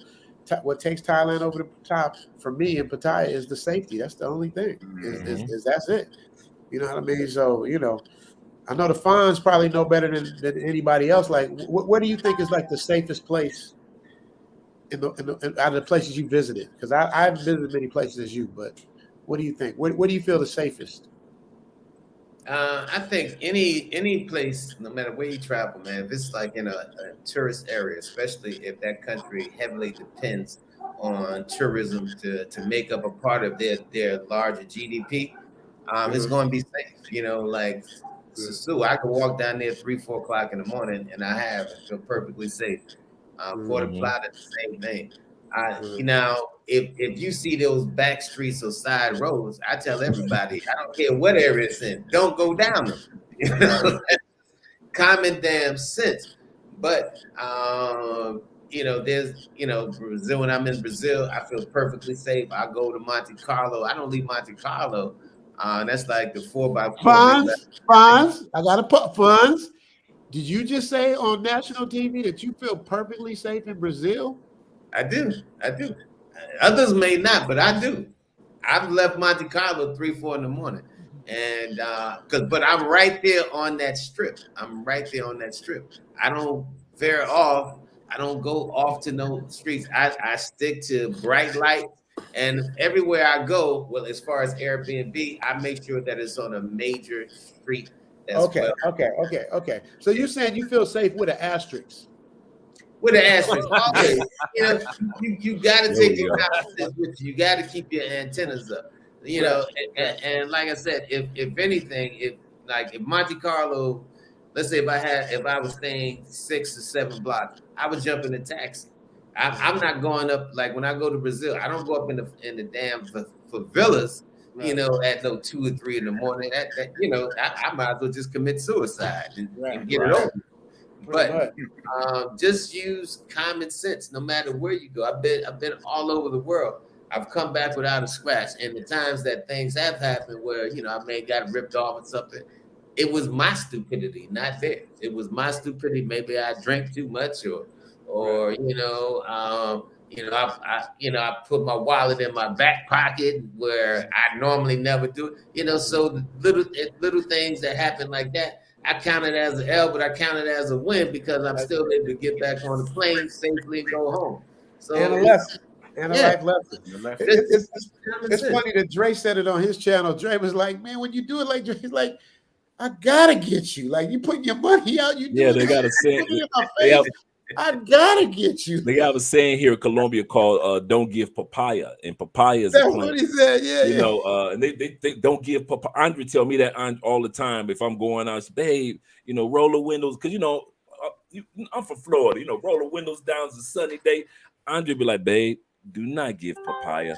And what give papaya is when the papaya plant is like an apple, for example. You cut it open. You have to eat it because it starts to rot or get older fast. And so they look at it like if you open up the situation, I gotta get you. It's like an apple. I gotta eat, I gotta get you. My partner came down here a couple months ago, right? Big dude. He said, Dre, I'm standing on the corner. I got my cell phone out. I already knew where this story was going. And he in our neighborhood, a nice neighborhood. He said, I'm out there. He said, I just left the mall. I'm texting. He said, I'm about to text you. He said, I see it all happen in slow motion. Motorcycle comes right. He said, the dude grabbed my cell phone. He said, the dude literally looked me in my eyes as he grabbed my phone and rolled off. I said, you gave papaya. This dude was probably on his way to work, on his way to see his grandmama, and was like, I gotta get him.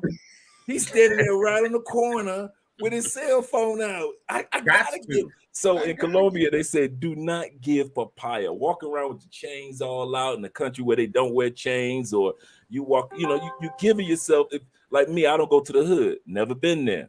That's not my thing. Why am I going to some areas that I'm not comfortable with? Do I know some hood people that's good people? Oh, yeah.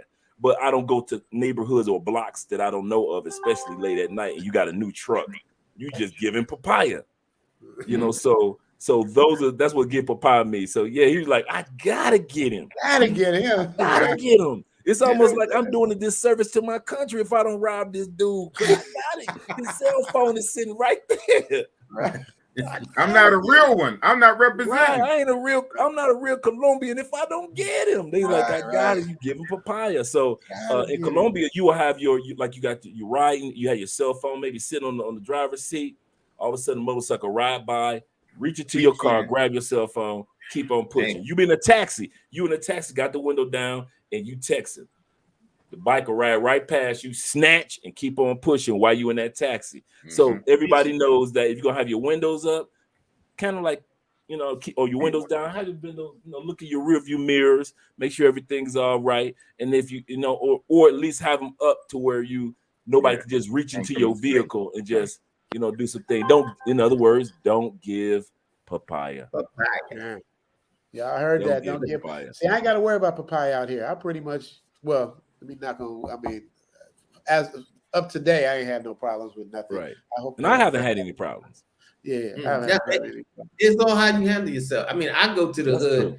Like there's a couple of bars that I like going to hanging out, but it's daytime. Like I'll get over there 2 in the afternoon, and by 5 o'clock, I'm out. My car is parked like right there in front. So I'll do something like that. But pretty much I've been going to those same little hood spots, man, where the bartender, the people, they look out for me, man. I know one time, I guess this guy was trying to get me, and the guy that owned the bar, man, he went up to the dude. I don't know what he said in Spanish, but I know he was grabbing that motherfucker. He was, throwing him outside. He was like, hey, that dude, don't let him come around you. And, so, and when you treat people, the thing is, man, it's how you treat people. When you treat people with respect, I'm telling you, man, they're going to show you nothing but love. They're going to show you love. But, you can't be scared to do anything, but keep your sense. Like I said, I may roll up in there too, but by 5, I'm out. I'm out. And speaking of respect, I don't know if you took this in, OG, a.k.a. the Fonz, a.k.a. the General. We got Thailand, we got Dominican, we got Oakland, we got Texas, we got DC and Colombia all in one shot, yo. Come on, man. Oh yeah. All brothers. Come All on, brothers man. doing positive things too, man. I mean, the gravity of that is just like it blows my mind, bro. Yeah, but see, that's the thing, man. Like I tell people, man, you know, like people think you come down here for the females, and I said, listen, you know, it's ubiquitous. Females is ubiquitous, as it is in Thailand. They're everywhere. I said the camaraderie. I can sit and meet people, man, I've never met, but because they got that mindset, that passport. Well, listen, man, I ain't really trying to, get with all this bullshit of the U.S. Man, you sit there and you talk with your brothers and you talk for like hours and you feel like, man, I've been knowing this cat for 20 years and you've been and you just met him 2 hours ago. You know, even there's some things, man, you know, that big boss man said, I don't agree with, but I respect to say, big boss, what'd you say? He'll tell me, General, blah, blah, blah. I'm like, cool. We roll on to the next subject. That don't make me dislike him because we're not monolithic. You know what I'm saying? We're not doing that to hip. But you know, but our spirit is the same. It's the exact same. It's the exact same. And you rolling with brothers, man. Like I said, that camaraderie, man, that you can't get. The only other time I felt is when I was in the military. You know, you in the military, you feel that certain camaraderie with people, man. And traveling, and when you get together with people like yourself, Richard Mack, Andre, Big Boss, Big Bass, Tony, people who have passports, it's a whole nother conversation that y'all talking about, man. Right. It ain't that same crap that you're talking about in the U.S. And a lot of times, man, I don't hear sports come up. And there's even conversations, man, where, you know, I've had conversations with brothers, man, and we start talking about, they start educating me on crypto. Different type of investments come out. Yo, man, have you heard this? I mean, just trying to educate brothers, make them think about their bottom line more. Like I said, with my channel, I try to tell people, man, listen, you can open up a bank account. People think you can't open up a bank account overseas. You can buy property overseas. You can do all this shit. You know, the world is your oyster. Stop thinking it's only for white people. Stop thinking it, man. And it's cool, man, when you get together in a forum like this of good brothers, man, and you can share your stories and other people listen, man. Honestly, that's what sets the stage, man, because people like, well, damn, if he could do it, hold on, he's doing it. Oh, hell, I can do that shit myself. Yes, you can. So every time somebody talk to me, man, I thought about a YouTube channel. I said, why not? Why not start it? Why not do it? Whatever you the subject matter expert on. Time for it. Yeah, if you're a subject matter expert on selling pet rocks, do it. So man, but I enjoy it. But like I said, for me, it's about the camaraderie. Ain't it? You know, like I said, the ladies are ubiquitous. They're everywhere. I can't go nowhere in Dominican Republic without seeing fine women. But after a while, you don't even turn. You know, like it used to. You don't see them no more. Yeah. Now it's like, and people and brothers that come out and say, man, you ain't turn around, look at that. I said, brother, there's like 5 more in front of you. Come on. You know, hey, that's turn no more after a while. Yeah, that's what my boy told me. The ones that went to the DR. I was just saying, man, he was like, when they got to the airport, because they stayed at a mansion, to the point where they had a driver with an AK that used to drive them through the village, I guess, to get to wherever, you know, to the different spots during that time. But I mean, he was like, it's so many fine women here. He said, DC, this is a far cry from not to say it's not any beautiful women, of course, you know, in DC and in the States. But he was just like, man, and you know, just kind of piggybacking on Richie resumed to Thailand. And you know, it's just about expanding our horizons, because a lot of us that come from the city, like, you know, I was born in a lower middle class area. You know, I went to public school, you know, well, I did go to Catholic school for high school, but at the same time, it was in the hood. The Catholic school I was in was in the hood, and it was people from all walks of DC that had been locked up. That, I mean, a lot of different things. It's just that, you know, their parents wanted a better way for them. But it's all about, you know, getting outside of your area, you know, and trying to find, you know, somebody that, you know, that's like-minded, that, you know, can present opportunities and things like that. And again, just piggybacking on what Richie is doing and what all you guys are doing. I'm not a YouTuber. See, that's the thing. I'm a business guy. So, I'm kind of like the middleman that kind of, grabs his hand and makes it happen. So I'm a little different than a lot of you guys in that regard. But in terms of the cultivation and in terms of the connectivity, I'm all about that. And, and really expanding your horizons and getting outside of what whatever your 4-corner block is or whatever your quote unquote hood is, that's what it's all about. And I think that's where us as Black men in particular, in a lot of ways, especially like the younger ones that are, I'm sure that are younger than us, they're just so used to what they know in their general area. They don't even have, I don't want to say they don't have the presence of mind to think outside, but they're so conditioned.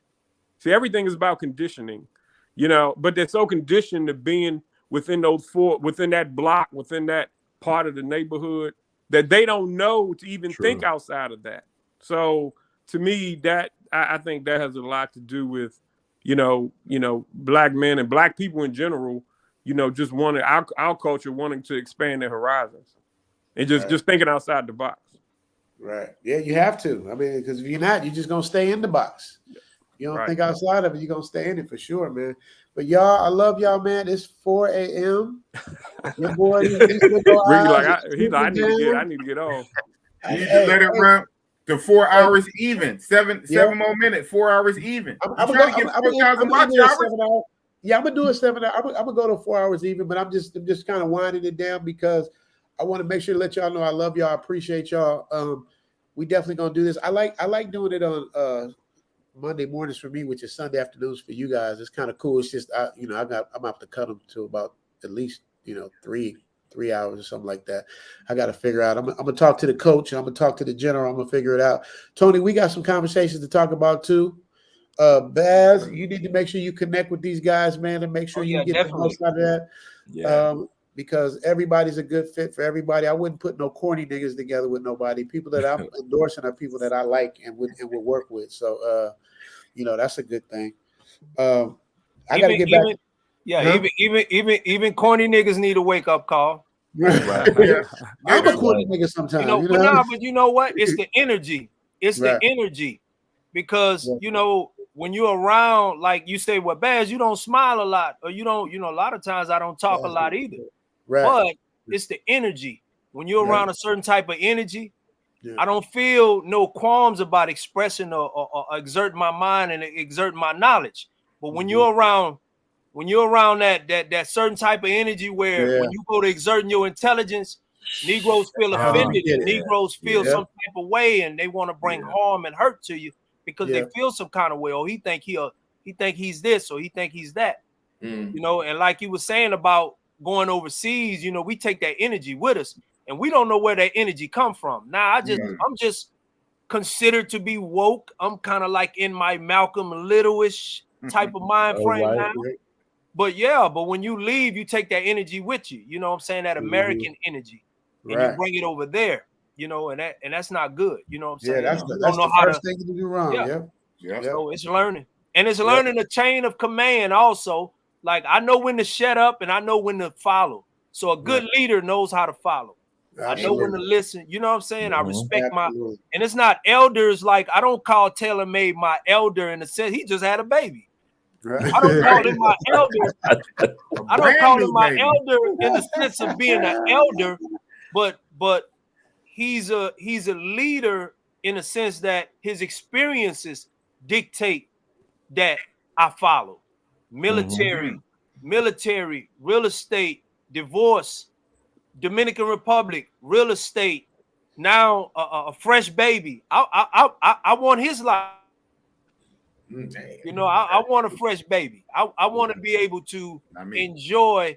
Instead of sitting here in the hood with a mask on your face every time you drive by because you don't know who gonna test you or what's gonna happen or who gonna violate.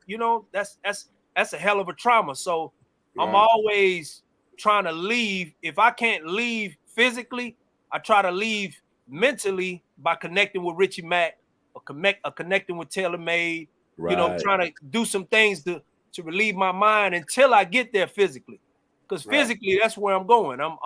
I definitely don't want to pass away here in America. I don't.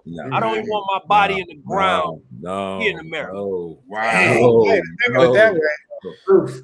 Wow. Yeah, I said. How you feel about that? Yeah. I know I once said that, and I've said this a few times. I said if I was to die in the United States, me and God would have to have a long talk when I get there. We had to, you ain't had no other place for me to die, Lord. You had to let me die in the States. Really? We had 7 continents that you put on this planet.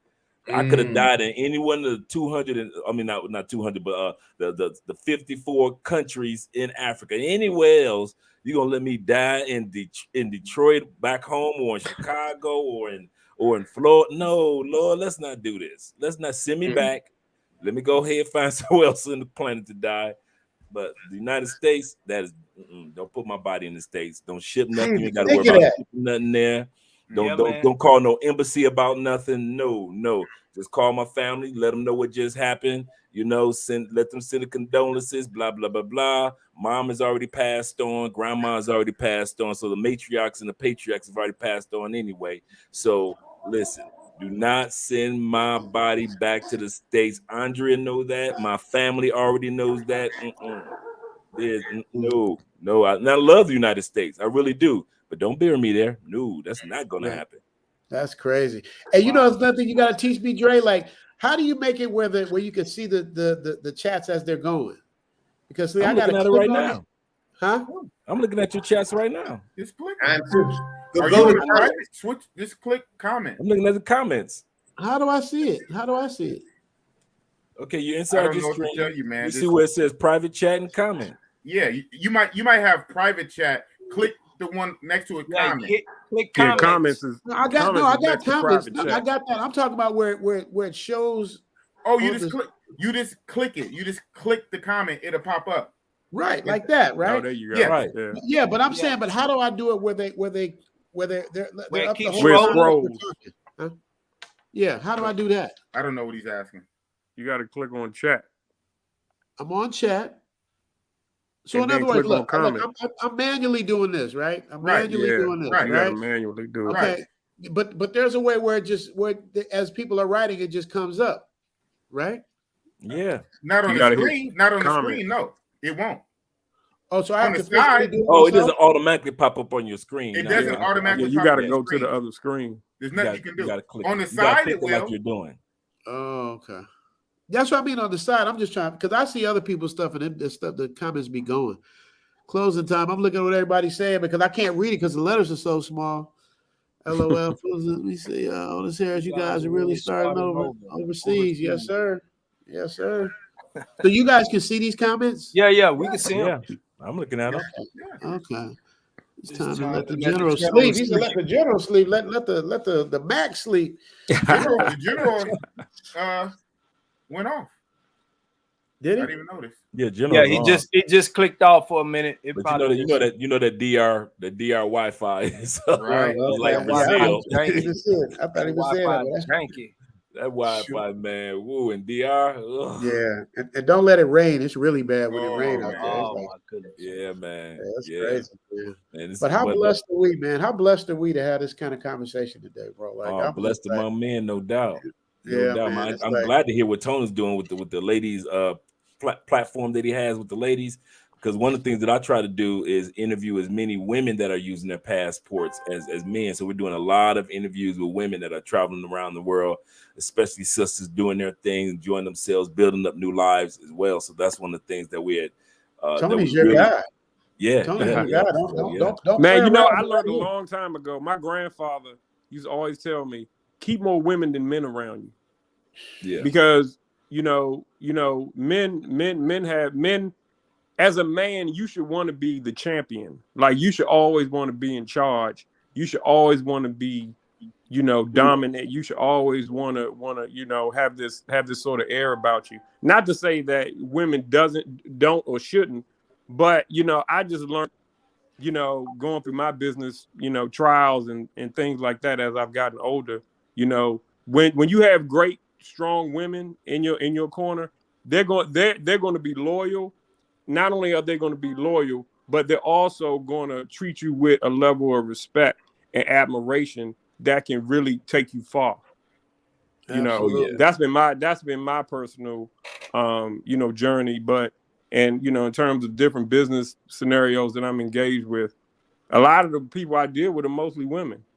Right. You know, I don't, you know, and it's not against you brothers, but, you know, you know, a lot of the different endeavors I'm engaged in, I'm just around a lot of women, and they've helped to anchor a lot of the different situations that I'm involved with as well, you know, to be successful and to grow, you know. Speaking of and women, you know, and so I've always had the Go ahead. mindset I want to empower women. That's why, you know, with my show, you know, I try to do that. You know, I try to give my you know, the ladies that host my show, you know, empower them, give them a strong voice as strong Black women who have children, you know, real women, you know, and are going through things, you know, and that's why I call my show Illustrate Radio, because it's about illustrating who you are and not holding any cut cards, not holding any punches, and just giving it raw, you know. So, and when Richie came on, they gave it to him raw. They gave it to me, but I handled it. It was all good. But speaking of ladies empowerment, y'all give a shout out to Gail at Night, man. Gail at the Night Southern is like Belle. the best. Gail at Night is the best. It is, yes, man.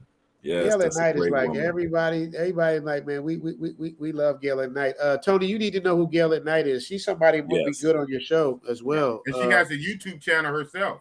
Yeah. Y'all sub it. Gail at Night, drop your link, Gail. I thought you were gone. She told me she was in the car or something. She's still working, man. Gail don't play. Now I'm gonna put a name up, and I don't want nobody to talk except for Big Boss. Watch what happens. Y'all ready? 1, 2, 3. Oh man. Shout out to Keith Jenkins, man. He's a #1 supporter. Last night on my stream, he dropped a what?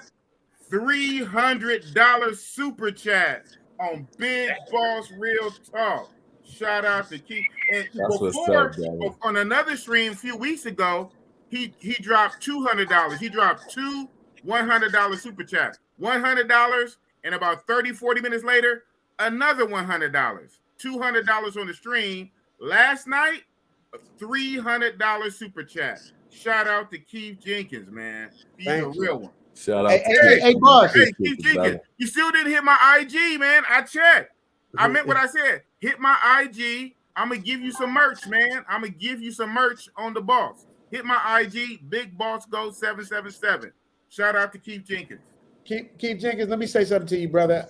My channel's not monetized, so I don't care. I can't get no super chats on this, brother, but it's people like you that really like help people like us, bro, because people don't understand, man, how we doing this stuff, and we need the support. And the way you dropping stuff on people like him, like most people to do that, like me, I'll go on lead attorneys and drop something big because I know lead attorney got a bunch of eyeballs, and I know it's almost like a commercial. I look at it like a commercial. That's how I work it out, because I know he's going to speak the truth. He's going to say some nice things. I got a little commercial out of that. But you did that for Big Boss, dropping money like that, dude. It's just like amazing, bro. Like it's just amazing that you got a heart of gold like that, man. I appreciate you for him. So that's why I didn't want to say nothing. I just wanted to just say the name and let it is. But Keith Jenkins, you are appreciated, brother. Thank you so much. Make sure to drop by my other guys' channels. I don't know if you know about Andre and Andrea. I know you know about the General, aka the Fonz. You know, I know you know about Big Baz, like all these people, man. They're good people. So you guys, not just for a super chat, just because of the kind of person he is. Like, who does that? Who has money to just do? And I'm sure he like Big Boss. This is what I mean, boss, about how God works. Boss, you mind if I tell him what you do for a living? Go ahead, man. Go ahead. Boss is a fucking security guard. And I'm not saying that to downplay security guards. I'm saying it to say, how much money does a security guard make, right? Boss comes on my streams and drops $50 super chats, $100 super chats, money that I know he don't really have. But look at what you did, boss. The times you did that for me, Keith Jenkins just blessed it right back to you. That's how Amen. That's how it works. You know what I mean? Because I give boss back. I give back. But I can't drop like boss be dropping. Drop boss. I ain't even got my super chat money yet. But I'm talking on my other channel. I'm not talking out of two sides of my mouth. I'm talking on Richie Mack. I don't have no super chat action.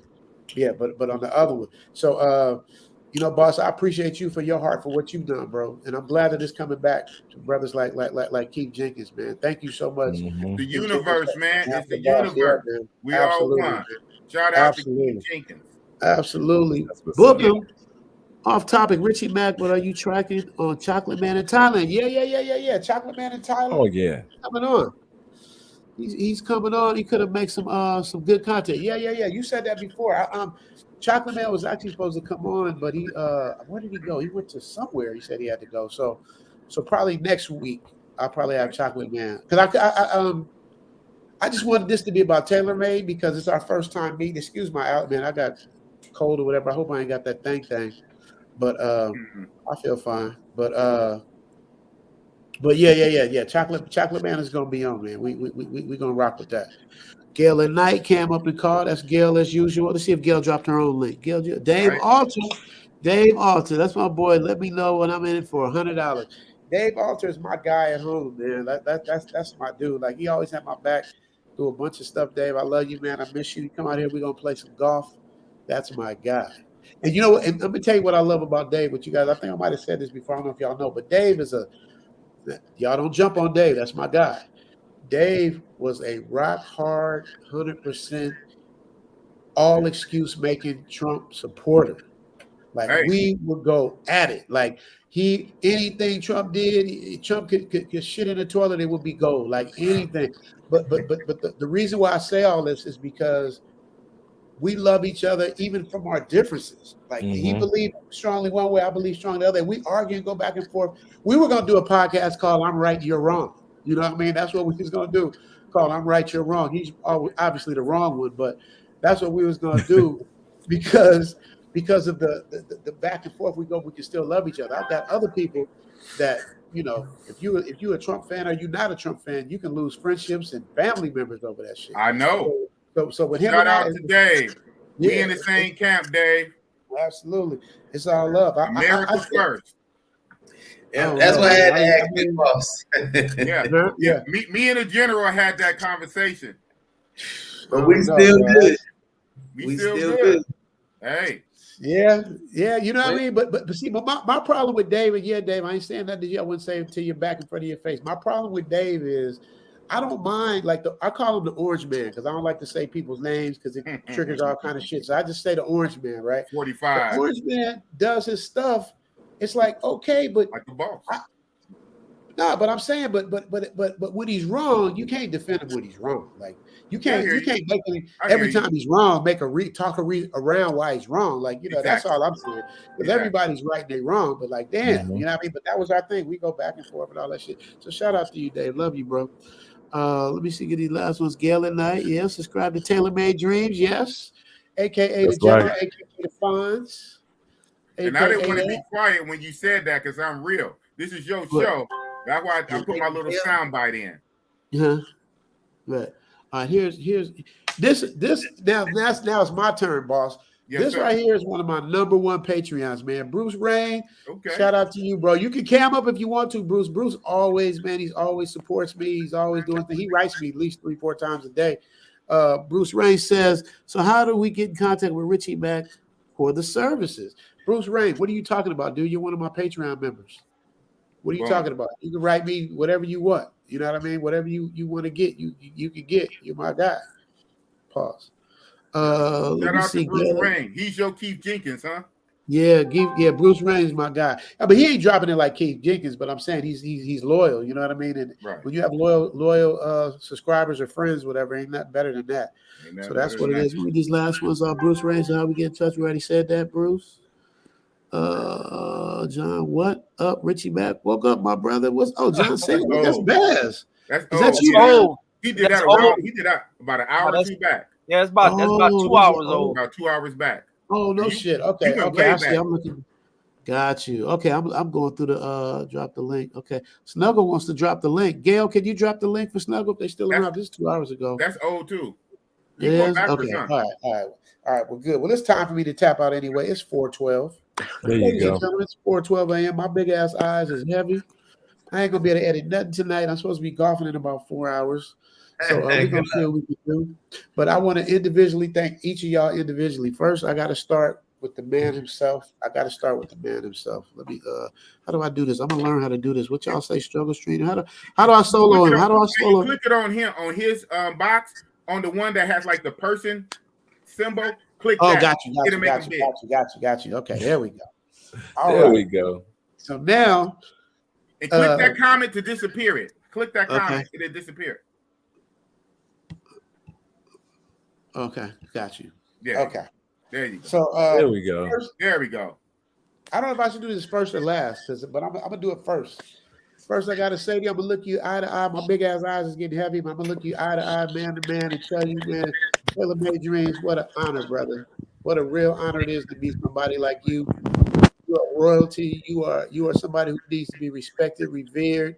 We're gonna appreciate you when we move on to the next phase of whatever happens after this. People are gonna look back at your work. They're gonna look back at what you said. They're gonna know how great you were and are, brother. So I appreciate you. Nothing I wouldn't do for you, brother.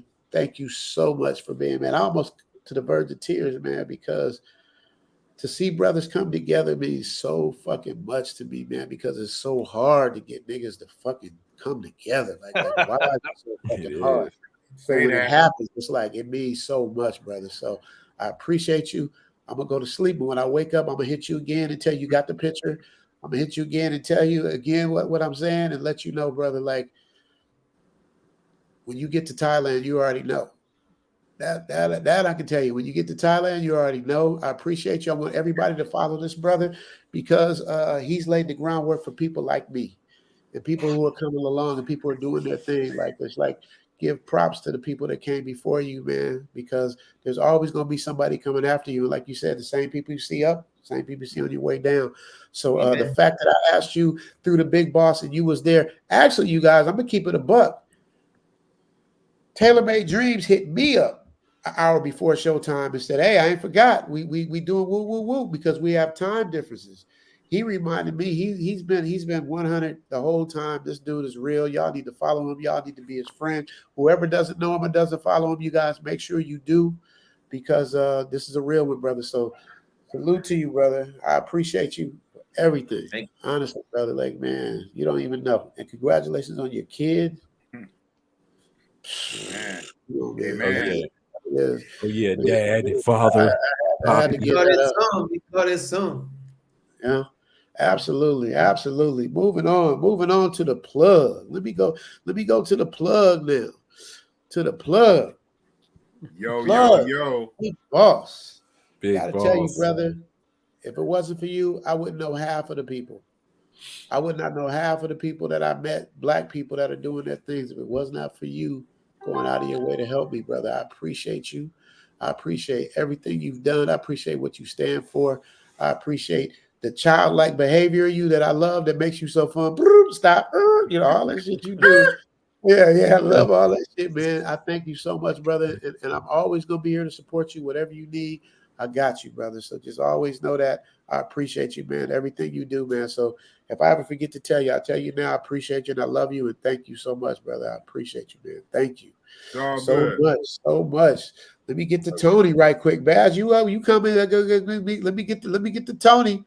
Tony Montana. Let me get to Tony Montana. Tony looked just like my boy Dutch, my boy who produced We Be Clubbing. My boy Dutch. Okay. I wish he would have came when you see Dutch. Is that a good thing, Richie? No, just. I mean, hey, I'm saying y'all look alike. Dutch was a lady killer. He's Dutch. That's a good thing. He produced We Be Clubbing by Cube. He produced How Deep Is Your Love, Drew Hill. Oh wow. He had a nice little run. Good dude. It's my dude, man. That's what I'm saying. But it ain't about Dutch right now. It's about you, Tony. I want to tell you, man. Thank you, brother, so much for just connecting with me. You know what I mean? Like connecting with me, being the solid brother who you were. You never gave up because when you came and wanted me to do your show, that's when everything was crazy. And I was like, everything was viral and I didn't have time. Like I was just trying to catch up on what was going on. I'm like, I couldn't understand what everybody was tripping on. I'm like, I always been doing this. Right. So through that, you stayed with me, you held me up, you supported me, and you also helped give me the idea to give back to others. and help other people do their thing. And that's what you did. And I appreciate you for that, man. Like who you are and what you stand for. And hopefully we can all connect and you can use our resources. We can use yours and we can do stuff. Nobody gets taken advantage of. Everybody is all love. I appreciate you bringing me on your channel.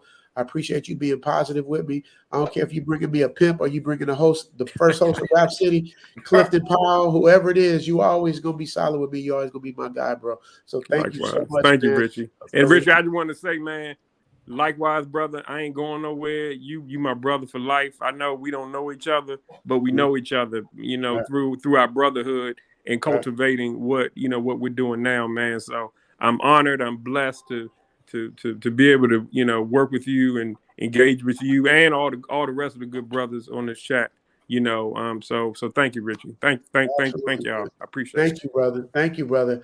Now I gotta move on to Baz. Big Baz. Let me holler at you for a minute, brother. Let me say something to you. You have been through the prison system. You have been through, I don't mean to tell your business. I'm saying I'm saying it in a way of love. I'm saying you've been through hell and back. You've you know the funny style shit that goes on in the music business. I ain't got to tell you. I know the brothers that you've messed with. I know who you speak on, who you don't speak on, and you've been through all the funny stylists. You've been through the D-row. You've been through a bunch of stuff, and you maintain to be the person who you are, man. I'm so honored that you would even send and bless me with the talent that you have and the talent that you've given to bless me and my channel to make it better. You help my shit go to a different level because of what your talent is and what you bring to my channel, what you're going to bring to other people's channel and other people. I watched what you just did with Boss's thing. Just boom. It was just like that. I was jealous, to be honest with you. I'm like, damn, he did that for Boss that quick. He turned that around. I was like, man. So you're a blessing. You're a godsend. You've never complained. You've never asked me for a dime. You've never bugged me. You've never anything been other than fell in line as somebody that's a part of the family and did everything. And so, brother, I appreciate you. A solid. You're a real one. You somebody who just a blessing came out of nowhere. Literally, it just dropped out of nowhere. If you look at the first time you did something, I'm like, this Big Baz blessed me with this track, so I'm about to cut it up. That was my way of saying, you gave me your talent, I'm giving you back mine. And hopefully, I know big things will come from this for us, for you and me, for everybody else. We're going to do some big things, brother. I appreciate you. You my friend now, like that. Who is that? I think the comedian said, man, I love you, and there ain't nothing you can do about it. So that is, brother. So thank you. Same here. Absolutely, man. So had to say that. Let me go. Let me see. I think we at the end. I got one more to get to. I got one more to get. You know who it is, ladies and gentlemen. The coach. All right. Let me get this to the coach. You have been one of the realest people I've ever met off bat. Me and you became like immediately. Immediately. And what I love about you, Dre, is like you're going to be with me through the good times or the bad times. We had a little bump with the situation. You know what I mean? I always bring it up. Small, man. But I felt bad because I should have been more proactive. So I got to take my shit. How do you ever improve if you don't take your shit? So the person who you are, bro, it just exemplifies everything everything represents of what it is, what we're doing, what we're trying to do, who you are. There's not been one time I've had a live stream you ain't came on. It hasn't been one time I've had a live stream you haven't added something to the channel. It hasn't been one time you've done things and sent shit to me and I wasn't there. I was either asleep or I was editing. I'll come back and make a comment later on. I'll try to send a super chat to show you I love you, but I can't even come close to what you've done as a human being for me, for Ace, for everybody.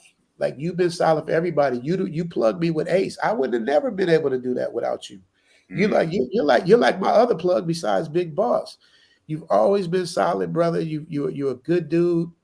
I'm glad you're on my team. I'm glad that I have somebody like you on my team because I don't know what I'd do without you. Like some of the things that you say and help me through, and we ain't even scratched the surface yet of what our friendship is going to go to. Mm-hmm. So, I just got to tell you, brother, I love you, man. Thank you so much, Dre. Love you too, brother.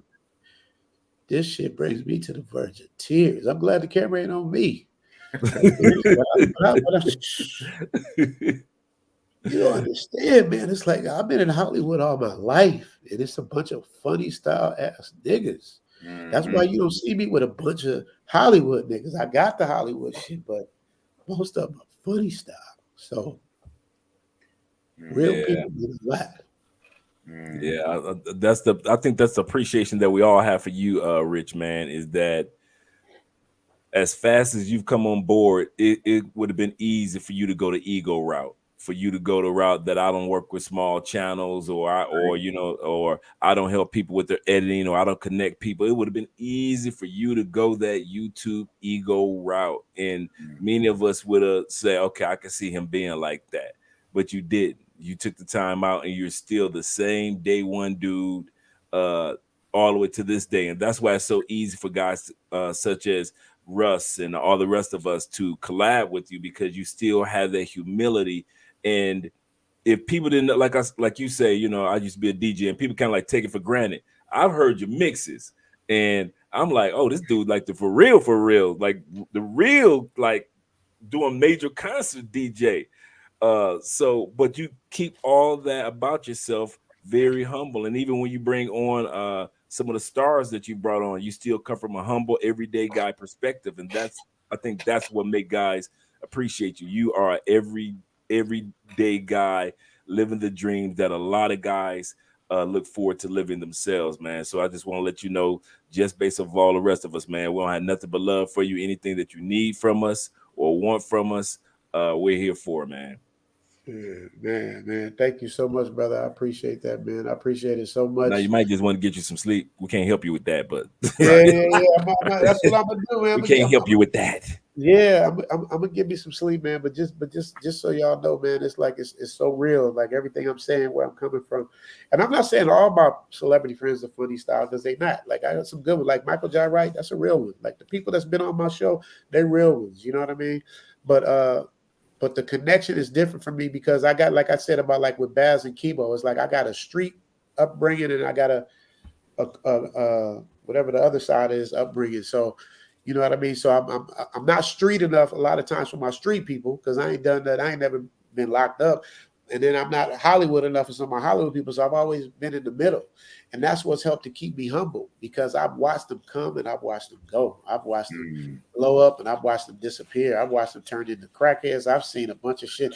So one thing I learned, man, is like, easy as you can get it taken away. So it keeps me humble. You know what I mean? So when y'all say this stuff, and like I said, editing and all that stuff, I love it. But it's like, man, you know, all that shit can be taken away. YouTube can just say, we ain't messing with you no more. We out of here. Then what? You know what I mean? So I believe even outside of the YouTube world, you guys are still going to be solid individuals in my life and friends and shit. So that's what means the most to me. So, you know, I just really appreciate you guys, man. Hopefully, man, we can do this every week, man. I know it's a big love fest, but I'm all about love, bro. That's what I'm telling you. That's just what it's about. You win with love for me. So, you know what I mean? So y'all, next week, man, we're going to do it again. And I hope I'm going to see y'all next week. If not, just support and just drop in and say, what's up? And we going to do what it do, baby. So just make sure y'all, you know, just pass my information. You welcome. Any brother on the panel, you welcome. Big Boss got to give it to Taylor, or Taylor got to give it to Andre or Tony or whoever. Go. Yeah, likewise. Pass my number along. Yeah, absolutely. Yeah. And everybody's solid. And what was I gonna say? I was gonna say I got to bring it all the way back to the general, aka the Fonz. You the reason why we're here. You my first guest on my first live. I appreciate you, because of Big Boss there, because of Dre, because of Tony, because of Baz. We all here together doing one thing. And once again, man, it's Thailand, Colombia, Dominican Republic, Washington, D.C., Oakland, California, and Houston, Texas, lined up for 3 hours, man. You can't get no better than that, man. So shout out to y'all. Love y'all. Appreciate y'all. And we about to be up out this beat. How do you do? Oh, I gotta hit the end broadcast button. So I hit it the first time. I just hit the first time. You gotta hit it again. I know, but I'm gonna make sure I salute to y'all, man. Peace and love to y'all. Love y'all. And I'll catch y'all on the next one. And that's real talk.